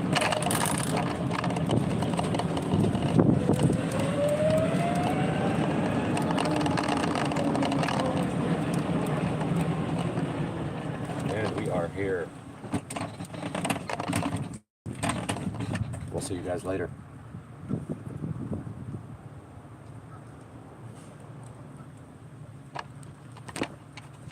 At the same time, if you fine tune it, you can use the buttons there to get it out of focus. And I tell you what, I think that projector feature is really cool. I am really hyped to actually use this in a certain number of different ways. And I just wanted to make sure you guys saw that. And it looks actually really good, even in broad daylight. All right, guys, now that we have the Ocatel totally unboxed, you guys can see what this thing brings to the table. And it's no joke.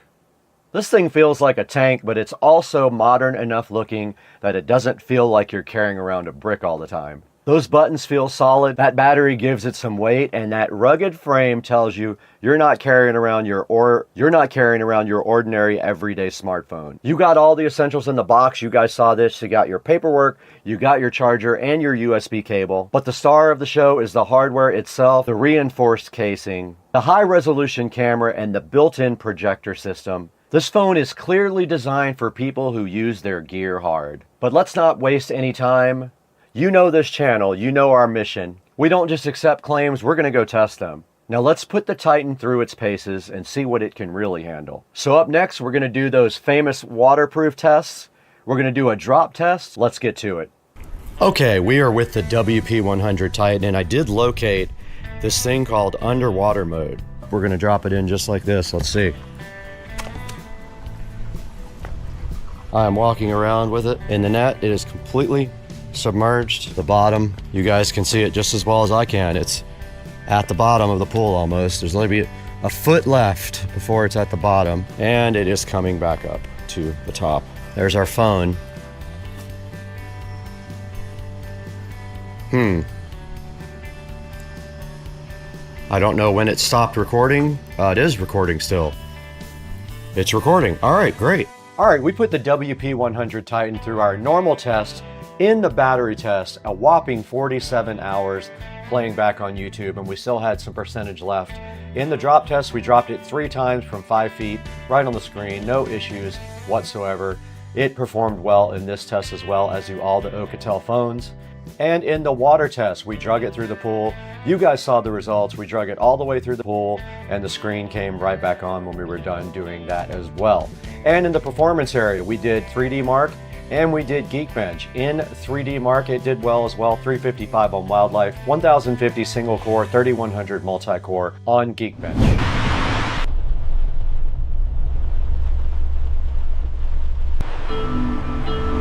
All right, guys, we're back here in Studio B, and that's going to wrap up the Ocatel WP100 Titan review. This thing is an absolute beast. It is very heavy because it has a 33,000 milliamp hour battery. It has a projector, which is very cool, 1200 lumen camping light, and it does.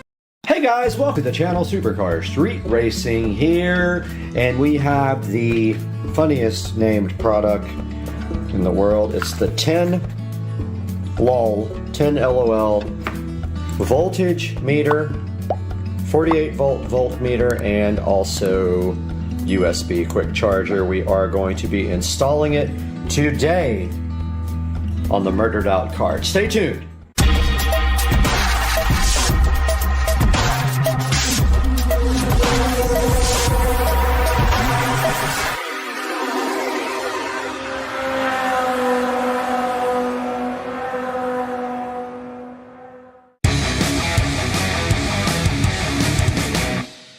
Okay guys, so here is the carbon fiber dash, and it looks like we are going to try to install it right about here. Can't do it here because there are cup holders in the way, but if we put it right here, I felt back behind there. I don't think it's going to be an issue because there's nothing behind there. It just has to be wide enough to make it through this right here, and I think it should be fine.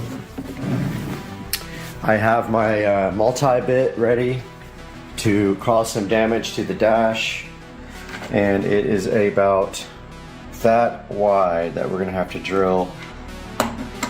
So we're going to use this multi-bit, and it is good for up to, what does it say, 1 3/8. So I'm just going to look that up and make sure that that's big enough to get this, but I'm looking at the bottom of the 10 wall, and I'm looking at this, and this is probably fine. So we'll start small and go ahead and go get this thing installed into the cart. Okay, I absolutely have panic attacks about drilling into the dash. It's something I absolutely do not like doing, but it is a thing that has to happen to get this installed. So we have the drill out here with the multi-bit, and we have our measuring tape, and we're going to try to put it about right here. So the total is 1.5 inches. Ooh. Yeah, about 1.5 inches. I'm just going to try to eye it down the center and right about here, and just hope it works. And if it doesn't work, I mess my dash up forever on camera. But here's the multi-bit loaded up. Now we don't want to go too much, so we'll do a little bit at a time. Let's see what the center is. Really want to get like the exact center, but it's really tough. I'm gonna do it by eye. Right there.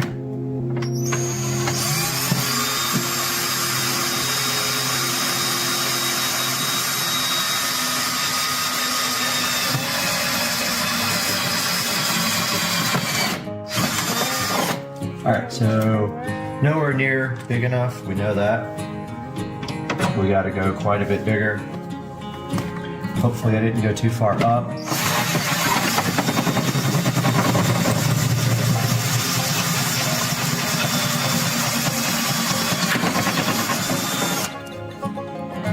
Alright, we are getting there. The next step is the one. We are basically there.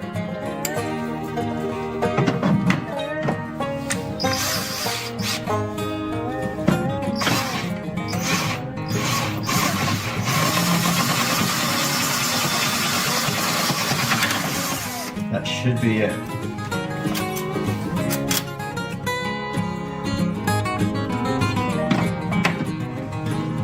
Not quite. One more.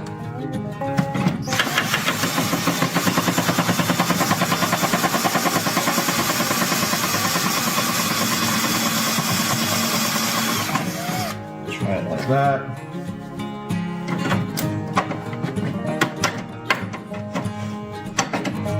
So close. Yeah. Really close.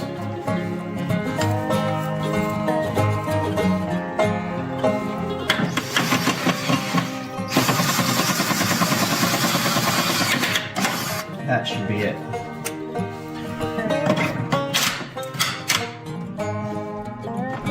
There we go. don't need this cover.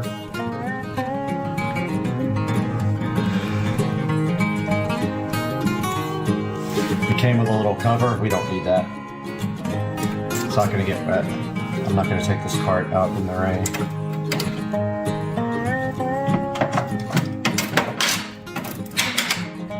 That's it, brother. Looks awesome.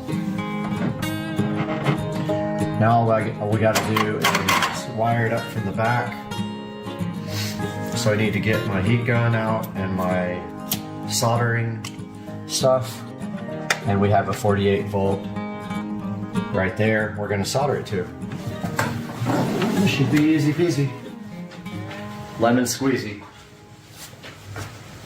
These are 48 volts, but unfortunately, they don't fit this type of spade. They're too small, so I'm gonna actually cut them unless I have some spades that fit them. I might have some, I'm gonna check real quick. I got my collection of spade connectors out here. I have a whole box of them. And what we are looking for is a female, and I don't know what size these would be, but they're pretty small. I got the key off now, so we're looking for a male. These things suck, by the way. They are hard to crimp and they come off easily. Those are too big.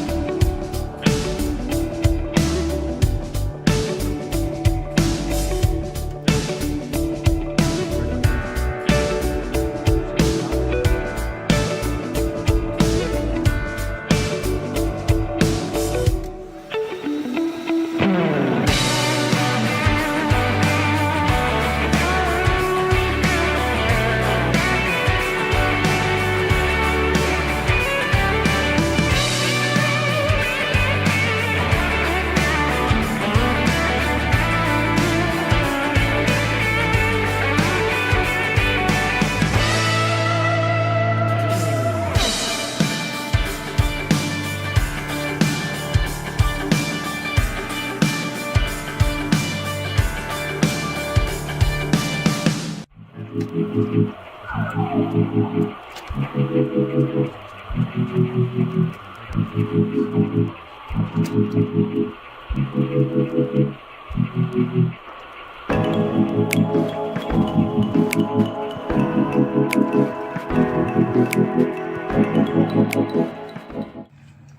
right, we're just going to finish it up with some electrical tape.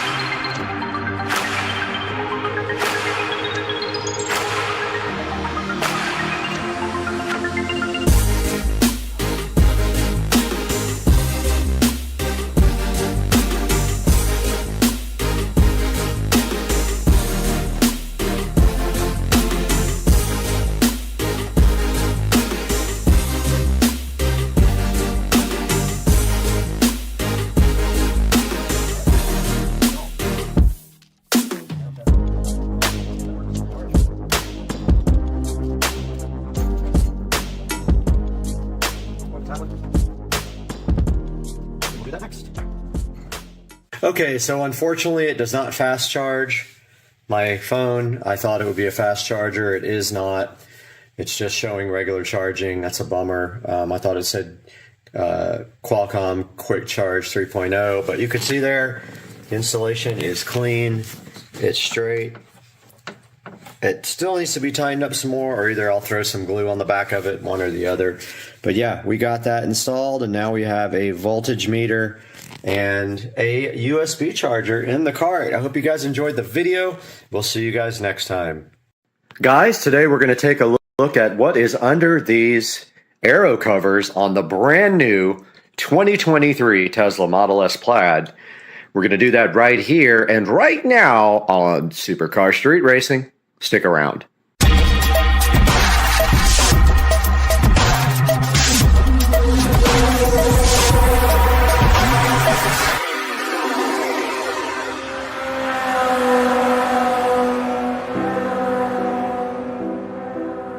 Alright guys, this is my 2023 Model S Plaid, and we are going to be taking a look at what is underneath the wheel covers, but not before we clean it, and then we will pull these right off and see what is underneath. And here is the Model S Plaid aero cover, sitting here so beautiful.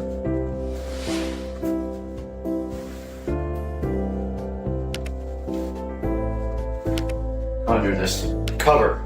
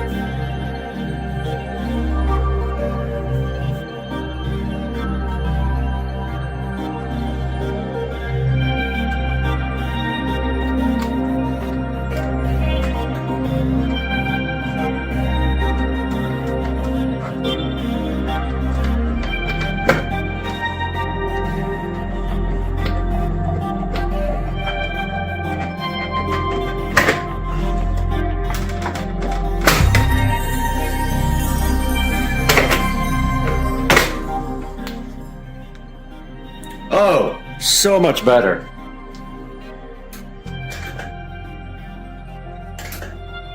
So much better. Just needs hubcaps. That's all it needs, and I wonder if these will fit it. Don't think they will. Guys, that is such an improvement. My hands got dirty. Let's get the rest of this clean. Guys, here is the Tempest wheel from Tesla, right underneath this cover here. And what we are going to do now, right here, is clean this wheel.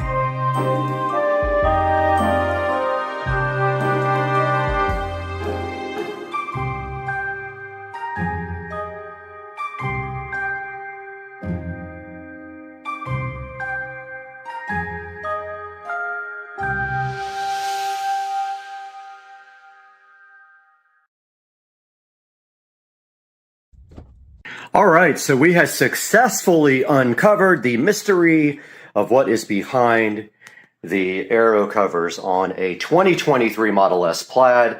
I just ordered the wheel cap cover kit from Amazon. I will put that up on the screen right now and link it in the description. And here is a look at the car without the aero covers, and it is a humongous improvement over stock.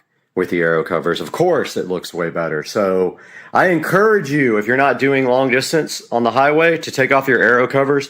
If you're going on a trip, you can throw them back on. They do nothing in the city. They don't help you in the city that much. I would say negative 20% or more.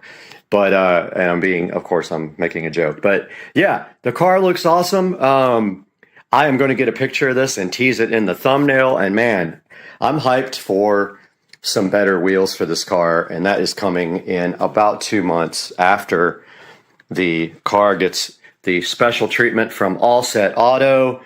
And that wheel that we are getting is a surprise, and it is going to take a while to get. So this is how the car looks now. I'm going to step back and give you guys a view. It's too bad they're not black, but they are gunmetal, like a dark gunmetal. They look great. They will look even better with the center cap kit that I just ordered. And I hope you guys enjoyed the video, and we will see you for the next thing with this amazing 2023 Tesla Model S Plaid on Supercar Street Racing. We absolutely 100% have a shoe fetish, and we are shooting this video in 8K 24p. Not sure if we're going to upload it in 8K, but we're going to find out. We're going to play around with editing and see if we can even edit at that high amount of data rate.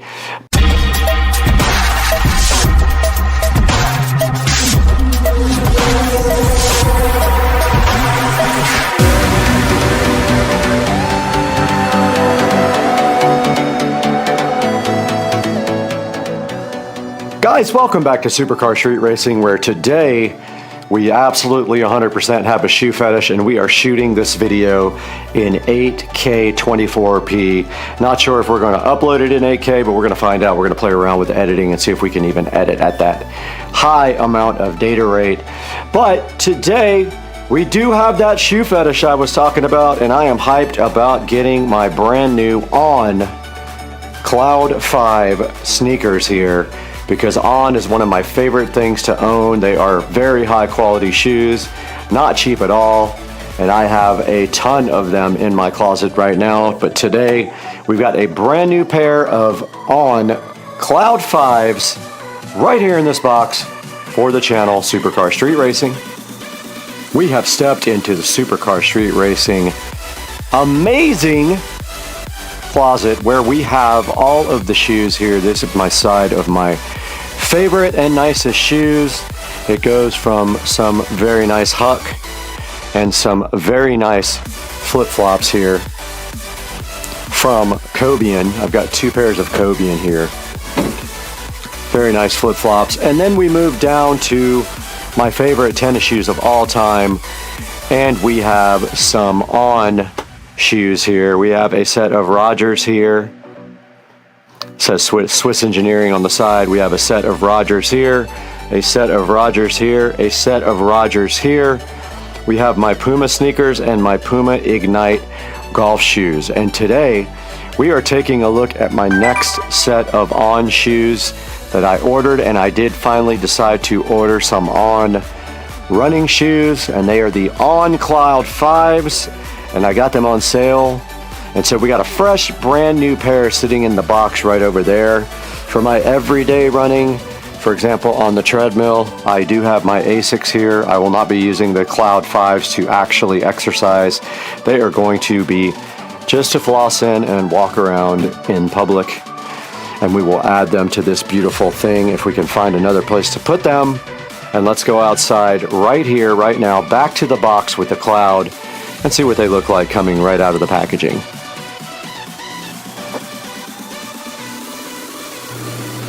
Back in front of the amazing On Cloud 5 running shoes, and you can see that right here we have a fresh unopened box. And online these go from anywhere from $159 to $205.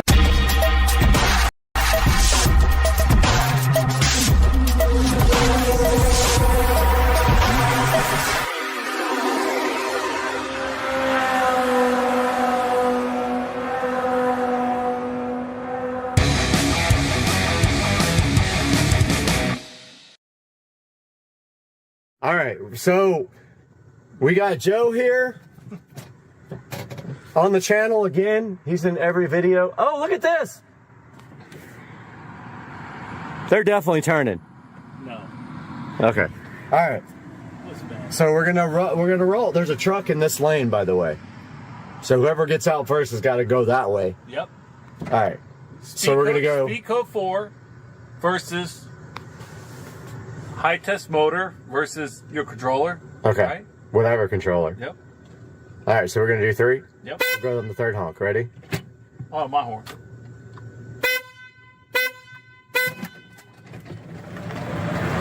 Oh, you smoked me!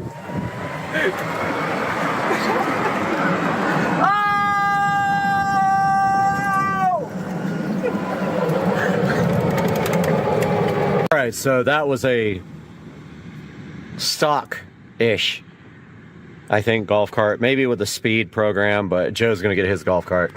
And his, I think, we'll smoke this one, pretty sure. We got 50 volts. So we're just waiting on Joe to come out here for the races. All right, I have a secret method. I'm gonna brake boost on him. He doesn't even know it.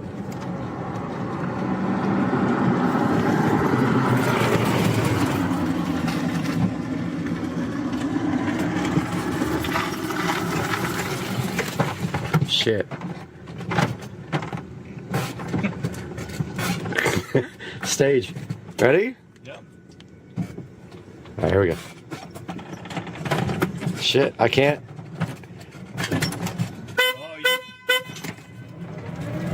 Ah!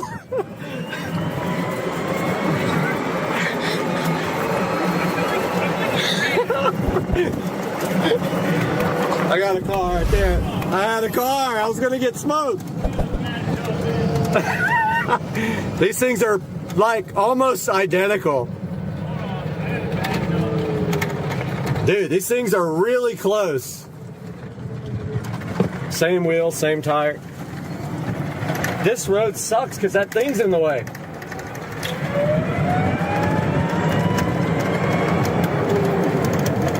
So I thought I could brake boost, but you can't hold the brake. No, you can't. It turns off the motor, so you gotta like, Yeah. you gotta barely put it. Just say when you're ready. All right. 1, 2, 3, go. Oh! Yes!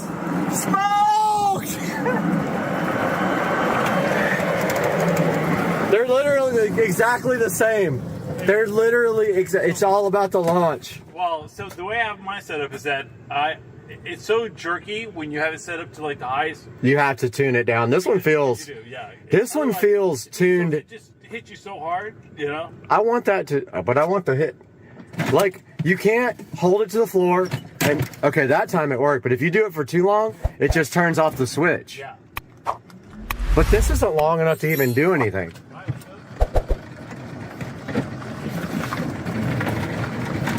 Oh, you want to go out here? All right, so how do you actually brake boost it? Like, It's not it's one, not super you ready? car straight Ready? racing. This is 1, super- 2, 3, go.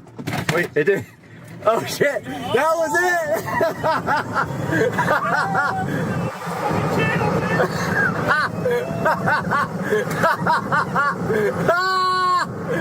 Yes! I'm coming up on you! I'm catching you! I'm catching you!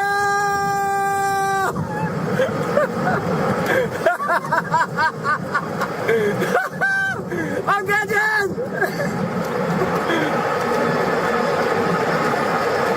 These things are like the same, man.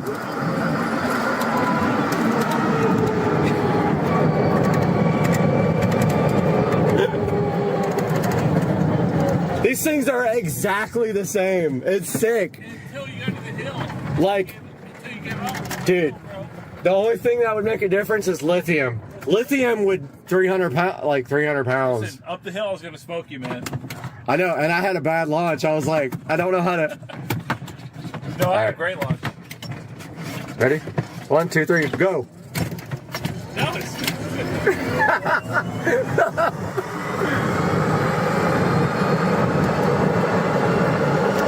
Oh, I'm coming! I'm coming!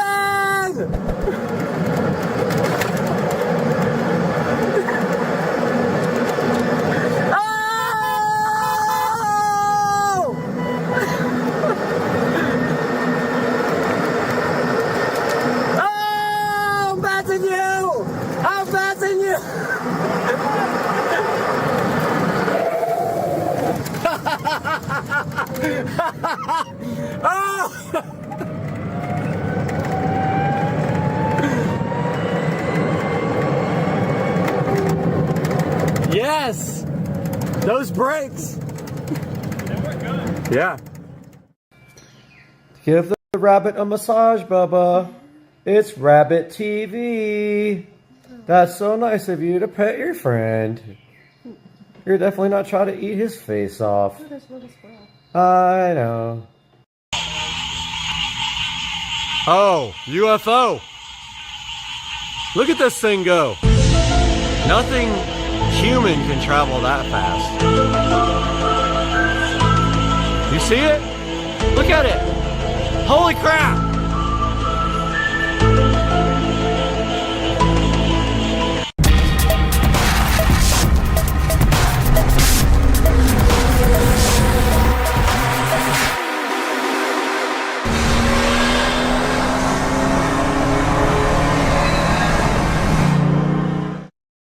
Making some air fried chicken thigh cutlet thingies, and we got 2 big boxes from Amazon here. This should be the in-ceiling speakers, and this should be a couple of hose reel things and one of our wall plates.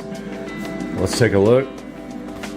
Live unboxing, not live, but you know what I mean. So I've been waiting for these. They weren't supposed to come till Monday, but I got a free early present here today. Now, the wire won't be here till Monday. I bet I have enough wire to actually get this done, but I'm gonna wait till the other wire comes in and run fresh wire up there. So that'll be Monday, so I can cut the holes and paint the ceiling tomorrow. That would be my mission for tomorrow. Yep, here they are. I have a bunch of these already. In fact, those are the same ones right there. Just noticed the speaker wires caught in that one. Huh. I never even noticed that. The wires caught right on the side there. Interesting. So yeah, these are the 4 in-ceiling speakers. Pair there, and I was waiting for the actual speaker so I could see how far the lip is on, because after you cut the hole, there's still a lip there that covers the whole area so you don't see it. Was waiting to see what that is so I can draw my hole. Now let's see what's underneath this guy. I went ahead and pre-opened this guy because it's a pain to open with one hand, but this is going behind the television. It is a dual gang, like a double gang, 2 gang for behind the TV. It has power and USB on this side for one part of the gang. On the other side, it has a Cat 6 plug, which you literally just plug right into the back of there. It's got a TV cable plug, which we're not going to use, and it's got an HDMI plug, which you literally just plug in. So the plan is coming from the wall plate at the bottom of the wall. We'll go up through the wall, plug into the back of this, and then in the front, we'll plug this into the TV. Underneath that, we have our hose reels for the side of the house, and they're basically just black with like a star on them. I'll show you guys those when we open the boxes. All right, so inside of the box, one of the lips was actually, one of the cardboard lips was the template. It didn't peel off good. I'll just take some scissors and cut it, but it's actually, I made one out of cardboard last time that was more heavy duty, and see, it's exactly the same. So I did have the right size already, but what I didn't have was the Equalizer, I didn't know what the lip is. So, inside of here we have, I'm gonna be right back and change the lens. So this is what the back of the PDIC81RD looks like. That's what we were looking for right there. We need to measure that and make sure that there's enough room between the edge of where the hole stops and where the trim piece starts on the bedroom wall. So all we gotta do is quickly measure that. So I'm gonna go ahead and grab the tape measure and see what that might be. Okay, so the lip is 3/4 of an inch. So we need our hole to be at least, actually it's less than 3/4. It's 5/8, I think. So between 5/8 and 3/4, we need at least that much to 3/4 to be safe. And so what we have to do is go into the bedroom here and make sure that this hole has at least 3/4 of an inch from the edge of the trim, or this speaker will not go in the hole. So I have a bunch of stuff on my ladder. So I'm gonna get up there and measure that right now. Hopefully not bust my ass on this stool. This is my step stool. Okay, so we have an inch. Plenty. So we have an inch here. So that means our speaker and the lip will fit. So we are good right there. This is actually measured the same as that one. So I moved it over from where I put the hole, and I'm hoping that that actually is no stud up there. If it is, we have a problem. So I'll probably cut a circle out right here and like big enough for me to see in there, or put my finger in there and then test whether there's a stud right here. I can put something in there and run it over. Hey everybody, I got the first hole cut, no problem at all. There are some wires running outside to the speakers outside that literally run right on top of this. So just got to be careful when I put it in, but it does fit. I had to make a little adjustment. It was just slightly too small. I always recommend that you cut on the outside of the line of the template because it's always needs adjusting. So got the first hole cut. I can start working on, it's very messy by the way. So I usually cut and then clean up right away that side. But I got 3 more to cut. I'm gonna do that probably tomorrow. I just wanted to make sure that that measurement was good for the lip of the speaker, and it is. So this one is going to be centered the same way. So they are kind of even. So we'll get this template drawn out after I clean up this mess I made over here. All right, guys. Got the holes all cut and tested all the speakers and they fit. Some are tight, some are not. I made sure on this last one I cut on the outside of the template and it came out good. And this is what I don't want to do. I'm trying to find the insulation. I think I can see it with the camera. What I did with it. This tripod's actually in the way.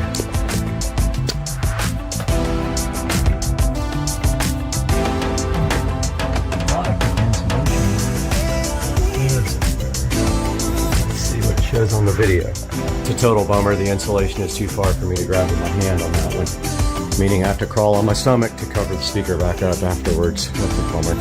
All right, now I'm gonna start the crappy cleanup process. All right, guys.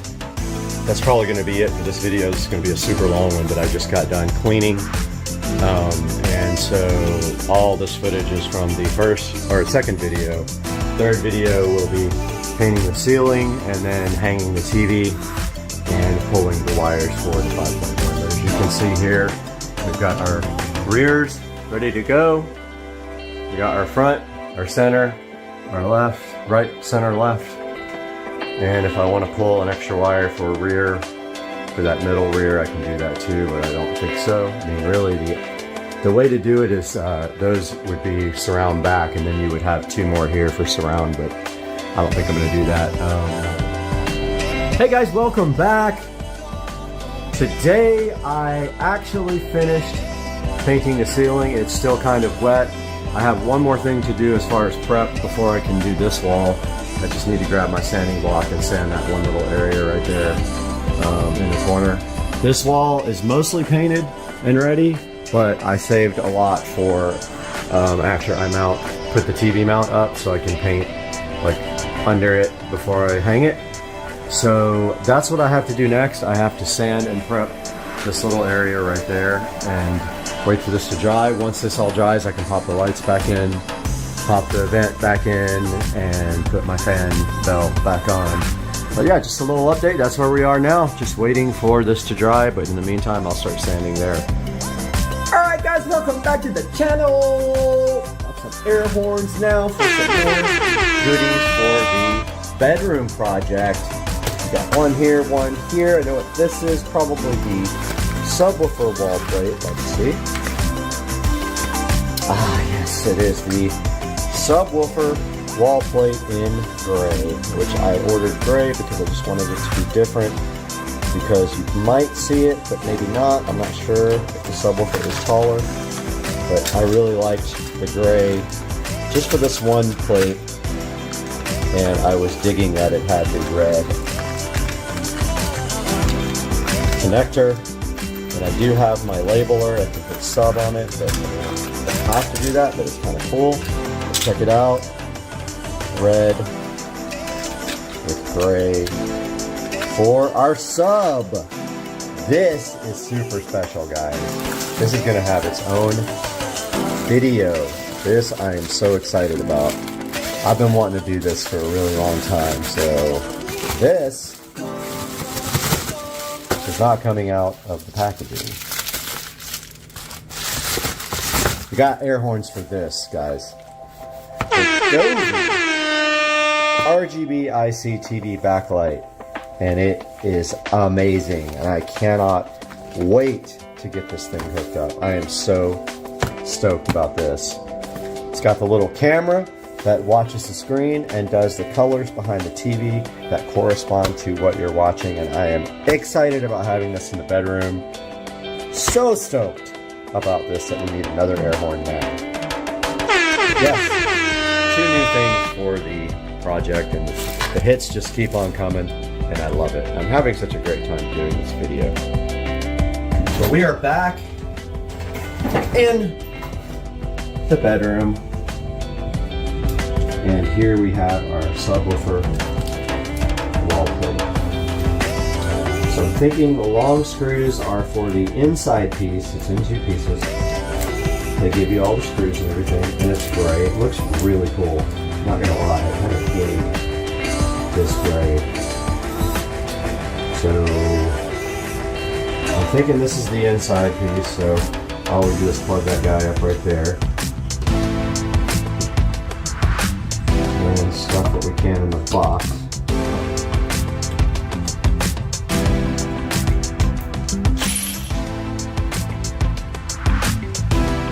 And let's see which holes line up with the that one and that one. Yep. Alright, so these guys go here.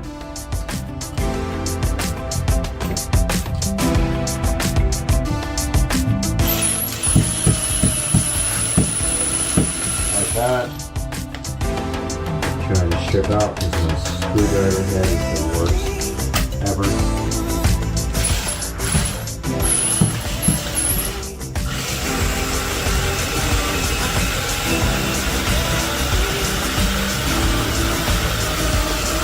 Really long screws, but it doesn't matter because it goes back to nothing back there. So about to strip.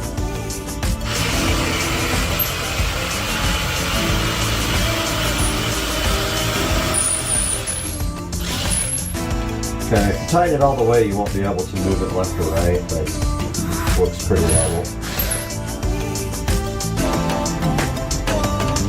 Oh, I forgot our cover plate is going to have regular screws. Yep. Oh, they're Phillips screws. That's unusual for a cover plate. That is very unusual. But I'm stoked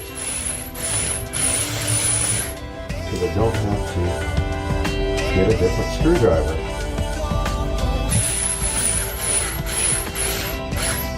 There is our subwoofer plate, guys. What did that take? 2 minutes to install? If you really wanted to, you could get some gray caulk because the paint is gray and put around that to make it seamless. But it is behind. It's going to be behind everything, so I'm not that worried about it. Let me stop and get a better shot. All right, there is our subwoofer plate. Looks awesome. It literally is the same color as the paint. That's pretty cool. Guys, air horns. It looks amazing. I love the red freaking color.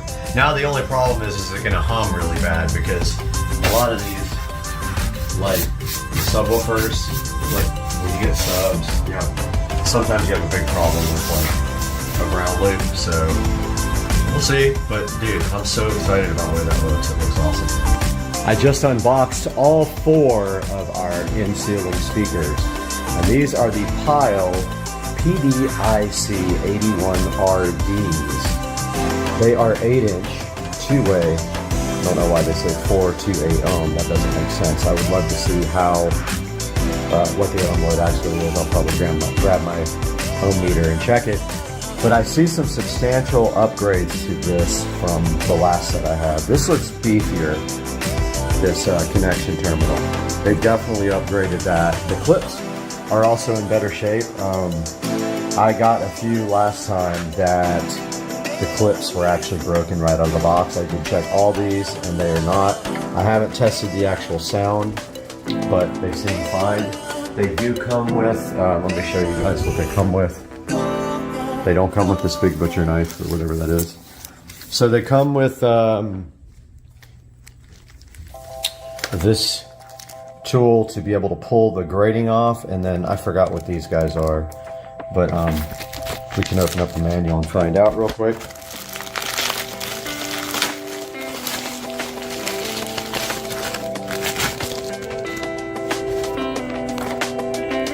Okay, got the manual open. It looks like it's for all of them. Kind of shows you about the placement and shows you their in-wall as well. You can do them in the wall or in the ceiling. And doesn't really say what the other little thing for is in the bag. I think they're like for anti-vibration. I can't remember. Let's see. Yeah, it doesn't really say. No big deal. They're super easy to install. It comes with a template right here on the actual box lid. So it's actually part of the cardboard flaps. This might be the box that I removed it. But now there's the template. So you just, pop that out and then put it on the ceiling and draw your circle. And so these front grills actually pop off with that little tool that hooks onto them. And then you just pop them back in after you install the speakers. But that's the Pile PDIC 81RD. We'll take another look at these when we actually install them. There's the Pile support card. That's all for now, guys. All right, a final update for part 3 of the video.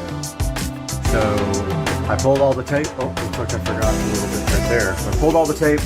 I just have to put that back in. Let me go ahead and do that before we say goodbye, and we'll end it on that note. Okay, we have our freshly painted AC vent here, register, and it is ready to go back up on the wall, just like this. Got these two super long bolts, and it needs to face this way. It's almost at the top of my reach. Yes, it is, in fact. So we're going to need our stool here. I to grab that spool. This thing that's going to kill me one day. As I fall off of it. And we need... Feels good, the air is actually on. Okay, so this guy needs to face that way so that the airflow is correct. So, need to this down for a second. Get this in.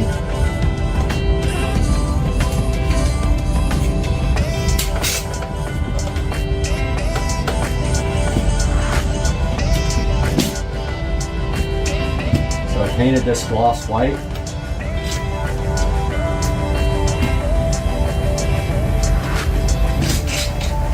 Okay, where is the... This is going to be a pain, isn't it?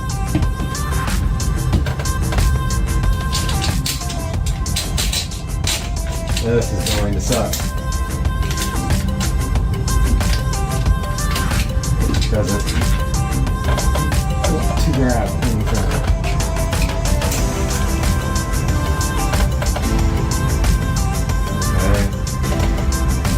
Trying to see where it was kind of forced in there.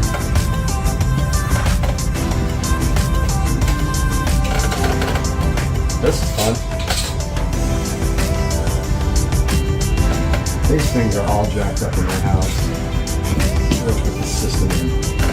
Originally did a bad job.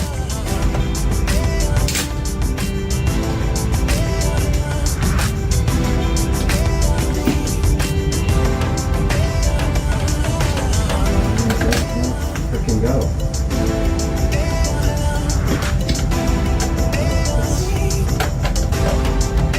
It's in something.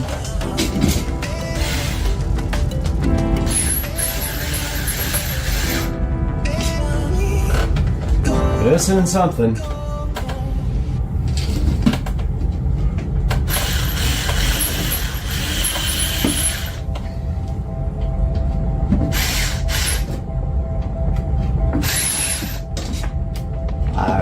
Nope, that's not in anything. Gotta make sure it's catching something up there. And I think this stuff is off to the side.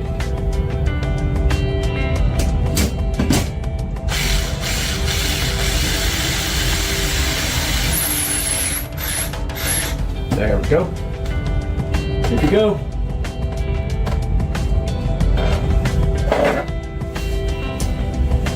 And while we're up there, let's go ahead and get that last little piece of tape off.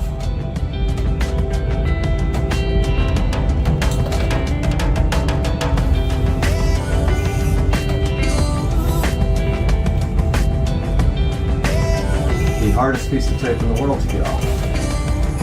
There we go, guys. Hope you enjoyed the video. We will be working on the next part today. What's up, guys? Welcome back to Supercar Street Racing. We are here in the SCSR compound kitchen. And as you look around at this wonderful kitchen, there's some stuff behind me here that we need to talk about. I want to jump on camera real quick and tell you guys hello and thank you for supporting the channel and subscribing and also buying all of your merchandise through any of our affiliate links. Please click on any link in any video and buy your stuff from Amazon. It helps us out greatly. It does give us $1 or $2, but today in the kitchen we have a different mission. We have something sitting on the SCSR table that has nothing to do with this purple folder, but we do have Boom Sounds as a proud sponsor of Supercar Street Racing, and I am giving these away to a commenter that leaves the best comment in the description of why Boom Sounds is the best name ever created for earbuds. And right behind me on the table right here, you do see the Boom Sounds sitting so fresh and so fly and ready to be opened. by Supercar Street Racing and reviewed for you guys. So why don't we get to business here? Let's get this opened up. Let's check it out. Let's listen to it, pair it to the phone, see what it sounds like on Supercar Street Racing. Let's go.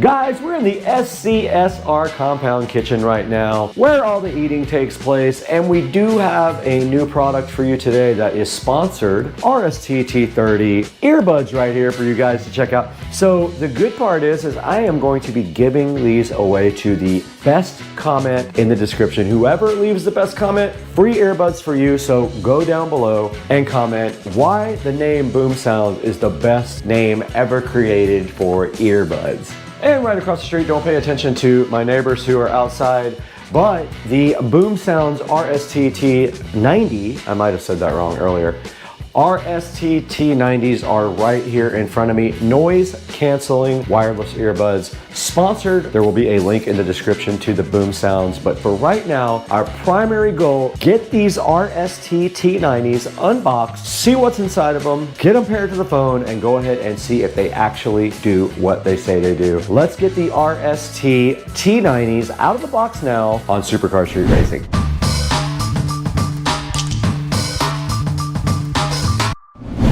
Directly in front of me are some little tiny pieces of a log which have nothing to do with these Boom Sounds RST-T90 noise canceling wireless earbuds that we were so graciously donated by the company as a sponsor for Supercar Street Racing.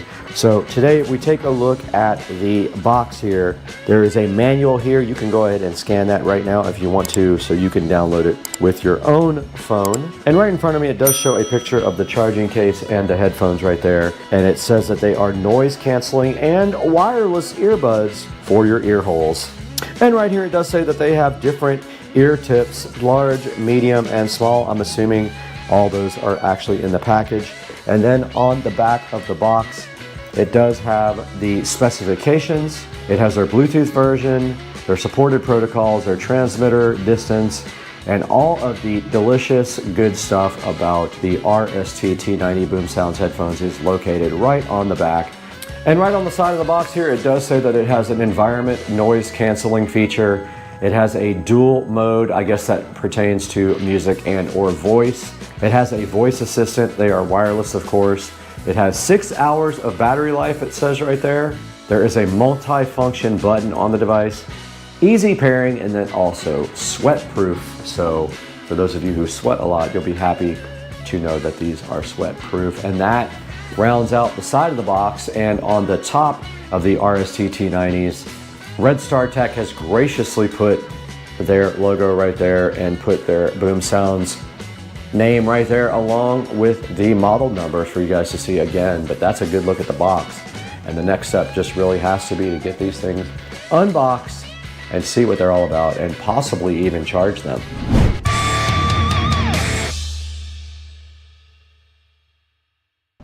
Right in front of me in the SCSR compound kitchen, and also directly in front of me, are the Boom Sounds RST-T90s that Boom Sounds, and they're not really Boom Sounds, it's Red Star Tech, but Boom Sounds is the best name of any product ever. And so let's go ahead and use the patented SCSR scissors to get the Boom Sounds opened up so we can see what's inside. And the first thing we have is the plastic condom, and I'm giving these away to the best comment about why Boom Sounds is the best name for any product in the world, especially earbuds.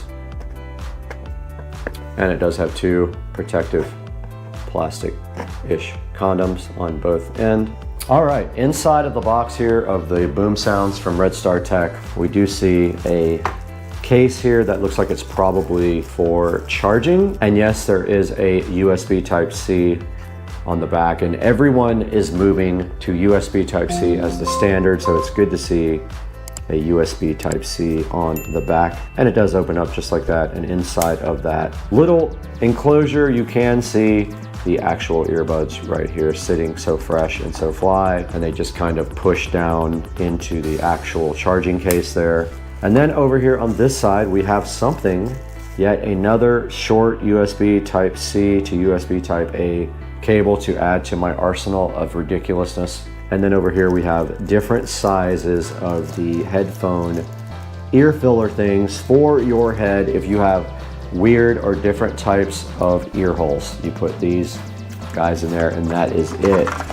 Underneath that we have a little user manual. Now let's see what this says real quick. All right, taking a deep dive into the user manual here for the Red Star Tech Boom Sounds earbuds. The first page just shows you their Facebook, their X profile, their Instagram, and their email support. And then there's an accessory list here. This comes with the actual charging case, the earbuds, and then a USB charging cable, and some extra tips for different size ear holes like this one. And then down below that you can see it is compatible with the Android smartphone and iPhone. It is compatible with laptops and tablets. So it does support both iPhone and Android. And it shows you how to operate the different modes on the actual device. There's a call mode and a music mode, and to change the mode, you follow these instructions right here. And there is a Google Assistant or Siri option right here. Okay, the last page of the manual just does have specifications about Bluetooth earbuds here, and then it has instructions on getting started, how to power it off and on, how to pair it, and then also reconnecting the earbuds and other things like that. You can go ahead and check out what you're going to have to do to get started with your new earbuds. All right, so the last page does just have a reward. They're giving you a reward on your next purchase for buying the Red Star Tech Boom Sounds RST-T90s. So go to the back page of the manual when you get your Red Star Tech headphones here, and go ahead and get your reward so that if you want to order another pair for someone else, you can do that. All you have to do is simply scan the QR code on the back page and go ahead and get a reward for your next set of headphones or any purchases in the future that you wish to do in Red Star Tech.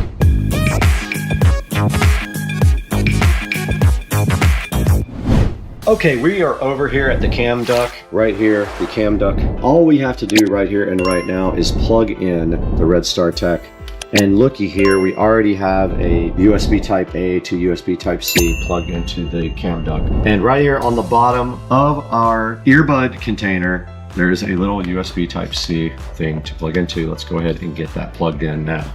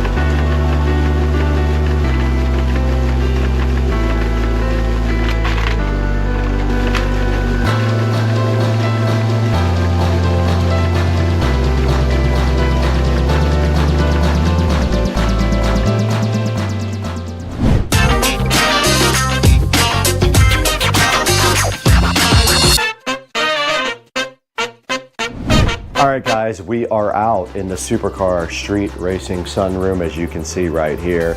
And I just got done with my workout using the Red Star Tech earbuds. When I turned them on, they were beeping, and I read on the manual that that may be related to a command that was issued wrong to the earbuds.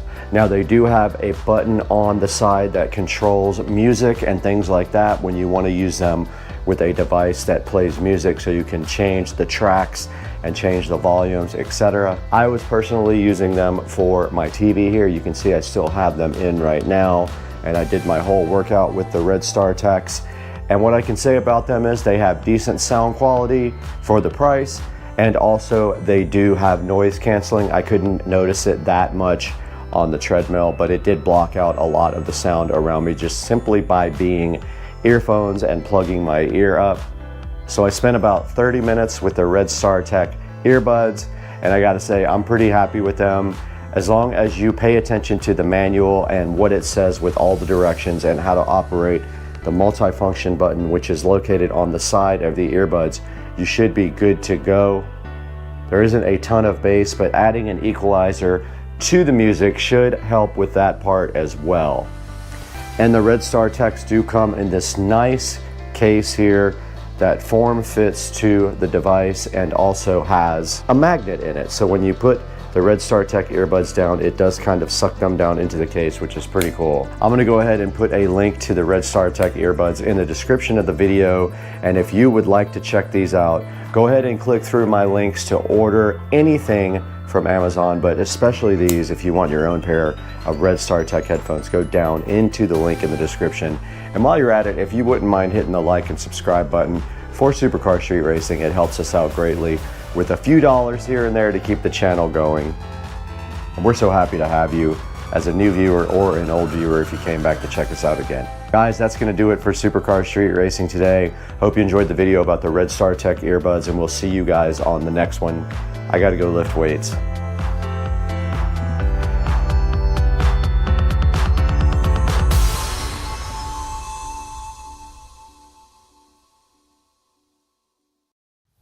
Hey everybody, and welcome back to Supercar Street Racing. And today we've got another unboxing and review for you. This is the Winbridge S388 voice amplifier. You can see the box right here in my hand.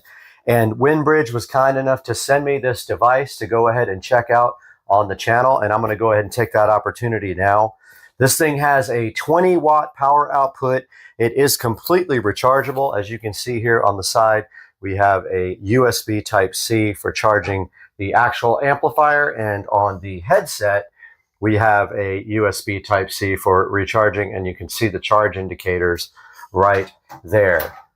Now, so just taking a look at this amplifier really quickly, this does have the capability to play back Bluetooth. So you can pair this device with any other Bluetooth device and play right through the built-in speaker here. It also can play music from a USB stick, which you plug in right here in the side. Also on the side here, we have a USB Type-C charging port. We have an auxiliary jack, and what that means is that we can connect any device that has a 3.5 millimeter headphone jack right to the side here and play through the speaker. And then we can also connect a wireless mic to this, an auxiliary microphone. Now on the top of the device, you see here there are controls, and that is for playing back music via Bluetooth or the included USB jack here on the side. We've got our volume control right here, and we've got this nice strap right here that is included with the Winbridge S388. Here's a look at the headset. There is no earpiece on the headset. This is only a microphone, and you can see here the charging indicators on the side, and the microphone is adjustable here on your head and fits quite nicely. And that part goes in your ear, even though there is no earphone in there for you.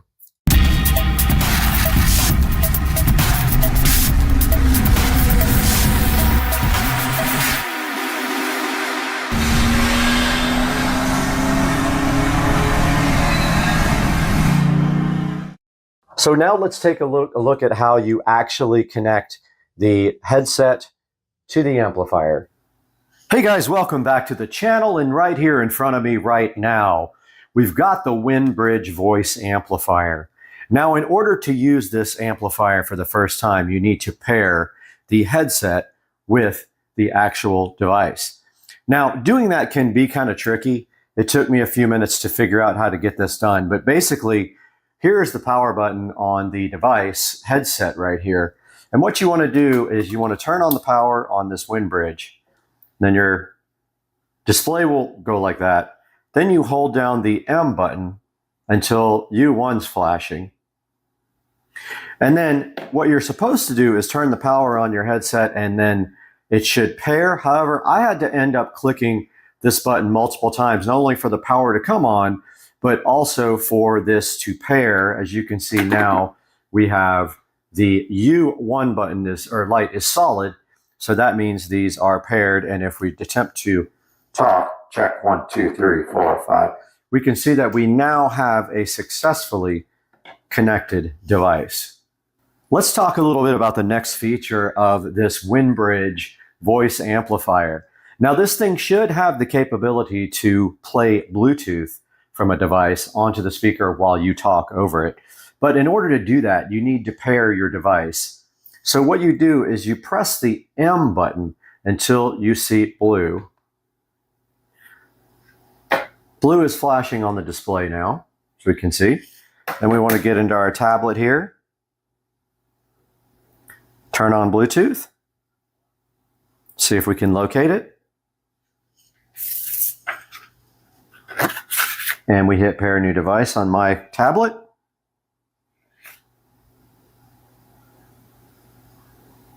And looks like this S388 is right here.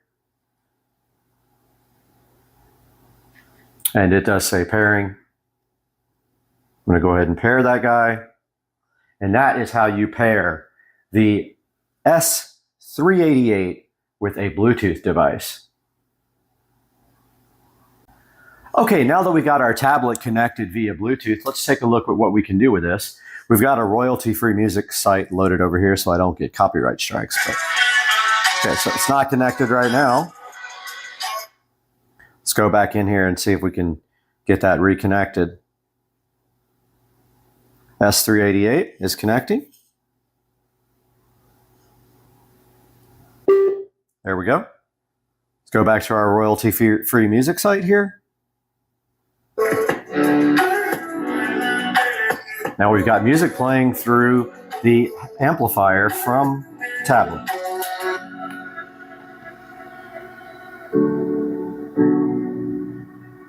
And we can get that quite loud.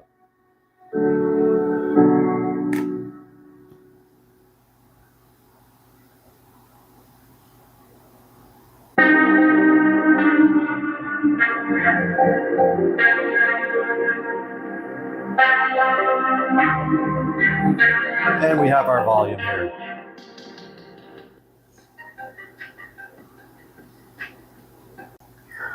Taking a look again at the WindBridge voice amplifier, we can see here on the side that we have jacks for both a microphone, auxiliary microphone. We've got an auxiliary input. That way, if you want to feed, let's say, an MP3 player or your phone output, we can do it there. Also on this side, we have the charging port. So this is a USB Type-C charger. We also have a USB port here, which is interesting because you can actually plug in a USB disc with music on it into this port and play that as well. We are taking a look now at the WindBridge capability to play music directly off of a USB stick. Here we've got a FAT32 formatted USB stick. And if we look on the side of the WindBridge amplifier, we've got a port here for USB. We'll go ahead and plug our device in there. And it went ahead and started playing. So now we are playing royalty-free music, of course, off of the WindBridge. And at the top here, you can actually go to the next song. Now, you cannot speak over the music with the headphone. It does not support that capability, and we can prove that here by testing out the headphone. It does not work. But that is the capability of this guy to play USB right there.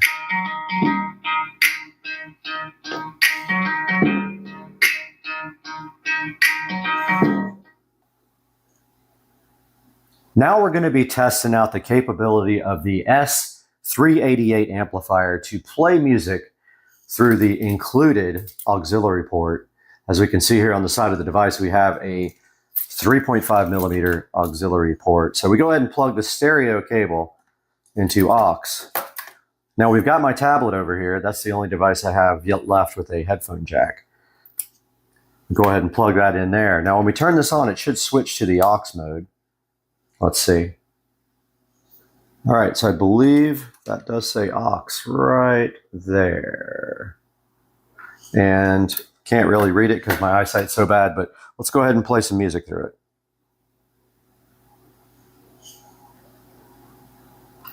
Okay, I accidentally switched it off. We got nothing. So it said it would switch to auxiliary automatically after you plug it into the auxiliary jack. And it should say aux on this. It does not. I'm going to attempt that connection again. There it goes. So I had it off when I made the connection. There is our auxiliary. And we can switch songs here. You can see here on the tablet, we're just using our little auxiliary cable here.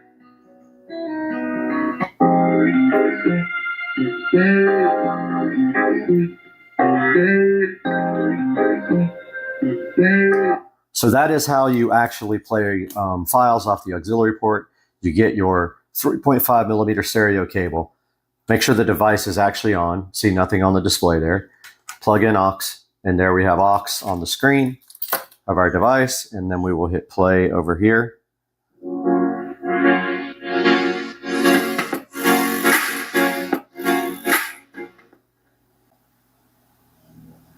Taking a look at some of the accessories that come with the S388 voice recorder. First thing they give you here is a USB Type-C cable. Looks like it might be, I don't know, 4 feet long here. So that is included with the device. They also give you a nice mini headphone stereo cable. So that would be useful for hooking up a phone with a mini headphone jack output or a MP3 player to the port on the side here that says auxiliary right here on the S388 voice amplifier.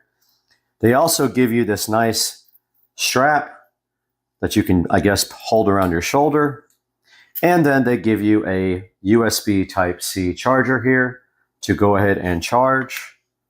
So those are the included accessories with the S388. Okay, now we're taking a look at how to actually charge the S388 headphones and the S388 voice amplifier. And first, let's take a look at the voice amplifier here. On the side, we do have a USB Type-C charging port here. They give you a USB-C cable here. If you'd like to charge it with the one they included, you can simply use their charger and put that directly into the charger there. And we will go ahead and plug that into the wall up here. And now on the side of the device here, there is a USB Type-C. We're going to go ahead and plug that in. And you can see here the little battery indicator is lit up on the front of the device, indicating that it is charging. And it does show you, I believe that is the percentage of battery charge here, we can see. And if we take this same USB Type-C and unplug it, you see our display disappeared. Let's plug it into the headphones here. It's actually a microphone. I keep calling it a headphone. So I noticed right away that it does not show you the state of charge when it is off. And it did this to me a little while ago. I could not actually get the lights to come on until now it's on right there. So to me, that looks like a single dot for state of charge. So let's see what happens when I put in the charger. Okay, now we do have our charging indicator. I was trying to figure out how to get that on. So what I did was I pressed power first till the green light came on, and now the charging indicator is on. Back with the S388 amplifier, and we're taking a look at the strap that is included with it and how to install that. So pretty simple. You honestly just have to take this thing here, either side, Does not matter. And clip that directly onto one side or the other. As I say that, it's tricky. Got that on one side, and there is an adjustment in the center of the strap here. Go ahead and make sure the strap's not twisted, but it doesn't matter because it has these things that spin around on the end and keep it oriented. And then there is your strap for your S388 voice recorder for convenient carrying around. And if you have some presentations or anything to do, it'll make it easier for you to put this on your shoulder and just makes its ease of use much, much, much better. Okay, now that we've shown you some of the capabilities of this device, how you actually connect some things to it, let's go ahead and test how this thing sounds. Okay guys, welcome back. We've got the S388 voice amplifier connected in auxiliary mode here. And now what we're going to be doing is testing the sound from across the room. Not very scientific of a test, but it still will tell us kind of an idea of how loud it is. So we're going to go ahead and hit play. Turn the volume up. And step back to the back of the room.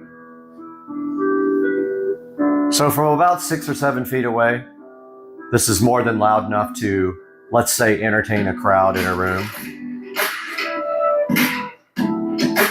A little bit of distortion, but I mean, it is usable. Moving closer to the device now.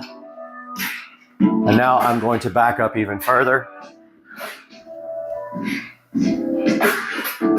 Okay, we are probably 20 feet away now. It probably would still work for a small crowd in a big room.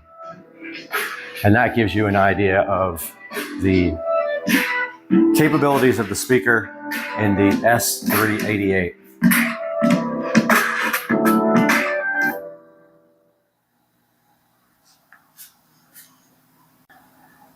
Welcome back to the video, and we are now going to test the microphone from kind of far away. Now we've already got it on, and we held down the M button until U1 appeared on the display and is not flashing. That means we are ready to test. So we're going to step back for 5 feet. Check 1, 2, 3. Check 1, 2, 3, 4, 5. Plenty loud enough from 5 feet away. Let's step back to about 10 to 15 feet. Check 1, 2, 3.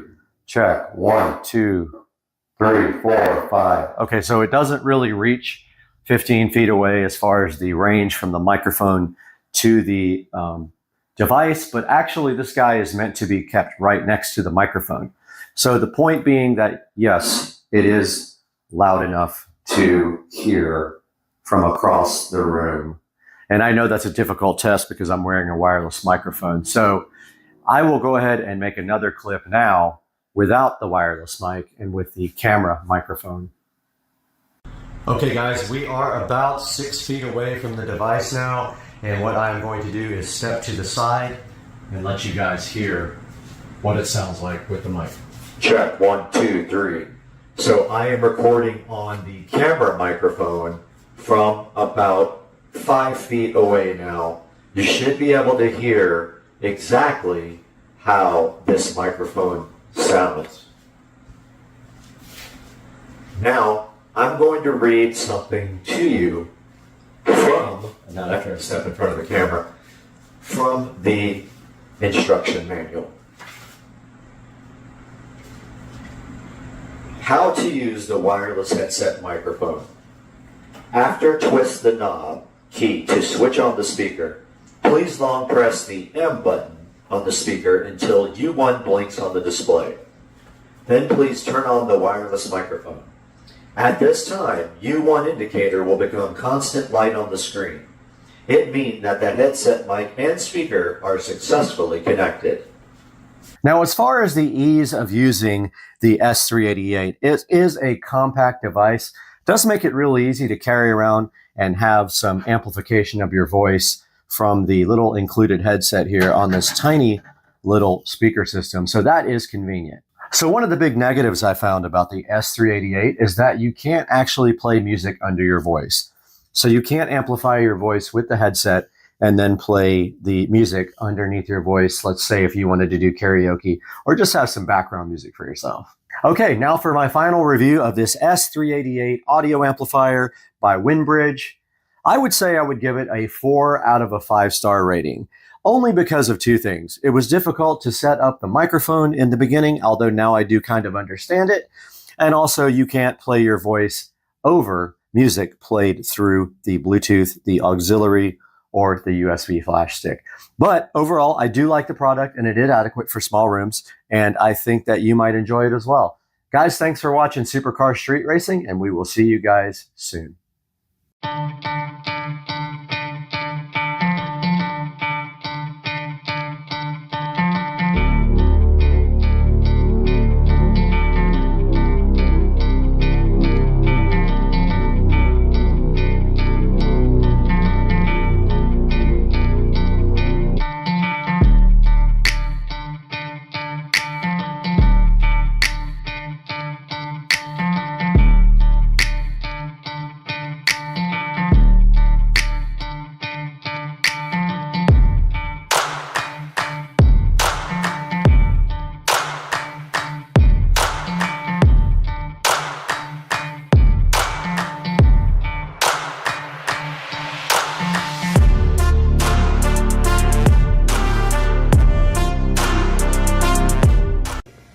Bubba loves Cat TV. He can't stop watching it. Right, Bubba? It's Cat TV. Look at the tail going. He loves Cat TV. Now we are fully lit tonight.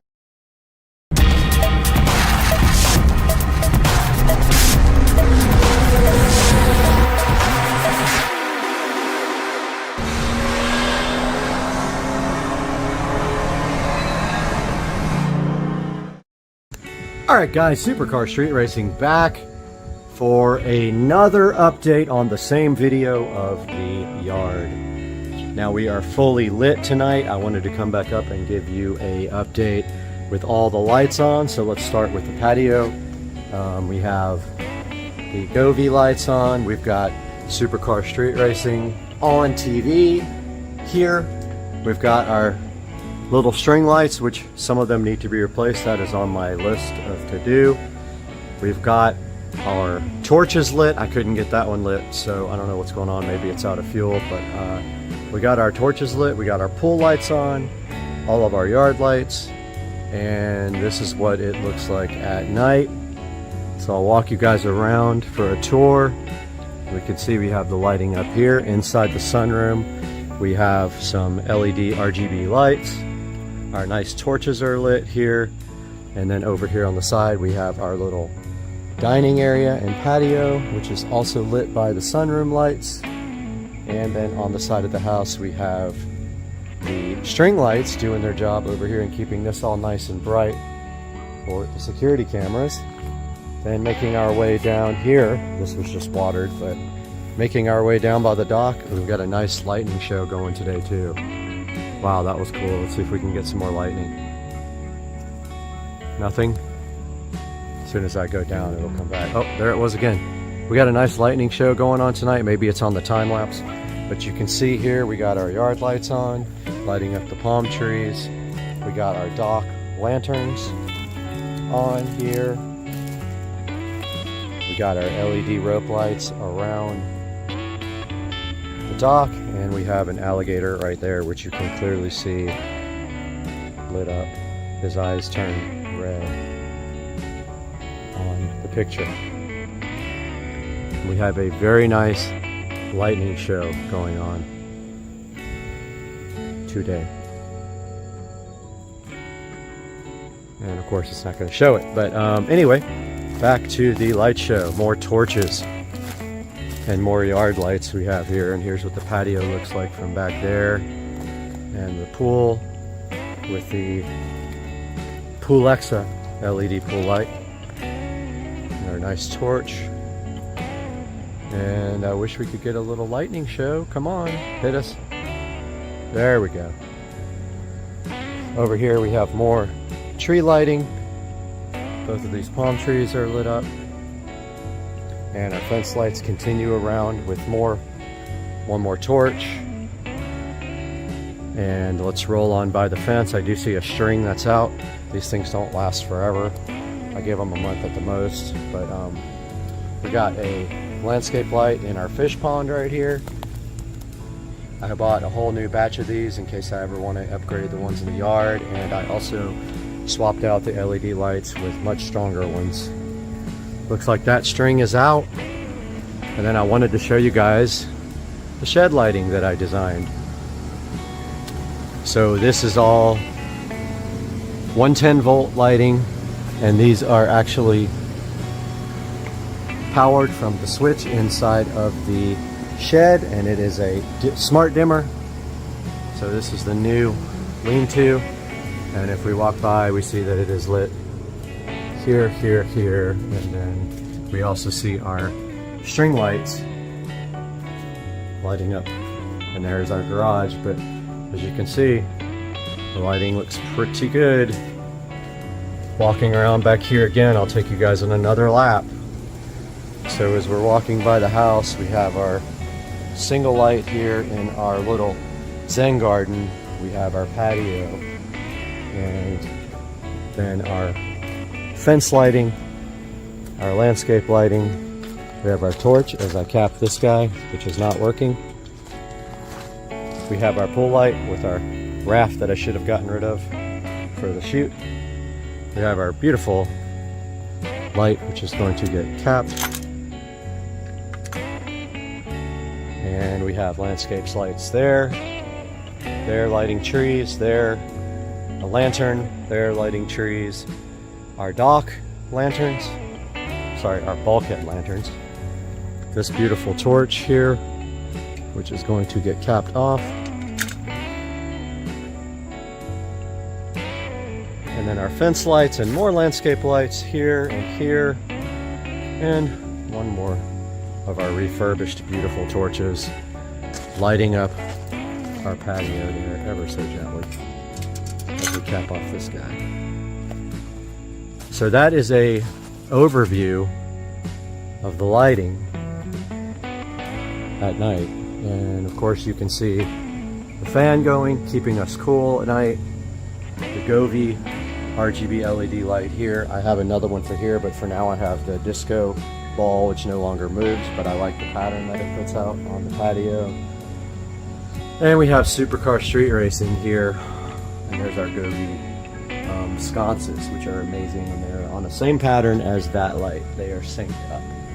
Guys, I hope you enjoyed the video, and I hope you enjoyed the lighting, the project as much as I did. And I cannot wait to get this video out to you guys. I'm gonna go edit it right now, and I hope you guys have a great night. Please like and subscribe. Supercar Street Racing. Hey everybody, and welcome back to the channel. Supercar Street Racing here. Hope you guys are having a great day. And today on the channel, you are going to see me start on part 5 of the huge golf cart audio install, where I am actually wiring up 12 volts into the front of the golf cart.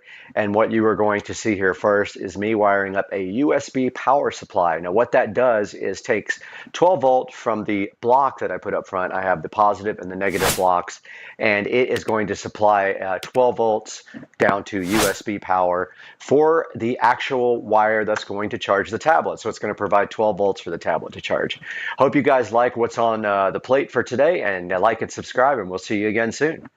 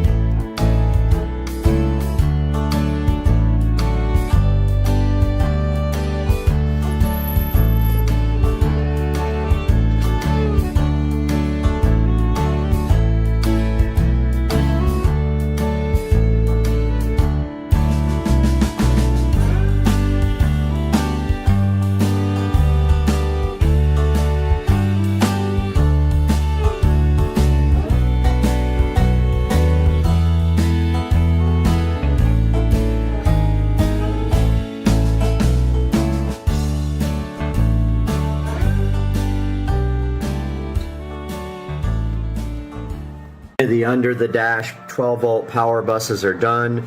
The USB cable is done for the power for the tablet. It comes through the dash. There's already an opening there. And it comes right above the key. It doesn't get in the way of the key.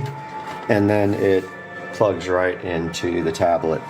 All I have to do now is install the front speakers and then button up the dash.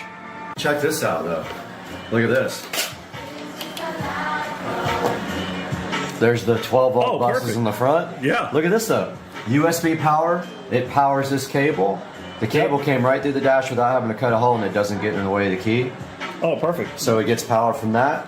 So what the next thing we need to do is, I'm working on the fuse block here.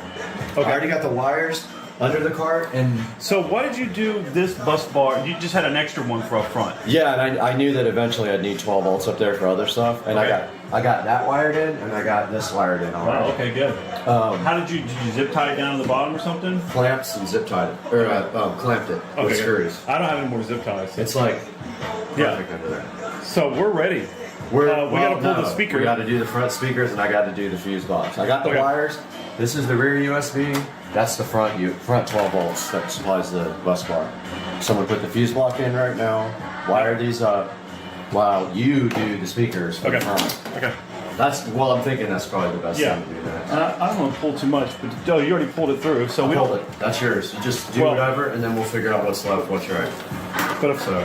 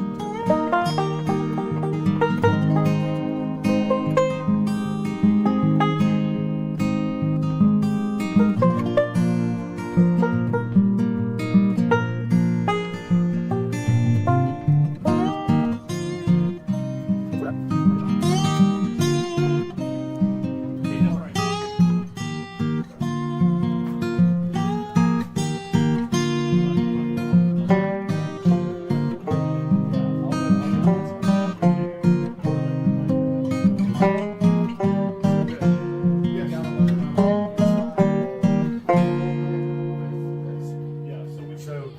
your thing's gonna go. It's gonna slide in underneath it like that.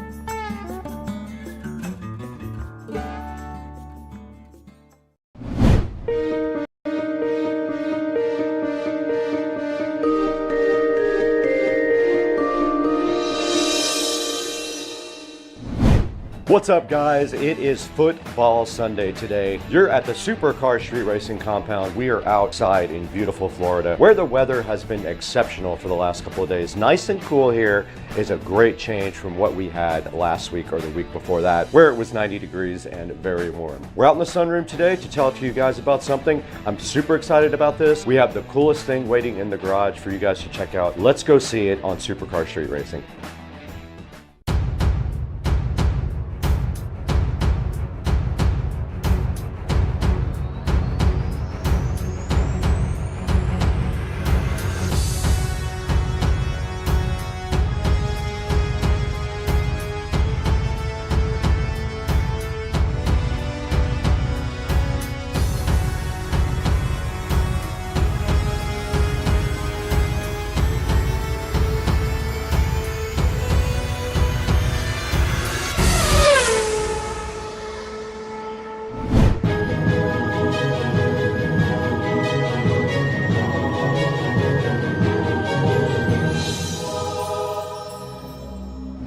We're out in the Supercar Street Racing beautiful compound garage today with something very special. I'm hyped about this product. Easy Era sent us this awesome digital clock to check out. I'm shooting some video on the other camera of that right now. Now this thing is very cool. It features lots of cool things on it. It does a lot of neat functions, and we're going to show you some of those today in this video. Now this thing is a 10-inch clock. It has a remote control with it. It does digital music sync, RGB atmosphere light, low reflectivity. It shows the temperature. It has a nice LED display, dual alarms, and it can Bluetooth sync to adjust your time. Now I have the remote control right here in front of me. I'm going to show you guys this as well. This is the remote for it. Now we will play with some of these cool features on this remote a little bit later when we install this in the Supercar Street Racing Studio, because that is my intent. This thing is going to look cool in the studio. Why don't we get this thing on into the studio and try to start the installation process on the clock?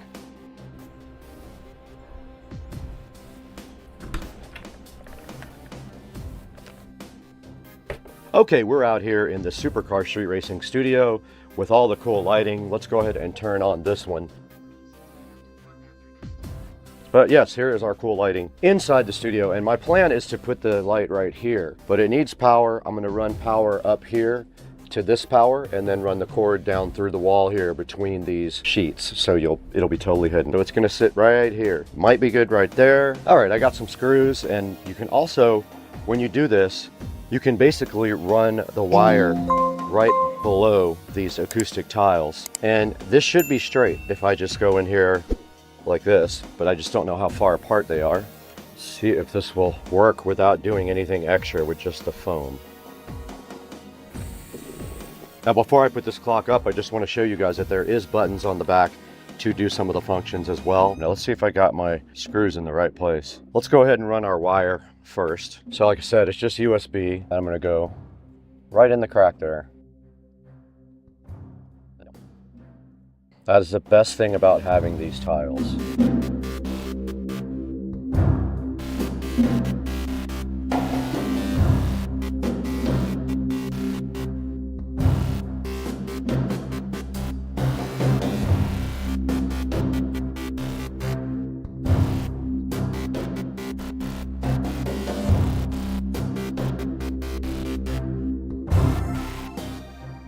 There is our clock installed, and it looks great on camera. You can see it on camera right there. You can see it on OBS Studio, and that's what it looks like. You can see behind the clock the nice glow that it emits on the wall right there. Pretty cool little light. Now there are some functions that it does as well we need to take a look at. There is a remote control included with it right here, and also some nice instructions on how to use this thing, but you can sync it to your phone via Bluetooth. I'm going to show you guys how to do that now. By pushing the Bluetooth button on the remote control, it does say BT right there. Okay, I'm in my Bluetooth settings. I'm going into details, and I'm looking for the Easy Era. There it is down there. I'm hitting it, pairing. I hit the pair button. Let's see what happens. I hit allow, and there we have it. The time and the date and the temperature are perfect now on the Easy Era digital clock. Now this thing does also feature alarms as well. You can set the alarm with the clock button or with the remote control. You can also set the volume of the alarm. Here's the button right here, lower left. And those are all less bright. I want it most bright, so L1 is the highest you can go. L2, 3, and 4 are darker. Okay, if you press the light schedule button on the remote, that lets you schedule, you can actually schedule it to turn off and on. Now there is also a music sync button. If you press the music sync button, it is this little music note here. You can adjust the sensitivity. You press and hold it again to return to the previous state. So for example, now we are on music setting, and you can see the back of the light responding to my voice, which is very cool. I love that. There's the next setting right there. And then there's back to normal. There's also a count up timer that you can run on it. There are 12 and 24 hour switches on it. Now you can also change the display color by pressing the display color button on the remote control. Let's find that button. All right, it went to green, blue, purple, white almost, yellow, red, light blue, green. Oh, and then you can go through all the other ones. You can individually set, oh, that's cool. And that one's going through all the colors by moving up and down through them. That looks awesome. I love that.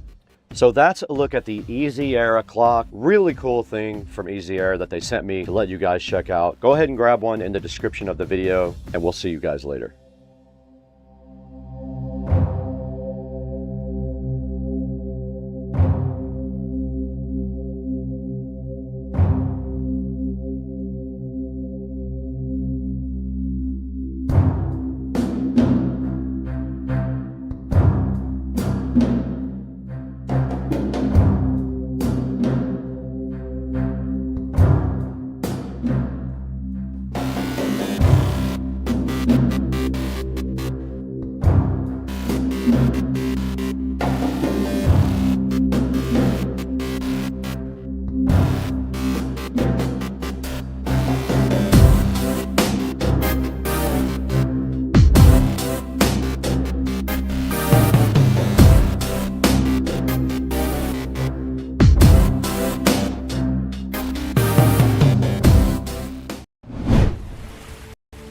Do you think we have enough cameras?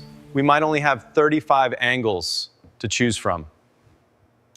What's up, everyone? Welcome back to the channel. And today we are checking out something that is honestly pretty unique for content creators, streamers, and anyone looking to level up their video setup without turning their whole studio into a cabling nightmare. That's right, both of the camera angles you're seeing today are coming from the eMeet Pixie wireless cameras. Today we're hooked up via USB, but you can hook them up just as easily wirelessly, and eMeet also supplied the tripods you're seeing in the video today. Now, what makes these cameras extremely interesting is that they're designed to be so flexible. You can use them just like we are today, wired up via USB, or if you want to go wirelessly, you can do that as well. And you can create content without being tied to a desk. And if you're somebody who shoots YouTube videos, live streams, tutorials, product reviews, or podcasts, or even remote production, this might be a camera system worth paying attention to. Now, throughout this video, we're going to cover the specs and features of the Pixie Wireless, what makes it different from a standard webcam or creator cam, a quick look at the eMeet Studio software running right here, the eMeet mobile app, and whether this makes sense for your current content workflow. So let's jump right into it. Joe, roll the clip from behind both cameras. Welcome to Supercar Street Racing, where tech, tools, and powerful ideas come to life. We test cutting-edge gear, phones, flashlights, AI tools, and more. Everything you see is real-world, hands-on, and pushed to the limit. You're part of the journey. Every review, every challenge, every discovery. So hit subscribe and join us as we explore what today's tech is truly capable of. Now let's start with the hardware and what the eMeet Pixie brings to the table. First off, this is a wireless pan tilt zoom camera. It can follow you around while you shoot using artificial intelligence. And it does this the whole time you are recording, just like what you're seeing right now. And one of the standout features here is the AI-powered auto tracking, meaning the camera can automatically follow your movement so you stay framed while walking around, just like I am right now in the SCSR Studio A. And it can do this while you're presenting, filming products, or even recording solo content. And it even supports gesture control, so you can activate tracking without constantly touching settings. Now for video quality, these cameras shoot at 4K 30 frames per second. However, if you'd like, you can back that down to 1080p and shoot at 60 frames per second for super smooth video quality, which is fantastic for creators who want flexibility in their workflow. Now, under the hood, this guy uses a Sony 1/2.55 imaging sensor, and paired with a dual camera system for improved subject recognition, and that gives more reliable tracking performance. When I was working with the eMeet camera, it tracked me the whole time with no issues. And according to eMeet, this lets the camera stay locked on even faster subject movement and more dynamic scenes. Now, another great feature of these cameras is HDR. And what that does is help preserve detail in highlights and shadows. So if you're filming in tricky lighting situations, like bright windows behind you or even these bright lights in front of me, or uneven studio lighting like we have here, the camera is designed to balance this out better. Now, I know you can see the wide field of view here. This camera shoots at 97 degrees field of view, which is great if you're filming at a desk setup, a podcast table, a workshop, a garage, or if you just want more of your background included in the shot. And since this is the wireless version, battery life matters. And eMeet says you can get up to 8 hours of wireless runtime, making this useful for mobile shoots, outdoor content, live stream events, or locations where power is just not convenient. And connectivity is also very flexible here. You can do USB connections with wires like we're doing today. You can go wireless. You can go wireless with multi-cameras. You can do phone-based camera switching, and it supports RTMP for streamers and creators. There's also an SD card slot on it if you want to record directly onto the camera, and that supports up to 1 terabyte. Now, one feature content creators will really appreciate is the ability to do wireless multicam. This lets you switch between multiple Pixie cameras without a complicated setup. And that could be especially useful for YouTube studios, interviews, podcast setups, or live productions.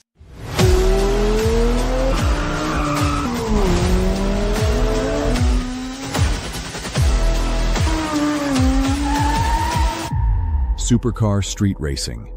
Drive luxury, live speed.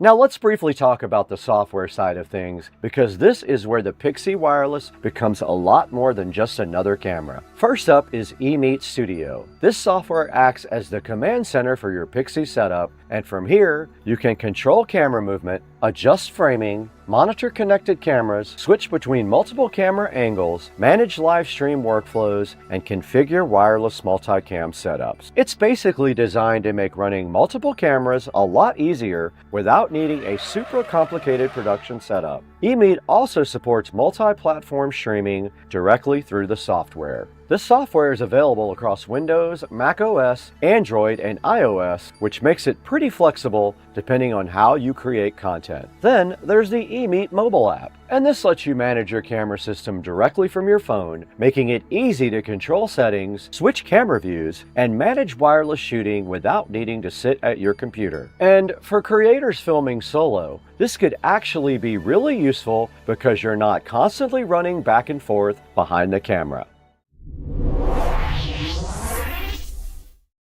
All right, what's up everybody? So this is so interesting. We are out here live for SCSR Studios. We're out at the pool. We've got our double camera configuration going on. I could switch between both of them on Twitch, but I wanted to show you guys how cool this is. Like, I'm walking around out by the pool and we have 2 wireless cameras out here. This is one of them right here.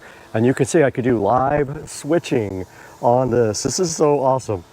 And then I can come back in here and see you guys underneath the patio. So these are the eMeet Pixie wireless cameras. We're streaming right now at 1080p on both of these, and I have full control right here in my app. You guys can see right here. This is my first Twitch stream ever. I've never done this before, and I'm so hyped about doing it. And eMeet wanted you guys to know about the eMeet Pixie wireless camera, and I'll be honest, I can see so many ways I could use this in the future to do live YouTube streaming. But right now, it's hot in Florida. We're out by the pool. You can see the pool right here. Look, that's the pool right there. We're out here right next to the pool with this guy, and it is tracking us. Look, watch. It's literally tracking me by the pool.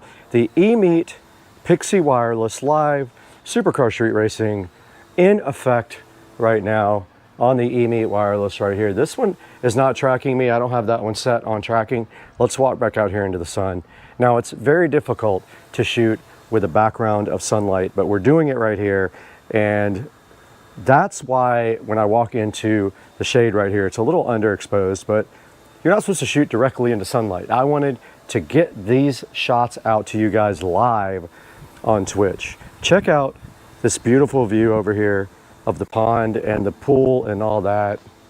And that's gonna wrap it up. We are live, SCSR Studios, Supercar Street Racing on YouTube.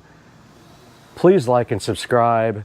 Let me know if you enjoyed this live stream as well. If you guys can hear me, not sure if you can, but I also have a mic on. I'm gonna put this on YouTube as well. So after checking out the eMeet Pixie Wireless, I think what really stands out here is the flexibility. You can run it wired like we did here today in Studio A, or you can go wireless depending on your setup. You've got 4K recording, AI tracking, multicam support, PTZ movement, HDR support, mobile control, and up to 8 hours of battery life, all packed within a pretty creator-focused system. And honestly, for YouTubers, creators, live streamers, or anyone building a small production setup, having the ability to quickly deploy multi-angle setups without a complicated workflow is definitely appealing. If you want to check out the eMeet Pixie Wireless for yourself, it's right here. I'll have a link down in the description below where you can pick one up. And if you enjoyed this video, make sure you hit that like button, subscribe to the channel,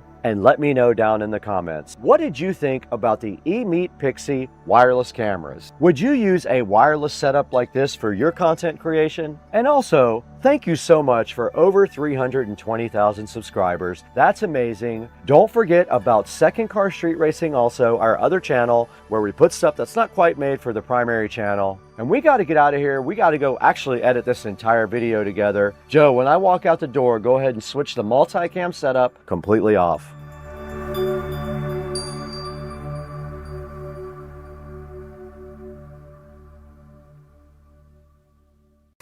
All right, we're out with the chef. It's Joe, Dukes of Duval. He's making chicken. He's making cube sticks. And what is the secret to this amazing recipe? Time.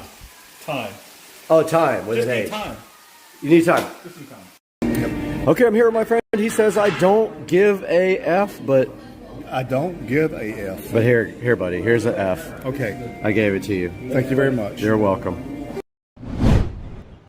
3-hour nap. Wasn't expecting this at all, but I am hyped for this, guys. Check this out.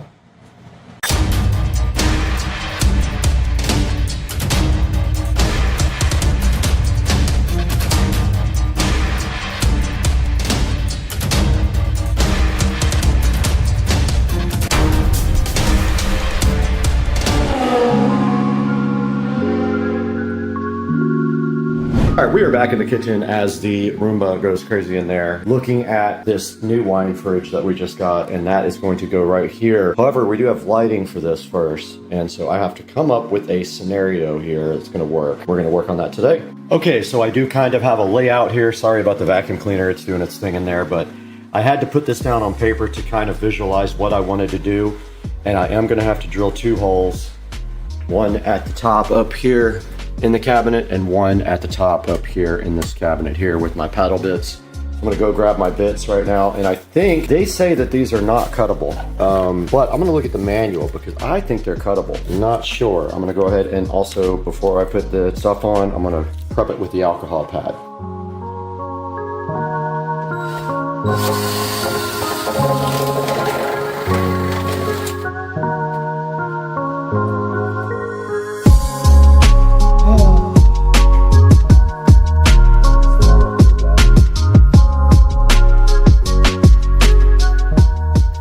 I am going to go ahead and set up the LED strip now and just kind of put you guys in here for it.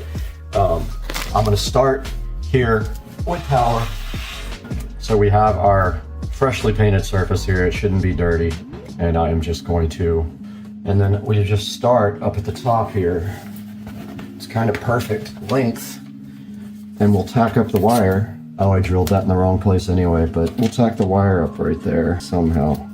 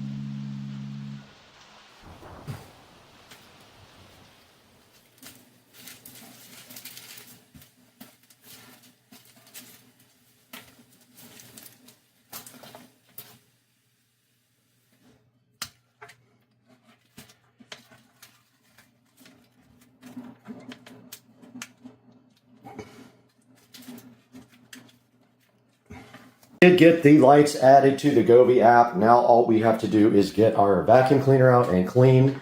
We will have to have a different power solution. I have a flat plug for this, but let's get busy and get the vacuum out.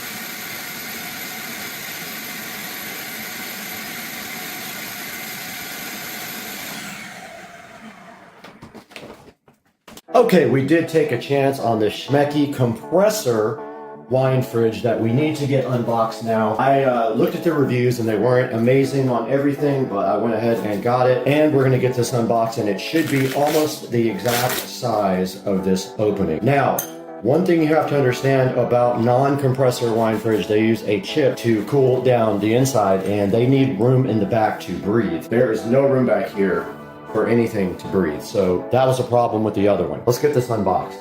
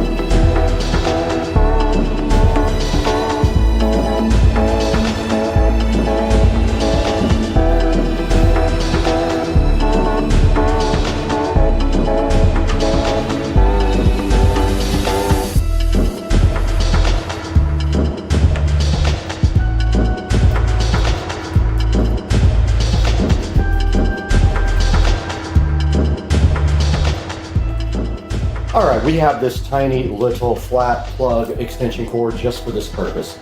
This actually lets you push the thing back further because you don't have a plug sticking out. There is a hole at the bottom of this wine fridge in the back. And so I'm thinking we can put all the power down there because this will be long enough and it will kind of stuff in there. But the problem is you can't get back here to do it. So that's gonna be kind of a pain. But we can hook up this power extension and maybe it'll just work. Let's see.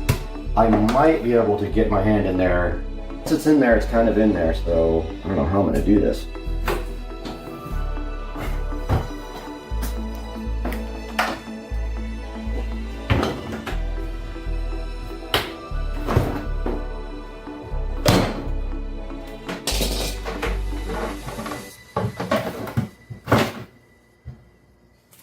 Perfect. Wow.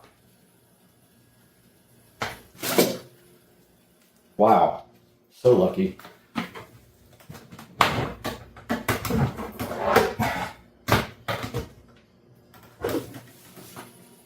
Dang, that's fire. It is a millimeter. It is literally a millimeter on this bracket up here. Look at this. I don't think I've ever had anything fit that lucky. It almost would have had to been pulled out because this is right on it. Unreal. Very cool. Now let's clean up.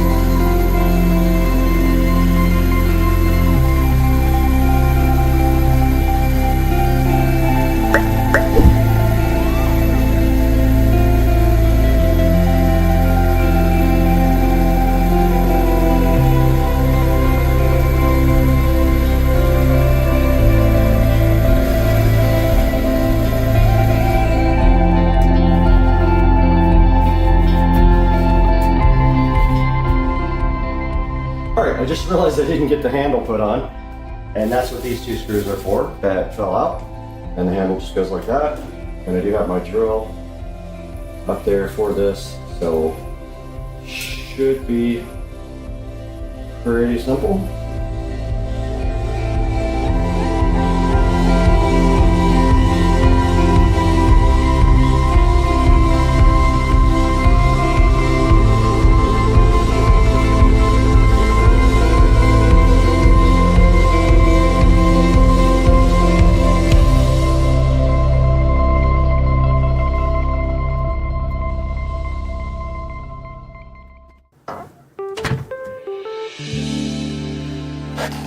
Hey guys, today we are in the Supercar Street Racing 4K production studio, and we are taking a look at the Schmecky 28 bottle compressor based fridge.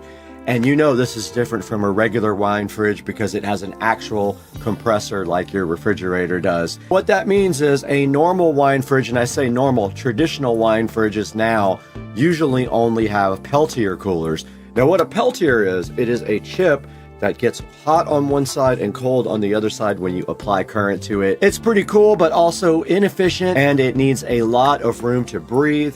And that means in the back of the fridge, you need some space for the air to get in and out so it doesn't overheat. Now, the last wine fridge I had in there had the Peltier cooler, and it had a issue with overheating, so I bought a fan and put it up above the wine fridge, but there is no room for that now. And here's a good look at the wine fridge with a 4.2 star review.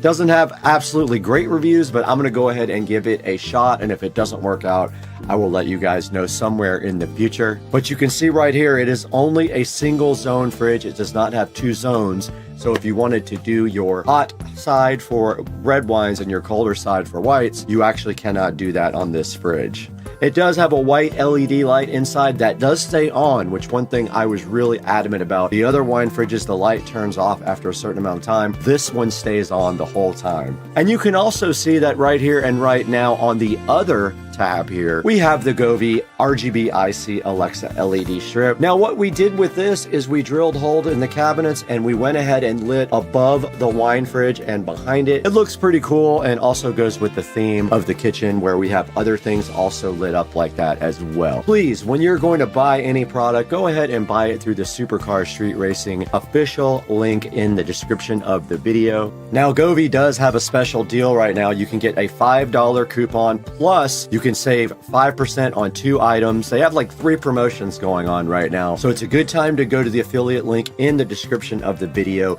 and go ahead and click right there for me. Now go ahead and also make sure if you're going to be enclosing this fridge that you check those dimensions pretty closely. If you notice in the video at the top of the fridge, there is a hinge that sticks out about another ½ inch that could make things difficult for you. And that is not shown in the description of the fridge on Amazon. Guys, I want to stick around and hang out with you guys for longer, but I got to get this video all edited up and I've got to actually work.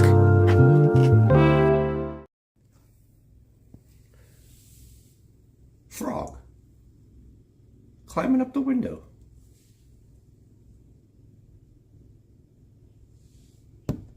Oh, bye-bye, frog. Didn't mean to scare you to death.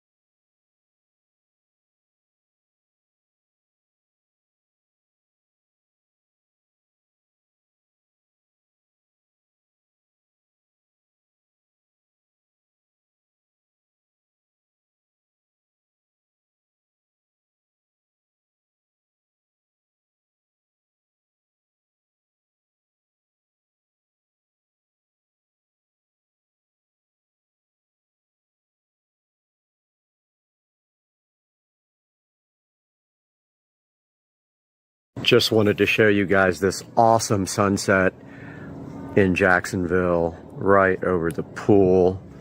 And if we come back here and look, we have this awesome reflection in the crystal clear water back there. It just looks so amazing right now.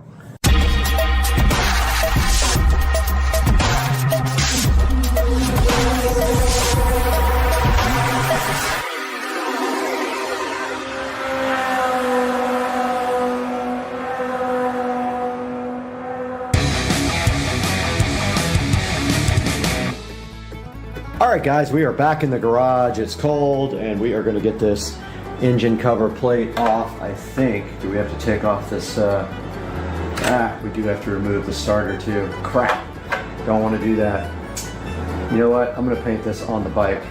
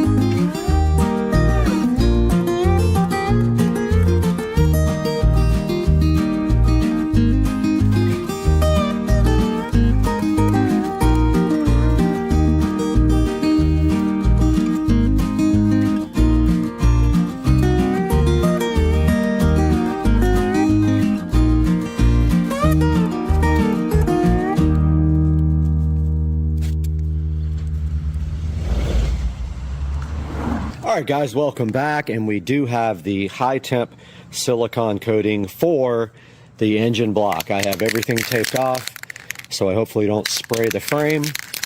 And now I'm going to get a coat of this stuff on the actual engine block.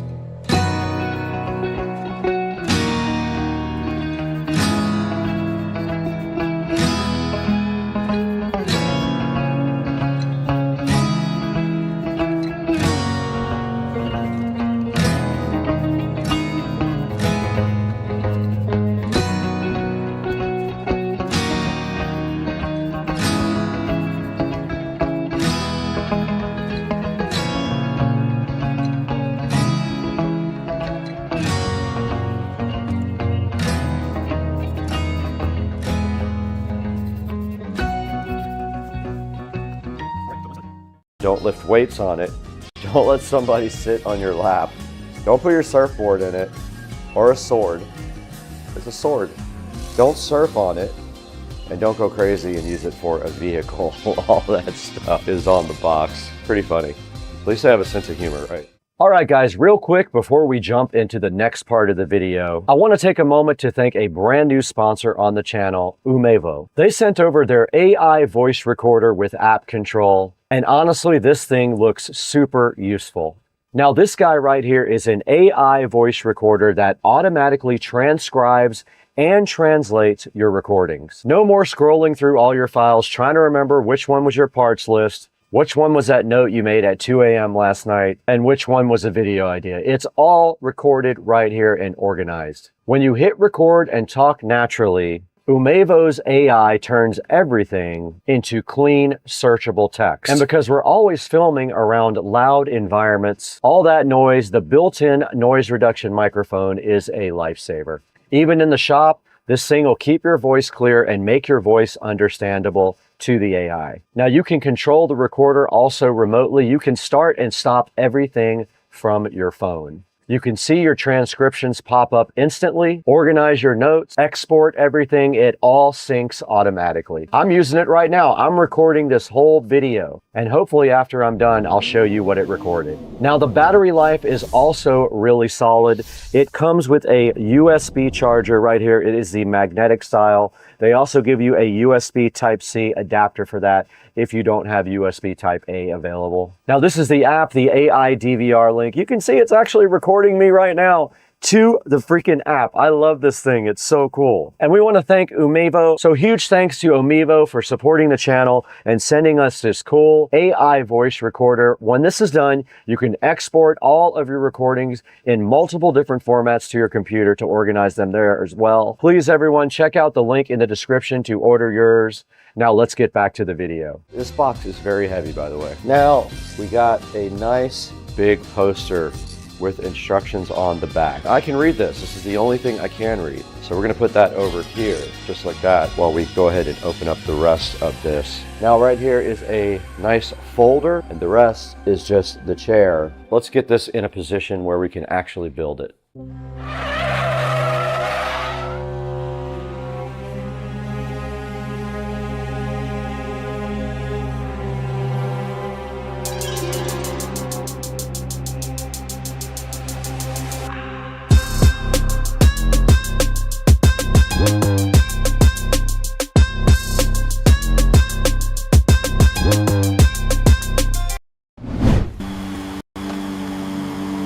Man, I really need an all-wheel drive robotic mower for this. This is difficult. Today, we're testing what might be one of the smartest robotic lawnmowers I've ever had on this property, or my friend's property, the Works Landroid Vision Cloud 4-wheel drive. Now, if you've looked into robot mowers before, you know the setup process can sometimes be a nightmare. Boundary wires, antennas, complicated mapping, signal problems, getting stuck on hills, there's a lot that can go wrong. But what makes this one different is that the Works Landroid Vision Cloud 4-wheel drive combines AI vision with RTK cloud precision, meaning there are no boundary wires to install and no antenna setup in your yard. And for me, the big question is simple. Can this thing actually handle a real yard? Because my property and my friend's property are not flat. We've got slopes that angle towards ponds, uneven terrain, edges to manage, and plenty of places where a robotic mower could struggle. So today, we're going to test the setup, go through the app, check out the features, and most importantly, put this thing to work in the real world. And by the end of this video, you'll know if the Works Landroid Vision Cloud 4-wheel drive is actually worth it. Joe, I know you're out there. Go ahead and roll a clip.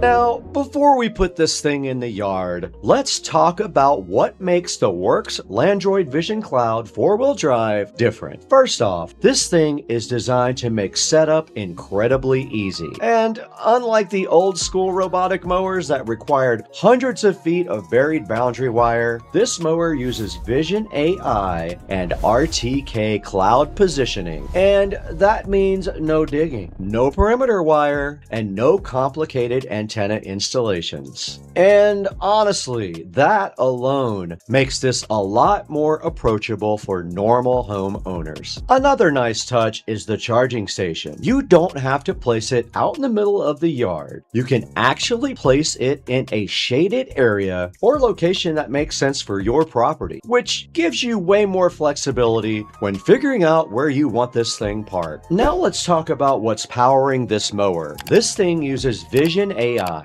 and basically what that means is the mower can actually see and understand your yard. Instead of randomly bouncing around like older robot mowers, it's using stereo vision cameras and AI to understand obstacles, boundaries, and mowing paths. So instead of treating everything like a wall, it can intelligently navigate around objects while continuing to mow efficiently. And something else that's really cool is VSLAM navigation. Now, I know that sounds super technical, but here's the simple explanation. If satellite signals become weak under trees or around obstacles, the mower still knows where it is using visual positioning. And that matters because a lot of yards, especially in Florida, have shaded sections. You've got trees, fences, corners, covered areas, and this helps keep mowing consistent. But the real reason I wanted to test this version is because this is the 4-wheel drive model. And for my property and my friend's property, that actually matters. We both have downhill sections heading towards a pond, and traction becomes really important. The 4-wheel drive system gives it more grip on uneven terrain and slopes. And you also get terrain adaptive body, meaning the mower can adjust as the ground changes instead of bottoming out or losing traction. And one feature I think a lot of people will appreciate is something called cut to zero. Basically, the mower is designed to cut closer to edges than traditional robotic mowers. And that means less trimming after the fact. And if you hate dragging out a weed eater every single weekend, that's a pretty big deal. Now, obviously, no robotic mower is ever going to replace yard work. But if this can handle 90% of that mowing automatically, that's a major time saver. So with the features covered, let's jump into the app and see what this looks like when it was set up. One thing I always care about with smart products is the app experience, because you can have amazing hardware. There's a lot to choose from for sure. But if the app is terrible, the whole experience falls apart. So let's jump into the Landroid app. The setup process was actually pretty straightforward. You connect to the mower, get it added to the app, and from there, you can start configuring your lawn. Now, what I really like is that you're not dealing with a giant, complicated setup process. Since there are no boundary wires and no antenna to install, it removes a lot of the frustration right away. Inside the app, you can start and stop mowing, view mowing progress, adjust schedules, and monitor mowing status. You can create and manage mowing zones. You can check your mapping progress. And honestly, for something this advanced, the interface feels pretty intuitive. You're not digging through endless menus trying to figure out basic functions. And one thing I was especially interested in was seeing how accurately it mapped the yard. Because with curves, edges, slopes, and a pond area, this isn't exactly the easiest lawn layout. But overall, it did a solid job understanding the boundaries and figuring out where it should be working. And I like the fact that this feels like technology that's actually helping make life easier rather than something you constantly have to babysit. But enough talking, let's put this thing to work.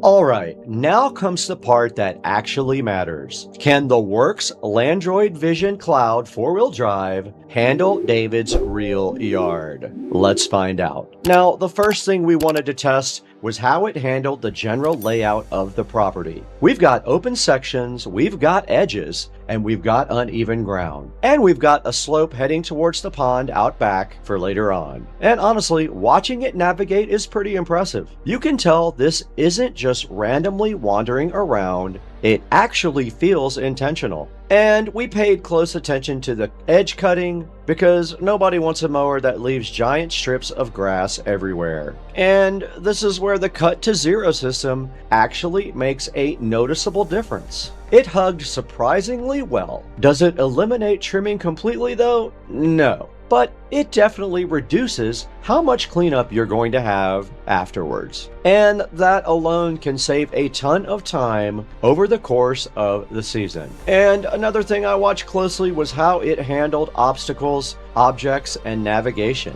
The Vision AI does a pretty good job understanding what's in front of it and adjusting accordingly. And instead of constantly crashing into things, it moves intelligently and stays focused on mowing. But the big test for me and David was the slope in his backyard. Now that's where we expected to see whether the 4-wheel drive system was actually marketing hype or if it genuinely mattered. Because if you have any sort of incline in your yard, traction becomes everything. And honestly, this thing handled the downhill section toward the pond way better than David and I expected. It maintained grip and stayed controlled. It didn't look confused, and most importantly, it kept mowing consistently, and that is huge. Because a lot of people looking at robotic mowers don't have perfectly flat golf course lawns. Real yards have elevation changes. And for David's property, the 4-wheel drive capability made sense. Now, the more time David and I spent watching it work, the more we started understanding the appeal of robotic mowing. You're basically letting the yard maintain itself. And instead of spending an hour or two every weekend mowing, sweating,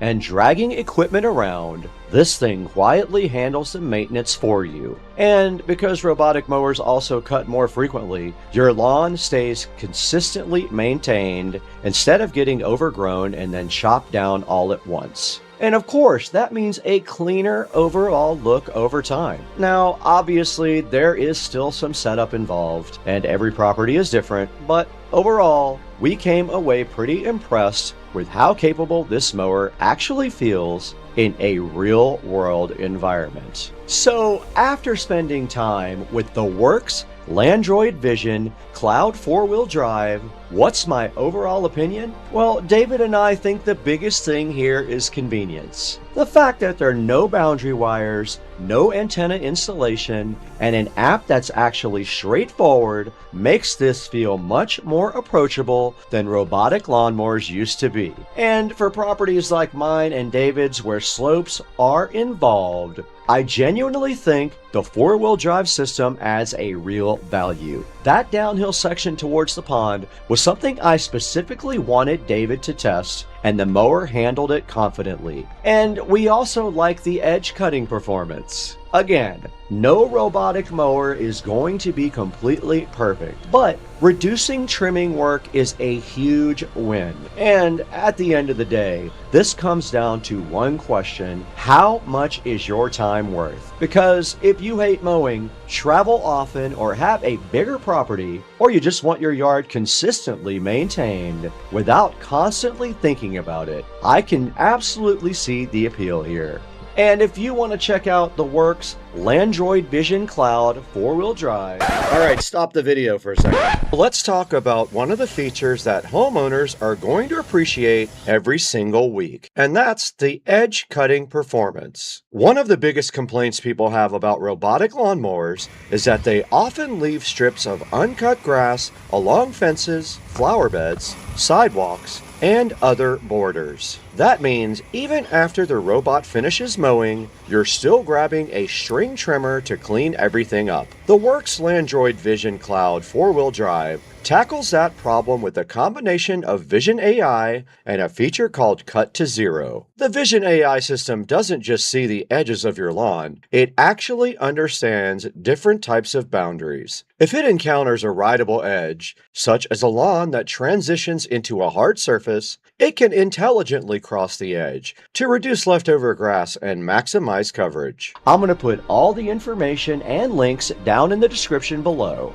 Let me know in the comments, would you trust a robotic mower to maintain your lawn? Or are you still going to stick with the traditional push mower and sweat out in the yard every summer? And if you like this video, hit the like button, subscribe button, hit the bell icon. Don't forget to check out Second Car Street Racing, our other channel, and thank you for over 320,000 subscribers. I got to get out of here though. I got to go get a manicure and a pedicure. Joe, shut the camera down.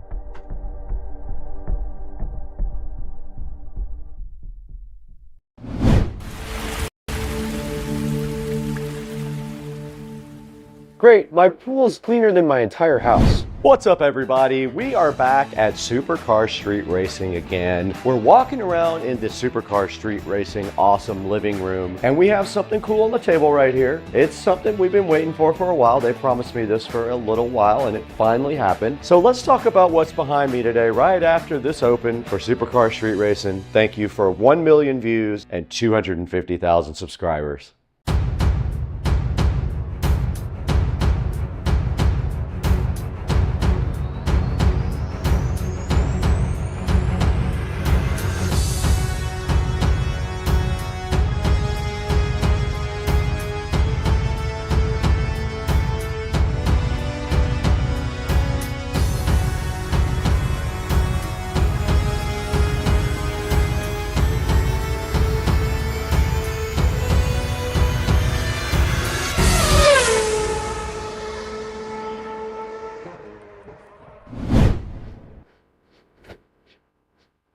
Well, at least somebody's doing the work around here. We're back in the beautiful SCSR compound again. The beautiful compound has some new toys right here in front of me that we've been waiting for a while. They were finally shipped out to us, and now it's time to take a look at the Toolless cordless robotic pool cleaner. This is the Toolless Pleco Pro. And then right behind it, we have the Toolless S1 Pro. Both of those get their own videos, so today you're going to see just one of these. We're gonna start with the Toolless Pleco Pro. We're gonna get this thing out of the box and see what it's made of. Throw it in the pool and see if it works, even though the pool is pretty much empty right now. We're gonna try. Or just see how it operates at least, since I don't have a lot of leaves in my pool anymore. But let's get going today on this. Let's get it out of the box and see what it's made of. Hey guys, what's going on? You guys know CamDuck, and they are back. They sent me this X7 little tower thing. It is a multi-function outlet, but inside of this guy right up there, there is also a hidden camera. You know how CamDuck does it. They like to sneak that little camera in right there where nobody can see it. And also on the front, you have some USB Type-C and USB Type-A charging ports right there. So this will sit on your desk. There's a power button on the top. There's 1, 2, 3, 4, 5, 6 outlets. There is a reset button right on the back here. And there is also a SD card slot at the very bottom right here. That's where you put your SD card slot in that records. And we'll show you some footage from the Cam Duck chilling in the kitchen. What's up, everybody? Cam Duck, here we go again. We got you, Cam Duck. Let's go, buddy. This is the Cam Duck X7. Make sure you guys support Cam Duck. They are a loyal sponsor of Supercar Street Racing. You simply plug this guy in like this, and then right here you can plug in a bunch of different outlets, and then at the top you got your power button, like I said, and you can also plug in USB charging up here at the front, and nobody is going to see this little camera right here. Nobody. That's going to be just your secret sitting at your desk at work. Maybe if you need that, here it is right here. Check out the link in the description and buy your X7. There it is on the screen right there. Get it from the link in the description and tell them that Supercar Street Racing sent you. Now let's get back to the great video. Awesome. I've accidentally opened the world's first robot swim club. Right in front of me here, beside this awesome Black & Decker knife that we use to open everything, is the Toolless cordless robotic pool cleaner. This is the Toolless Pleco Pro. And right on the front of the box, you can see that it is cordless. It does wall cleaning. It does 7 cleaning modes and has app control. There is a picture of it right there on the box. And on the side, just a little more information about the Toolless official website and email address, a little sticker about the lithium battery that's inside of it. And then on the back side of it, pretty much the same thing, a picture of the pool cleaner and some of the specifications that come with it. And that is it for the outside of the box. There's nothing that exciting on it, but when you open the top of the Toolless, you do get something exciting. You get this hook, and this is for your pool pole. You can put it on the end so you can grab your Toolless right out of the water. If you have a standard pool pole, this is all you need, is this thing. And right here we do have an instruction manual. Let's put that aside too and see what's underneath that. All right, there's the actual unit there. There's the Pleco Pro right underneath this plastic condom, but on the side of it, it looks like there might be something there as well. Let's see what we have. All right, so on this side, it looks like we have a power adapter. So this must be the charger for it, I'm assuming. Let's also put that over here. We don't need that right this moment, nor do we need this where we're going. And the Toolless is wrapped so nicely in this plastic condom. Let's get that unwrapped, and then with 2 hands, we'll get this directly out of the box.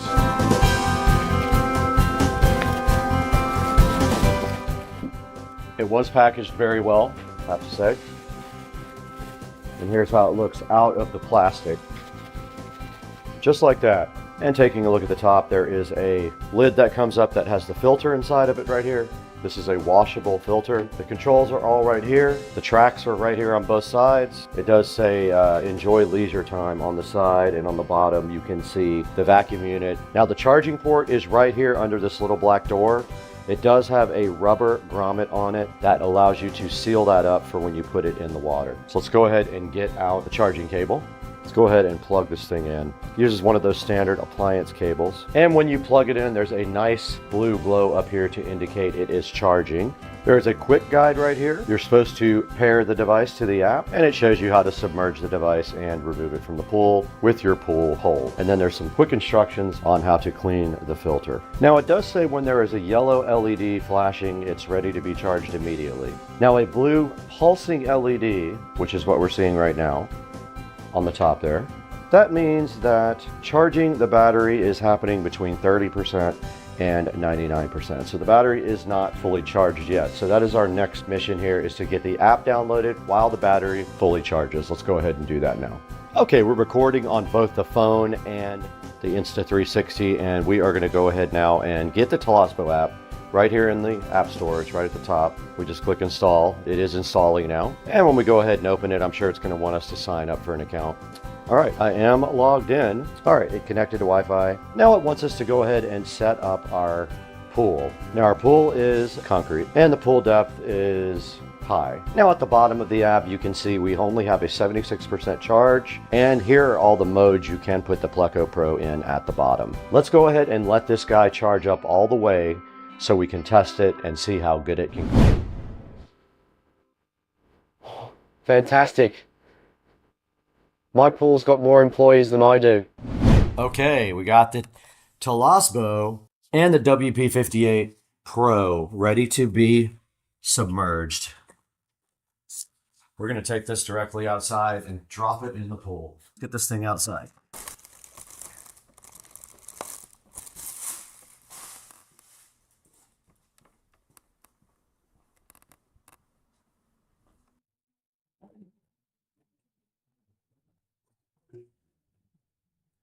We're ready to test.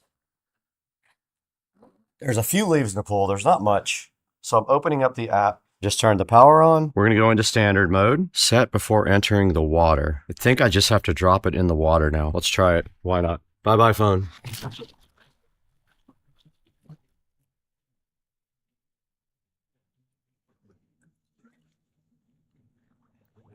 Oh.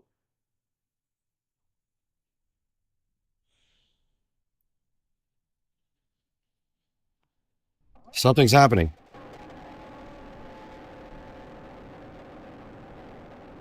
It's moving.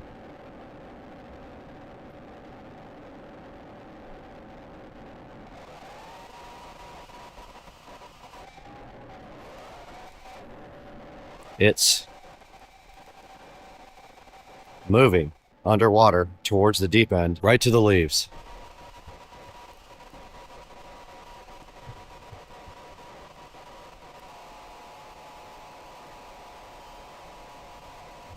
It's going directly for leaves. Look. It just ate one leaf. And now another one. It got one, it left the other one. The other one wasn't quite. And now it's coming up the walls. The phone is still there. I don't know if it's alive. It's climbing the walls.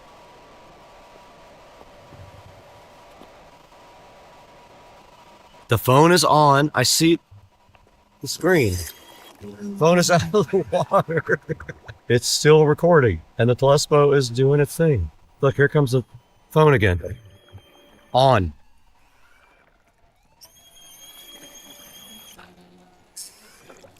And it is going back under.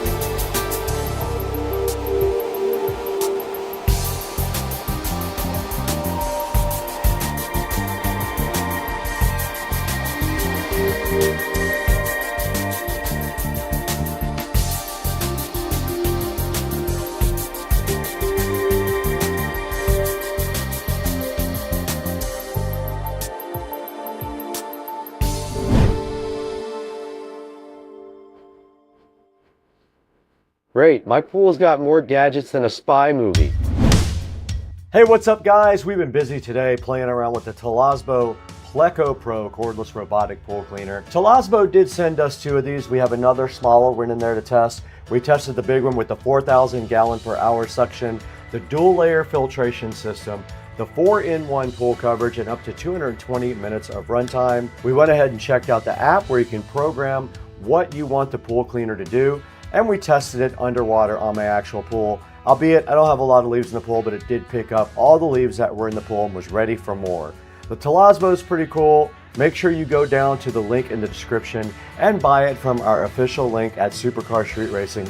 It comes in 3 different colors. Grab your favorite color and let them know Supercar Street Racing sent you. Thank you for 1 million views on one video. We just got that, and 250,000 subscribers. We couldn't have done it without you. You're all that matters to us now. You are our biggest help right now. We got to get out of here. We got to take a nap.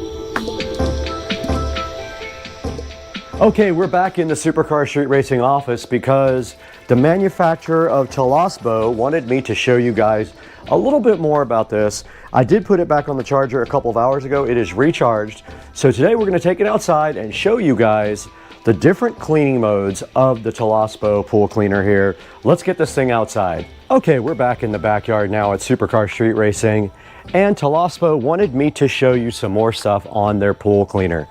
Now, there's not a lot in the pool, but they want to show you how this thing operates by going through the different modes that this thing has to offer. So there are different modes available in the app, and those are right here in front of me. If we take a look at the app, we have standard mode, bottom mode, wall mode, waterline mode, eco mode, turbo mode, and wall then floor mode. Why don't we go ahead and show you guys the wall mode by pressing that now. Let's see what it does. Now it should start up once it gets the sense that it is in the water. We'll see if it goes on to wall mode. We should start seeing some bubbles pop up. There goes our motor turning on. You can see the water moving. Now this guy should go into wall mode. And here's the Toolless doing exactly what it's supposed to be doing, climbing the walls and cleaning the walls. Right up to the top.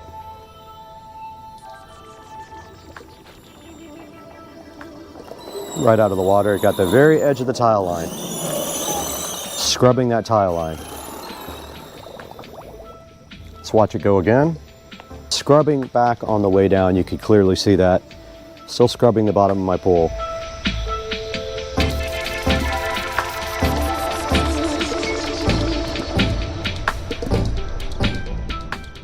We did set the Pleco Pro to waterline mode. We're going to see how it acts now. Let's see what it decides to do. And it's climbing my stairs. Look at that. It climbed right up the steps. And right up the next steps.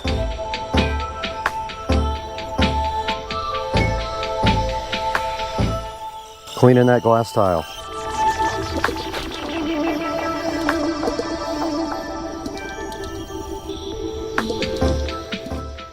It came right back up.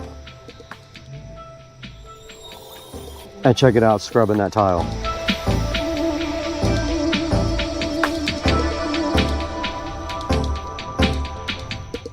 and it went right back up and did it again.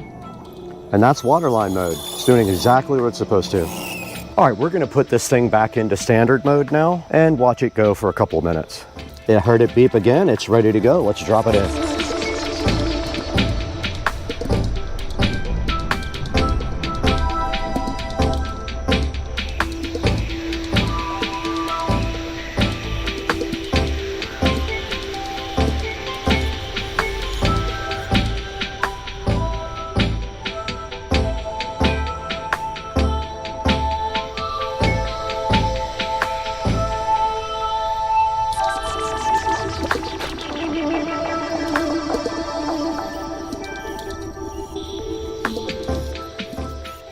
The only mode I haven't showed you guys is turbo mode, but you get the idea on that mode. It's the same as floor, but it concentrates on floor only. Turbo mode is strong cleaning on the floor only. Guys, so that's it from the backyard at Supercar Street Racing in the Humble compound. Check out Toolless. They wanted me to reach out to you guys and let you see their cool robotic pool cleaner. If you have any questions, drop them down in the comments. We'll do our best to ask the manufacturer or answer them ourselves. That's gonna do it for today though, guys. We'll catch you later. Kitty, do you have a shoe fetish? And then, what are you doing? It's 1 million views.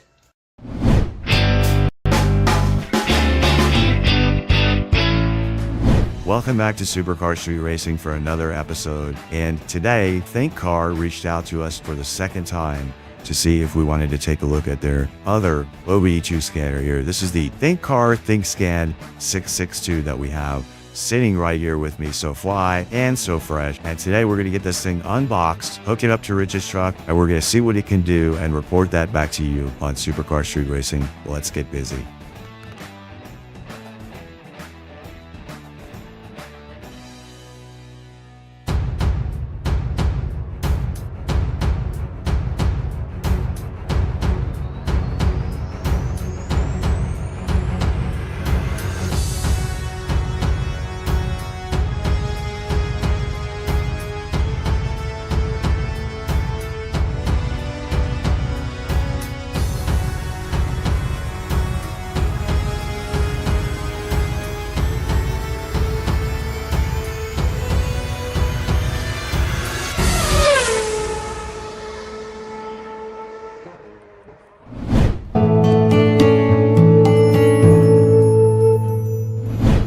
We're in Supercar Street Racing Studio A. I built this studio myself. If you haven't seen it before, there's some videos about it, and you should go back and check out because I did most of the work in here myself, and I'm super proud of it.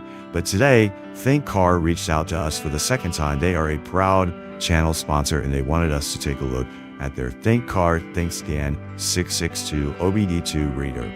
Now, this guy has some cool features. It has bi-directional tests. It does ABS, SRS, transmission, 12 resets, and FCA, SGW, and it has free lifetime updates. Now, this thing does bi-directional reporting, and that means that's the most popular way to check whether control systems in the vehicle are actually working as they're designed to work. It does a lot of cool features on the screen. You can see here it does ABS, fuel injectors, throttle, coolant, fans, radiators, coolant pumps, EV, AP, fuel trim, and other things like that. A lot of cool features that this guy can actually do in your car.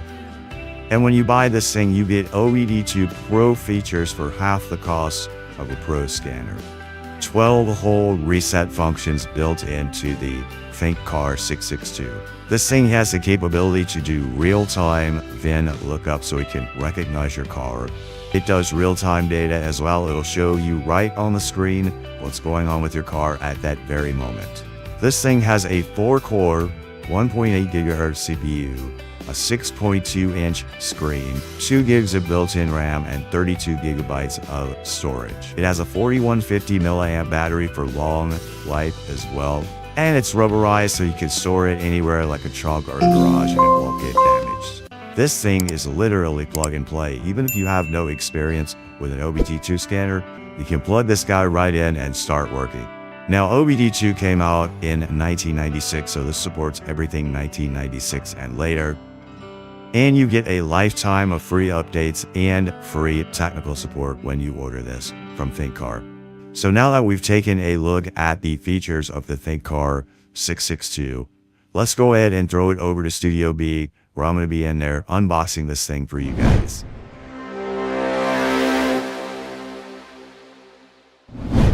We're right here in front of the ThinkCar ThinkScan 662. Now, ThinkCar has worked with us before, and I'm so proud to have them as a channel sponsor. And they wanted you to see this ThinkCar ThinkScan automotive diagnostic tool that is pretty cool.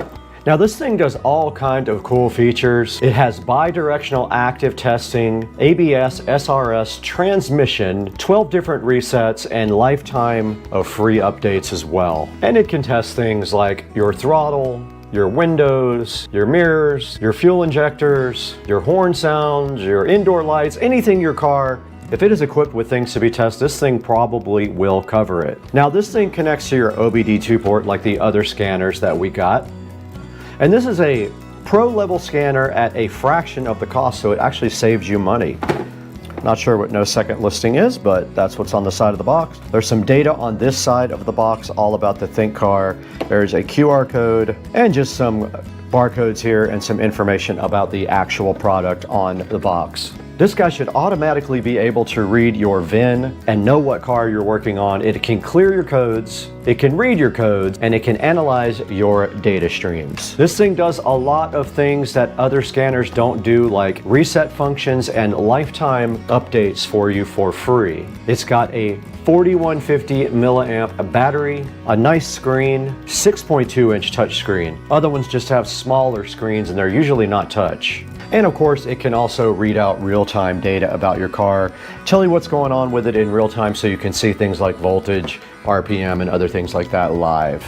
Now, this guy has upgraded hardware. It's got a 4-core 1.8 gigahertz CPU, a 6.2 inch touchscreen. It's 1024 by 600 resolution, 2 gigs of RAM with 32 gigs of ROM. It runs Android 8 and it does support 2.4G Wi-Fi. It's compatible with 140 different vehicle brands. It does FCA auto auth, CAN FD protocol, 28 languages. Works with anything 1996 or newer. Now that we know a little bit about this thing, let's go ahead and get it out of the box where we can start charging it to actually use it. And inside the box directly in front of you, you see a nice manual here, a pretty thick manual with a bunch of different languages. That's what that is. It's got all the languages in there. It does have a thank you for your purchase right on the top here. Underneath that, some things for you to eat later. Underneath that, an OBD2 cable, and then underneath that, a USB-A to USB-C charging cable. Yeah, there's no plastic on top, but here's the OBD2. We don't need the charger because I have my own. There's where you connect the OBD2 cable. Here's where you put your charger. You have to pop this little thing out right there, and there is your USB Type-C, and it also looks like there is room for a SD card in there as well. But yeah, let's get this ThinkCar ThinkScan 662 on the charger so we can look at it in real time.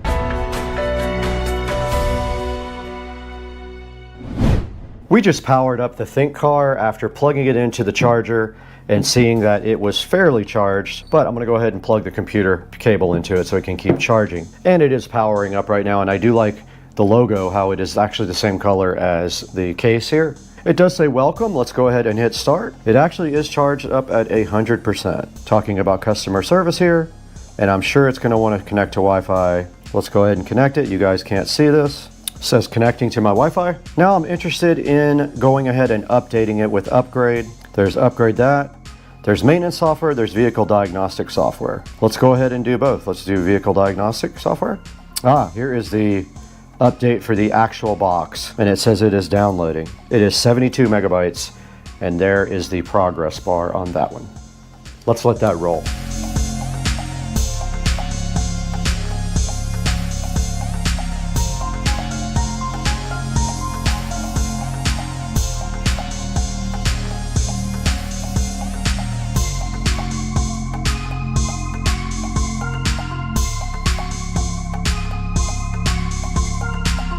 Okay, it did finish upgrading the software on the actual device.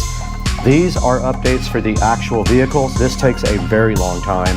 On the last tablet, it took over an hour. So while this updates, we're gonna go ahead and stop down and wait for it to get done.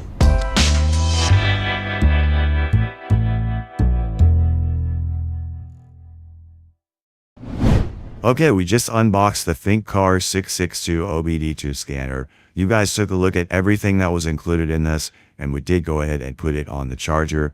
And now that this thing is totally charged up, we need to actually test it. Let's take it over to one of our friends' houses and go ahead and see what this thing can do. All right, we are out here in Rich's truck, and you can see right in front of me here the ThinkCar 662 sitting here ready to be plugged in. So let's go ahead and find Rich's OBD2 port. It is way in the corner over there, and all we should have to do is take this little cover off here and plug this directly into his car, and it is plugged all the way in now. The ThinkCar is in front of us now, and it is off. I did see a 100% battery on there. I'm gonna go ahead and power it on now, and there it did light up with the cool font that matches the color here on the front. Let's go ahead and get in the car.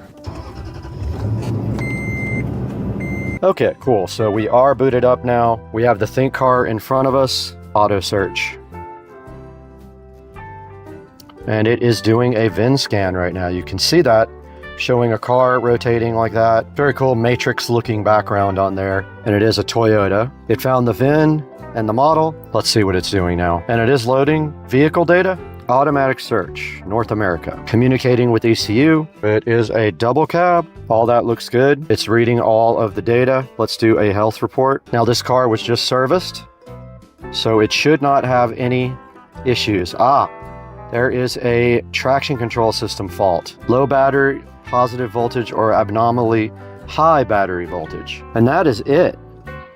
We have one fault. Read fault code. Description, low battery, positive voltage, or abnormally high battery positive voltage. It is doing a system scan now, and it's just showing us what sensors are equipped in the car. And so that is the fault code scanning. We have 14 volts at the battery right there, it says. I did an automatic search again, retrieving ECU. And when you're done with this, you do have the capability to go look up the fault code and see exactly what it is online. I'm gonna go ahead and connect to Rich's Wi-Fi. Now here's a look at all the maintenance thing you can do. This thing does a lot of maintenance items like ABS bleeding, airbag resets, SRS battery matching. You can register your battery after you replace it. Your brake pad reset. There's DPF, throttle adaptation, gearbox, anti-theft and key matching, and injector coating. There are so many. And then this last light is on. So this is where you register your new TPMS sensors. Now here's the report settings, and there's our report, and we can email it. Feedback section, and there's a dollar fix community where you can go online and go ahead and participate in things about fixing the car. Maintenance section is what I just showed you. Upgrade is where you upgrade the software and the car information. And in more, we have settings, and here you can go on to Wi-Fi and get more information online about your diagnostics. There's your user manual right there, your fault code library. All I have to do is put in the code number to look it up. And the code that we found is C1241, and we have to put in Toyota, and there is no result for that there, so I'm gonna go ahead and do the Google search for it. And there is the meaning of this fault code. I'm gonna take a picture for Rich. And you can get remote assistance as well. And here's all your other settings. So yeah, this thing is pretty versatile. It does all kinds of cool things. It can help you do diagnosis. It can reset all your codes. You can make reports. And like I said, this will help Rich know that he went into the garage and got something done with his car, but yet he still has a fault code. And you can also read live data. Any of these different types of data, like engine RPM. And there it is right there when we selected it. We are at 700 RPMs, and you can also record them and play them back later. Now we see everything in it, and we can actually record it live. And there is our stream report there that we can probably download later, or we can also make it into a PDF file and share it. So that is a good look at the ThinkCar 662. Really cool device. Now let's talk about how you can get one for yourself.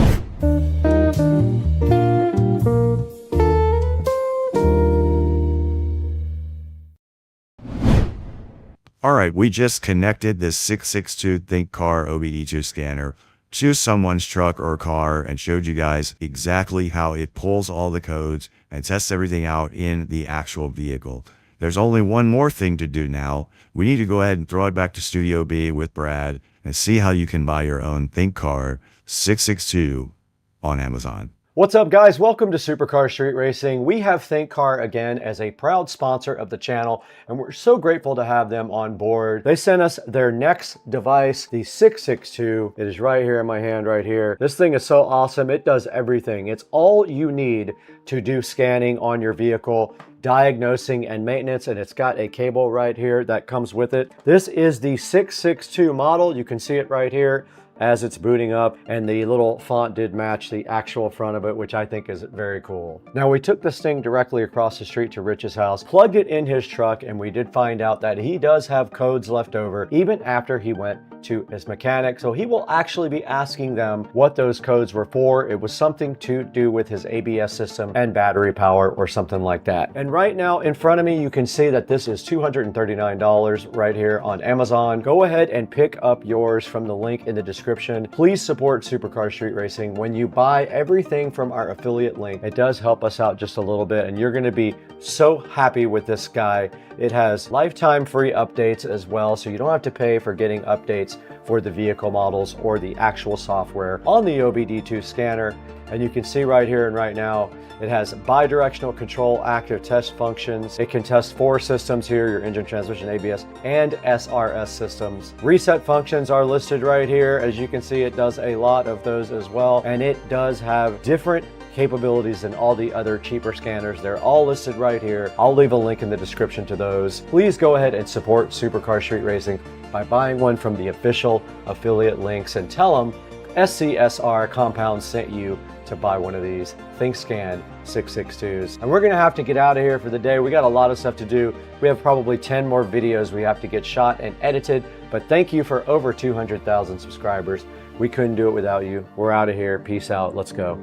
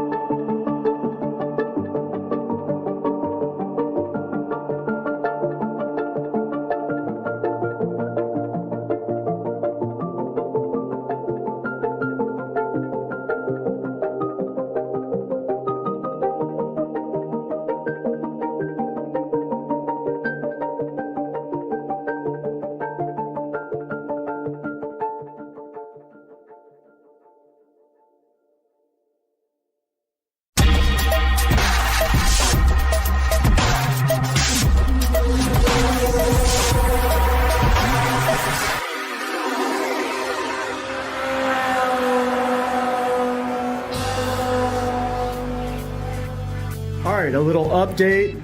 I got the first wall partially up, and I just put a coat of black paint on it just in case you can see between the foam tiles. And this is just going to dry real quick, and then I am going to start laying the foam work at the top and see what happens, and hopefully I don't mess it up. I'm just trying to decide whether I should go all the way up or leave a gap for the board at the top. If I go all the way up, the board at the top is going to squish right up against this foam, but I think that's okay as well. I think it will just kind of push it in, but then it'll look like the top layer's gone.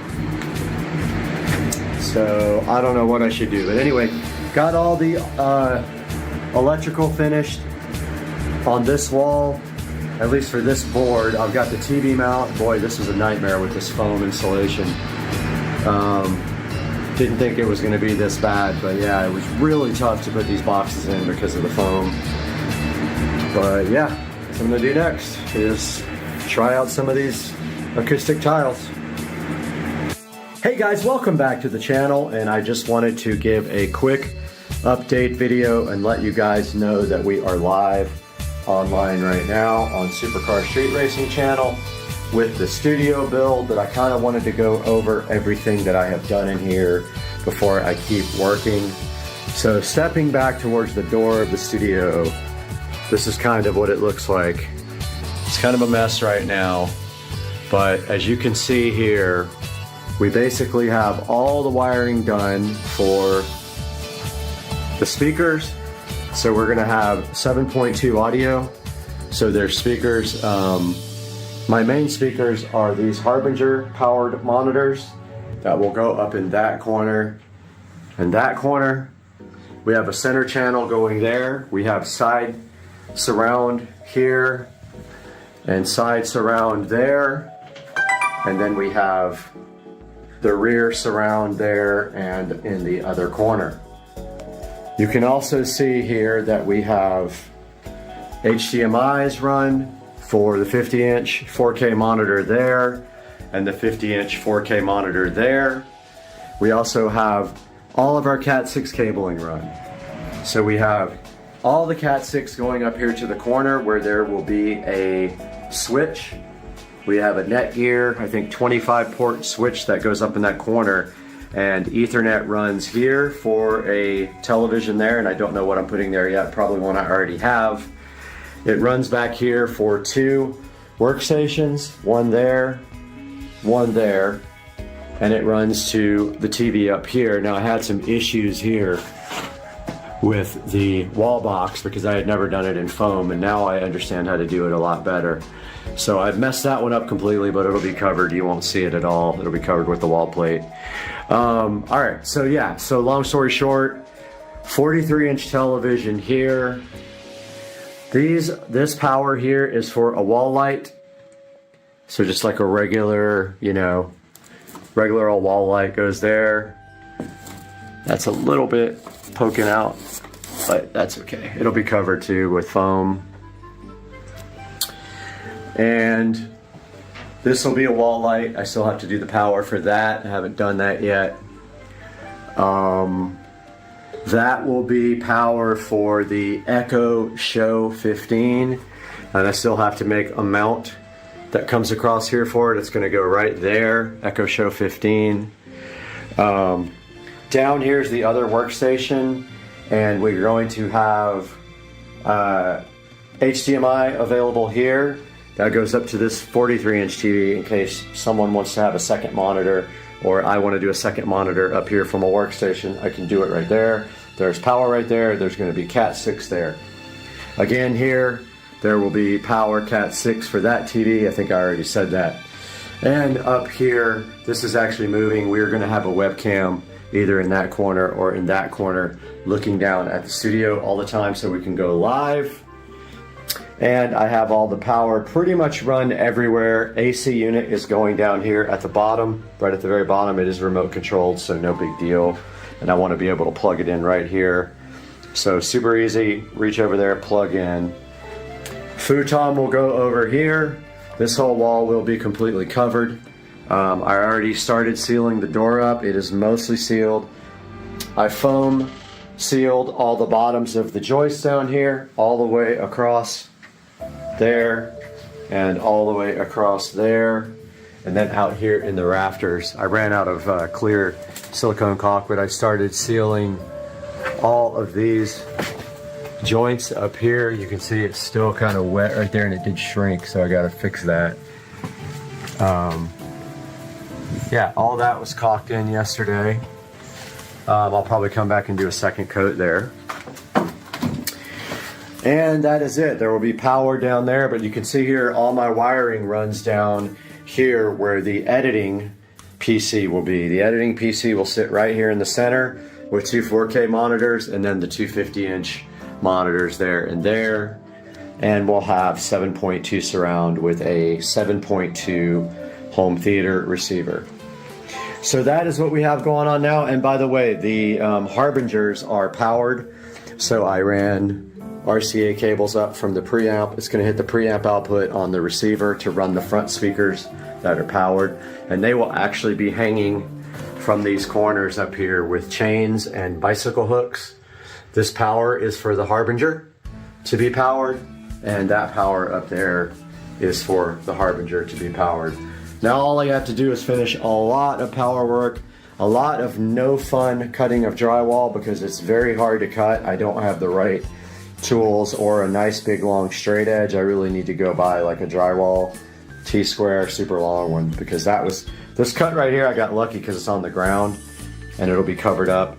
Oh, I forgot to show you guys. So the plan is for the walls is going to be foam sound insulating tile. Now, yes, I know that this stuff is cheap and it doesn't really insulate sound, but I like the look. And so as soon as the roof gets on, we will start right here on the side and start laying foam tile all the way up against the ceiling, all the way across in one pattern. You know, like we'll start with this pattern and then we'll, on the next row, we'll go up and down like that. And notice it's gonna cover the whole wall. It'll be glued on. And then when we get up to these switches, we just literally cut around them or either cut holes in the actual foam, but it looks like we'll be able to just cut around the switches. It'll be pretty easy. These cut with scissors. So that'll be the whole entire studio will be covered with these foam sound tiles, including the ceiling. And that is it. I have ordered a bunch of these already and I wanted to see if they were gonna work out, and we're gonna add them to the wall with this Super 3M multi-purpose adhesive once all the foam board gets up. So we're attaching the foam board directly to the studs and the ceiling joists, and that is how we are doing the wall covering. And I have been working through electrical because of course now we have wall boxes that are,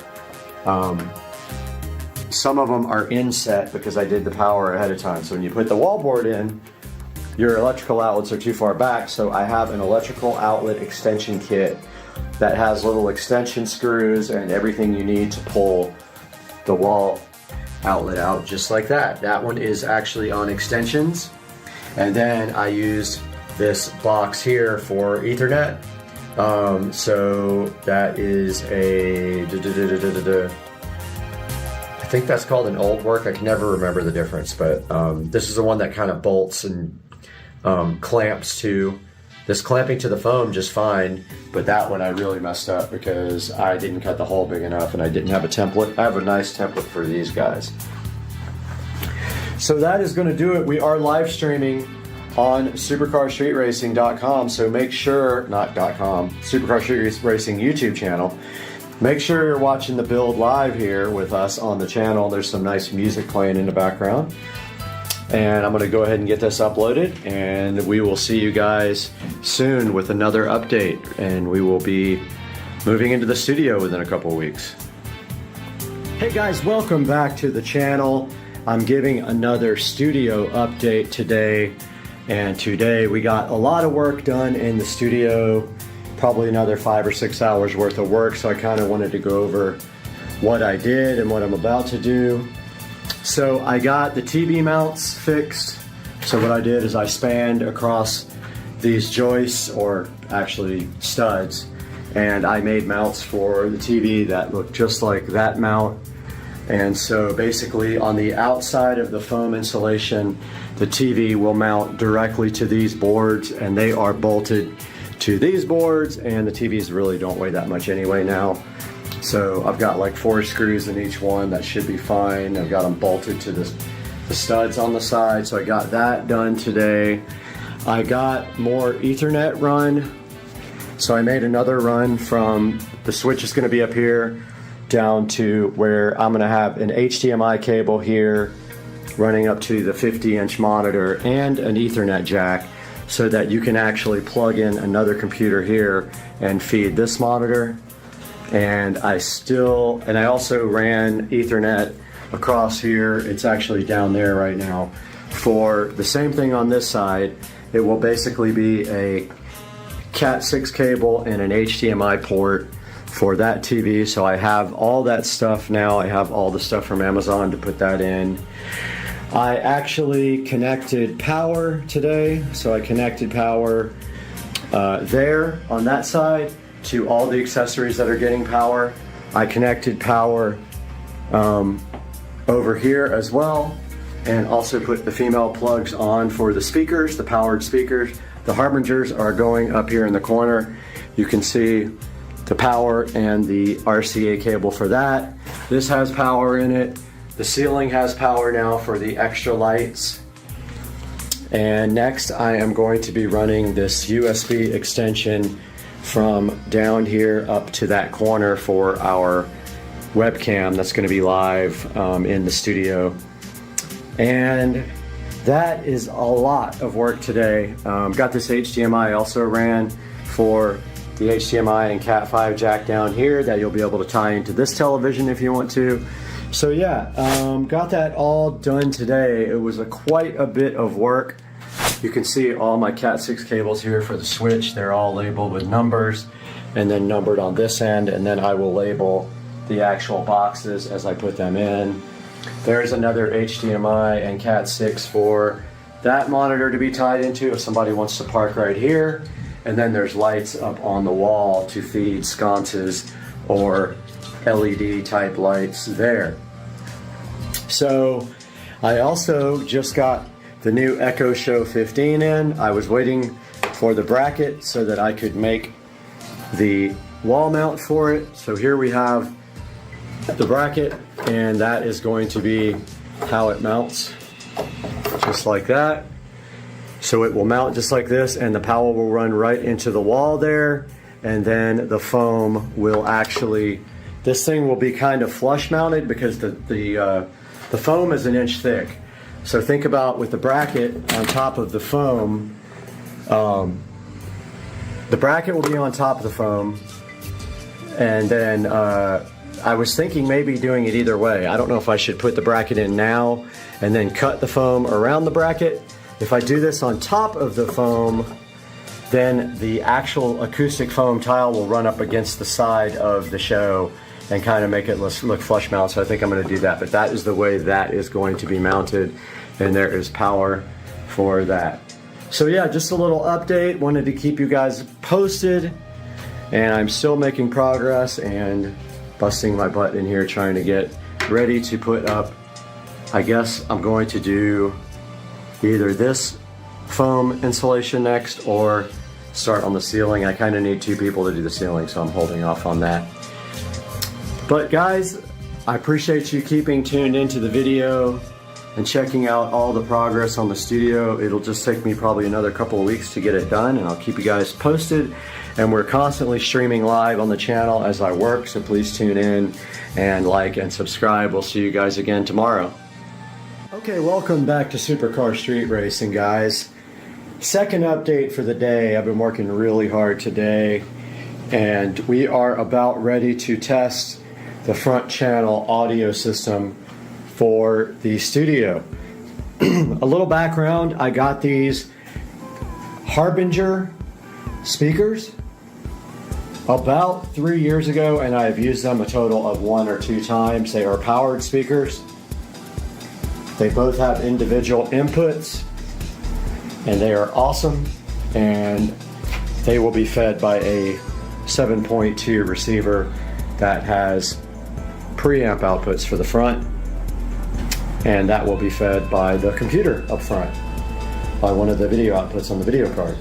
So we're ready to test the sound. Everything is connected. We're going to listen to some royalty-free music so I don't get copyrighted. And we are going to shut this door with no AC yet, and it's going to be really hot. One sec, guys. All right, sorry about that. It takes 2 hands to close the door. All right, let's test it. We're ready. So this is Purple Planet royalty-free audio.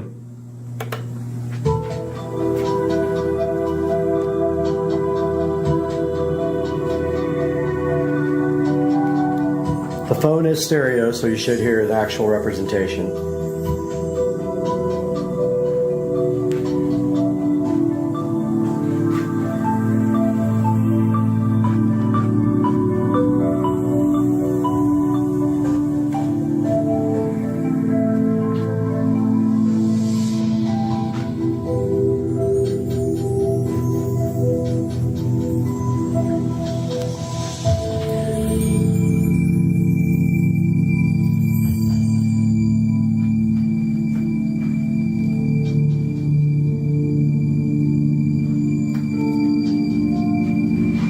First overall impressions of the room. It'll be much better when the sound is knocked down with foam. So we still have some reverb going on in here because of the lack of sound insulation. But all that will change, don't worry.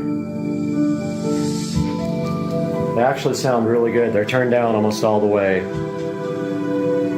So those will be flying up in that corner. We'll have hooks into the studs there, and they will be flying from the top corner, angled down at you. And then the center channel will be in the ceiling. You'll have side surrounds there, and then rear surrounds back there for the ultimate surround sound studio. And we'll either have, most likely we're gonna have a futon right there for guests, and then 2 workstation setups here for guests if they want to sit. But that was a test of the front stage of the upcoming studio sound. I did get some more wiring done. I got the HDMI cables run for the second output of these monitors to feed a workstation if we want to. Same thing over here, got everything labeled really nicely. And now all we have to do is put the wall boxes in when we put the foam insulation up. Guys, thanks for watching. We'll see you next time.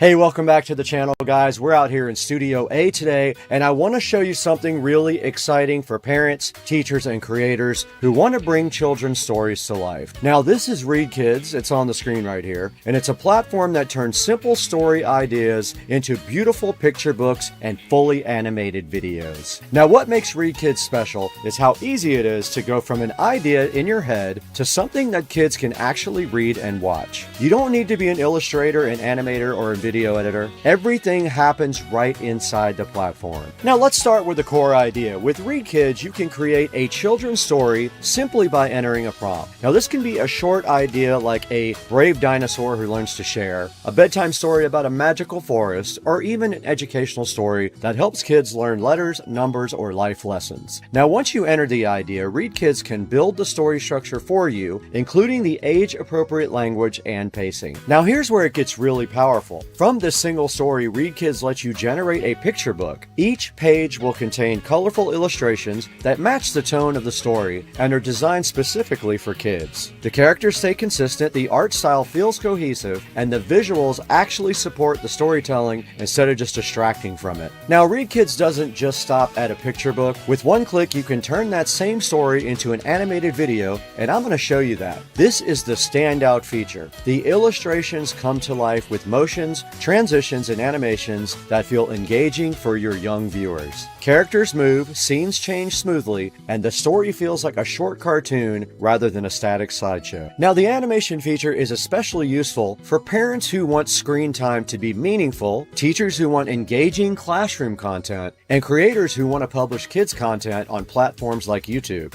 Instead of spending weeks animating, RealKids does the heavy lifting for you. Now, another great feature is narration. ReadKids can generate voiced narration that reads the story out loud. That makes it perfect for early readers or bedtime routines as well. Kids can follow along with the text on the screen while listening to the story, and that helps build confidence and comprehension. You can also customize their experience. If you want to tweak the story, adjust the pacing, or regenerate images, you can do that before exporting. The platform is flexible enough to let you refine things, but simple enough that you're never overwhelmed. Now, once your picture book or animated video is ready, you can export it and use it however you want. You can read it on a tablet, share it with your family, use it in a classroom, or upload the animated version online. One story, multiple formats, created in minutes instead of days or weeks. Now, what I really like about ReadKids is that it encourages creativity without requiring special skills. Kids' stories should be fun to make, and this platform makes them feel playful, fun, and accessible. Now, if you ever wanted to create a children's book, a bedtime story, or an animated kids video, but you don't have the skills,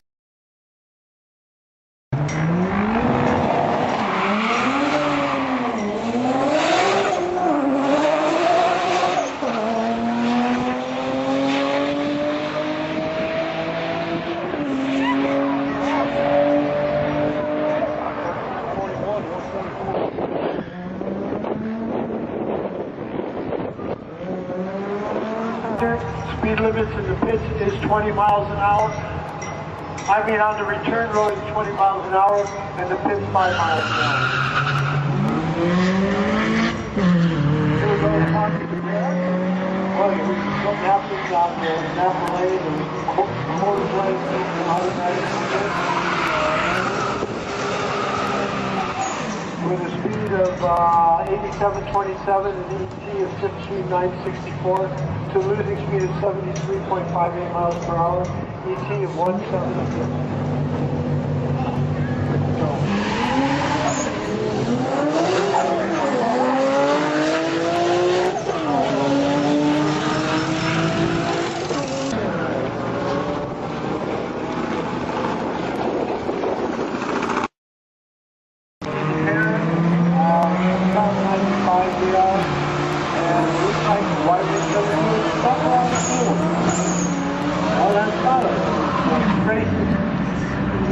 And the Napa lane wind with a speed of CS1.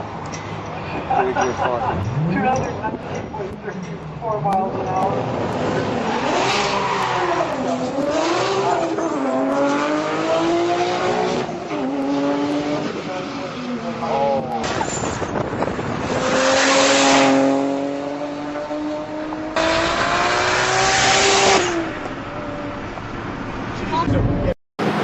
All right, guys, we are out here in front of the 4K production studio, and today we're taking a look at my 99% finished 4K production studio on Supercar Street Racing.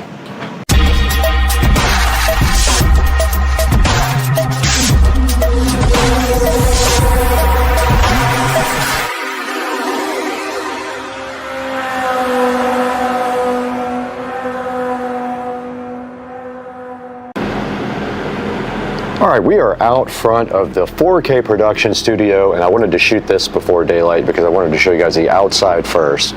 But taking a look back here, we have a very limited crop angle at 8K. But taking a look at the outside here of the studio, you can clearly see I have done lighting on the outside here all the way around the edge. And so the lighting carries all the way this way and around the front of the studio. That would be the front of the house there. And then right here and right now, this is the side of the studio. And you can see I lit it up nicely with some cool outdoor lighting. And that is how it looks from the outside. Moving on to the front of the studio, you see that we have this nice door that was just put in about 2 weeks ago, and it also is lit up nicely. And it does light up the Supercar Street Racing sign. And then moving down towards the bottom, we do have the Eufy video doorbell here that will alert you when it sees a person. In fact, it just did when we walked by, and just now again on the video. And there is the Supercar Street Racing sign that we had custom made. And that is the front of the 4K production studio. And all of the beautiful lighting that we put in that I'm so glad I took the time to get done. We also installed gutters afterwards so that the rain would not come into the front area here. There was some water getting in towards the bottom down here, so we put those gutters in, and ever since then sealed the door properly, and now no water gets in. Now let's move on into the inside. All right guys, welcome to the inside of the Supercar Street Racing 4K production studio, actually being shot in 8K right now. Kind of difficult to shoot in 8K because it's very cropped, so the angle, the zoom amount is very close up, but you can see right here and right now is the inside of the 4K production studio. And I will throw some pictures up as well that give kind of a better idea of what this looks like. But when you walk in the front door, you are greeted with this desk area here. And in the desk here is where all of the main equipment is located, directly across from the front door. And we will go over all that equipment one by one just here momentarily. All right, this is a good view of the inside of the 4K production studio, and we are shooting this in 8K. Now, as you walk in the front door of the studio over there, and don't forget, this is 8K, it's cropped pretty hard, so it's difficult to get a wide angle shot. But as you walk in the front door of the studio, you are greeted right next to the door. We'll take a look at this in a minute with an Alexa, and it's actually an Echo Show 15 right up there. And then on the wall over there, we do have a 32-inch television. And then on the front wall, directly across from the door, was where we have our main equipment for the studio. And you can see starting at the end over there, and we'll go over this stuff one at a time when we get a little bit closer, but starting at the very far end right here, we have our HP thrift store refurb PC. Actually, it was a gift from a friend. I call it a thrift store, but yeah, you can see me right here right now on the screen right there. And this guy right here is used to do live streaming. It just has a single webcam, and that shows this area right here. It is all located up on the top of the desk since it is a one-piece device, and that is the HP computer. It is not very powerful. Matter of fact, I could barely find video drivers for it. It's so old for Windows 11. So it does use hardware acceleration, but it barely works, and every time I go into OBS, I have to change it to hardware acceleration because it loses its settings. Nevertheless, the computer does work pretty good for what it is for, and it is for live streaming only. And then up above that, you can see we have our Harbinger powered speakers. I chose those because I already had them, and they were easy enough to put in. And I actually picked a receiver that has preamp outputs just to feed these Harbinger powered speakers. What you don't see underneath that is the subwoofer chilling so fresh down here. And that is the Polk Audio sub. It's I think a PSW 10 is what the brand is, or the model number. And then right by that, we have a fan I need to take out of here. It was for when the carpet got wet. But yeah, there's the audio system there. And if you move up above that, you will see the Netgear switch. Now that is fed out through the wall and up into the house to the main cable modem / router. And that supplies Ethernet to the whole entire place. Everything in here except a few things is hardwired. These lights up here, these Govee RGB lights, are Wi-Fi, and one of the televisions is Wi-Fi, this 32-inch right here, because it's using a Fire Stick. It is not a smart TV, but I want to get that replaced pretty soon. But anyway, yeah, moving down the bench now, right next to that, you would see my old editing PC. Now this is what I started the channel with before. This is a home-built PC that I built way back in the day. Does have an NVIDIA graphics card in it, Quadro, so not very powerful. It has 16 gigs of RAM, I think a 4-core processor, I can't remember. I think it's a 4-core Intel, and it has an NVIDIA Quadro processor, barely enough to get by and do editing, but I also do Photoshop on this as well. So that is the next computer. I use this one also for doing live streams from the outside. So if we go to OBS Studio here, it'll pop up and we can do live streams from all the Wyze cams in the house. I do have BlueStacks set up in order to open up the Wyze Cam application and do live streams on this guy. And here is a look at the actual PC. I've had this one for years and I built it. And it is a quad-core processor.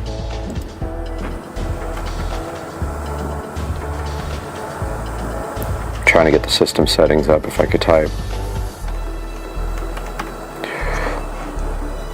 And looking at this one, it is a, what is it exactly? I can't recall. So it's a Z77N Wi-Fi with a i7 3770K, 4-core. So that is the second PC in the editing suite in Supercar Street Racing Studios. And then moving down here to our main area is where we have our full-blown editing suite. We have our tower PC there with 64 gigs of RAM, the 12-core AMD processor, and a GeForce 3080 Tough ASUS is what's inside that. So pretty powerful machine. I'm about ready to upgrade it to a 4090. I'm just looking for one at the current time, so I'll either do that or buy a whole nother editing PC that has a 4090. Sometimes you can get a good deal on a whole PC because they are selling the entire PC with a 4090, and sometimes you spend like maybe $1,000 more than you would with the video card and you can get a whole system. But yeah, so that's the editing PC. I am using DaVinci Resolve. You can see it up here on the screen right now. On top of the desk here, we have the Marantz NR1711. Pretty high-end receiver. I bought it because it has preamp outputs to drive the front Harbinger speakers over here. And then moving up on top of that, we've got the Kingston HyperX microphone that I use to shoot voiceovers here in the studio with this 4K webcam up there. And then we've got another little switch down here. We ran out of Ethernet, so I just went ahead and put a 10-port switch in right there to feed a few of the devices. Just don't forget, everything here is fed with Ethernet, not Wi-Fi, including this. All these PCs here and this receiver are all fed with Ethernet. And then moving up here to the very top, we have our 4K monitors. They are Amazon 4K monitors, and behind them they have the Govee immersive RGB LED lighting on the back of them. And then of course, moving up to the ceiling, these are all Govee RGB LED recessed lighting, and they're all individually connected to Wi-Fi. And you can see that the ones behind the TV are actually colored different than the ones up here because I have them on a different program.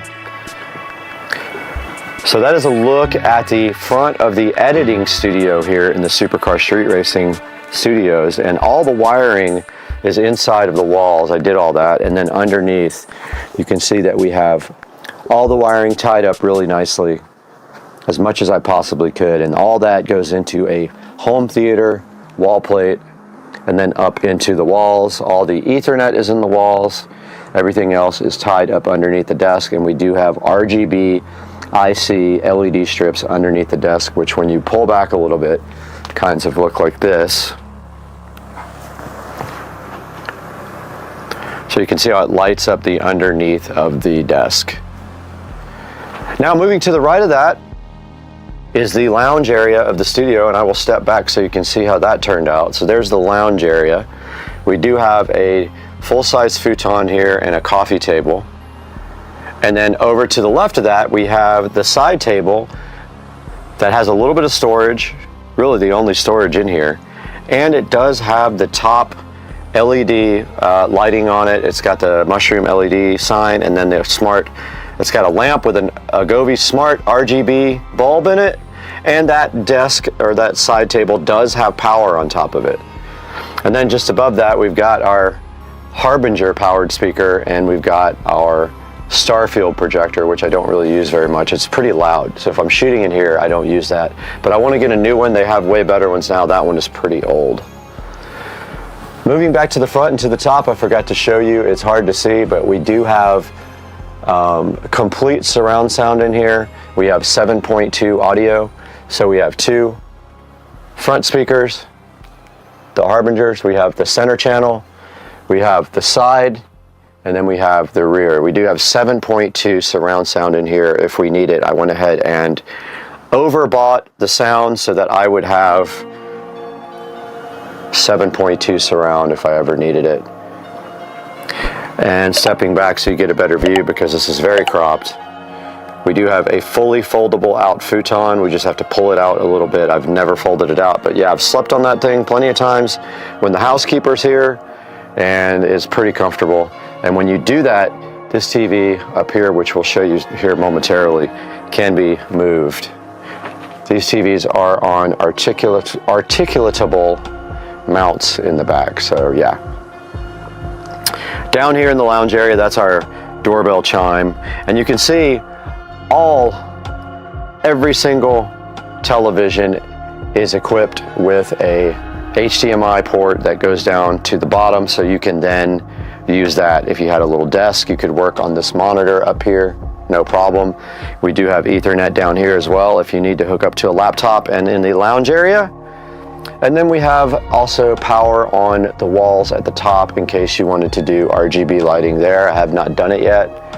And up in the corner there, you can see one of the Supercar Street Racing live cams on, and you get a better shot of the 7.2 audio there.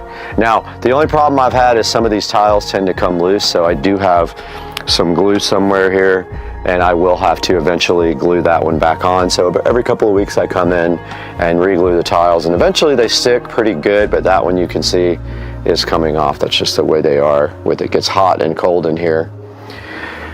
And then moving up to that TV, it is articulating, so you can actually move it this way, and you can sit in the lounge area and watch TV on that one. Nothing much more on the back, just some more RGB lighting in the ceiling. And then down here in one of the Ethernet jacks, I am feeding the Supercar Street Racing Wi-Fi extender, and that is what everything in here that uses Wi-Fi connects to. So that includes the lighting above that is connected to Wi-Fi. These are connected to this jack here. And then up on here on the wall, you can see more power, and behind the TV, you can see that there is a nice wall plate that has USB, Ethernet, and HDMI available for this TV, and this TV can just articulate this way for when we're editing. And then this way on the wall, we have the Echo Show 15, which I did flush mount. I was able to create a bracket inside the wall with wood, like a cross member, and I was able to perfectly flush mount it and then surround it with the foam tiles. And then under that, this is a smart switch for the outdoor lighting, the lighting that I showed you at the very beginning. And then on this wall here, if we step back so we get a better view, on this wall we have that 32-inch television, which also has a wall plate behind it, and we do have this LG air conditioner, which is the best, absolute best air conditioner made, window unit made. Very quiet, super quiet, hardly makes noise. It does make a little bit of noise, but not like all the other ones. When it kicks off and on, it barely makes any noise. So that's why we got that one. It does keep it cool in here. The only time I ever had issues is when it was 95 degrees out and I tried to turn it on in the middle of the day. It was barely keeping up. So on a very hot day, you just turn it on in the morning and it has no problems keeping this place in the 60s.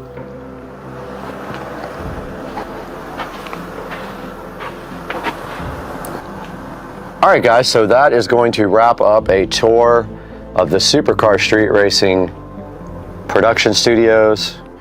It is 99.9% done. The only thing not done is I have power up here ready for RGB ceiling lights, and I want some that are not flush mounted. I want the ones that are externally mounted there. So I'm still looking for what I'm gonna buy. But that is gonna wrap up the tour, guys. I hope that you enjoyed seeing the 4K production studio in its glory, and I hope you like and subscribe to the videos and watch our live streams when we do editing. They're pretty cool, and you can learn DaVinci Resolve by watching me edit. All right, guys, have a good one. We'll see you on the next one, Supercar Street Racing. All right, guys, so I figured out that my nice, expensive headset here doesn't work with OBX at all. The mic will not record. It refuses to work with that application for whatever reason, but we're going to take a look at my friend's hacked computer today. Let me go ahead and get logged in. So she was hacked yesterday. Someone first started sending emails out on her behalf asking people for gift cards, then started getting messages from her on Facebook asking for gift cards. So I immediately texted her and told her she was hacked. So I haven't been on her computer yet. Let's take a look. So we're connecting now. So what we're going to do is take a look and see what exactly has happened to this computer. So the first thing I am going to do here is open AVG, which is the default antivirus that I go to, and I'm going to make sure that's updated. Let's see. Update. Virus definitions. Okay, so I'm going to go ahead and update her antivirus now. We also got Malwarebytes on here. It's probably really old now. I haven't been on this machine in a while.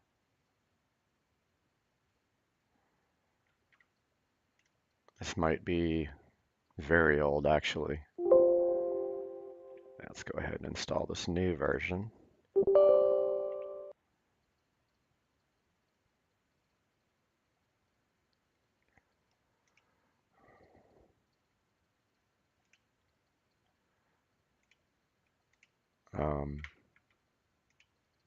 Go ahead and install Malwarebytes. This guy's installing updates. So her internet was also down, and she can't get into her email anymore. I have a sneaking suspicion that they have hijacked her email account too. Probably won't be able to resolve that today. Didn't ask her if she was locked out completely, but I don't want to put her name up on the screen, so I probably won't do that on this video.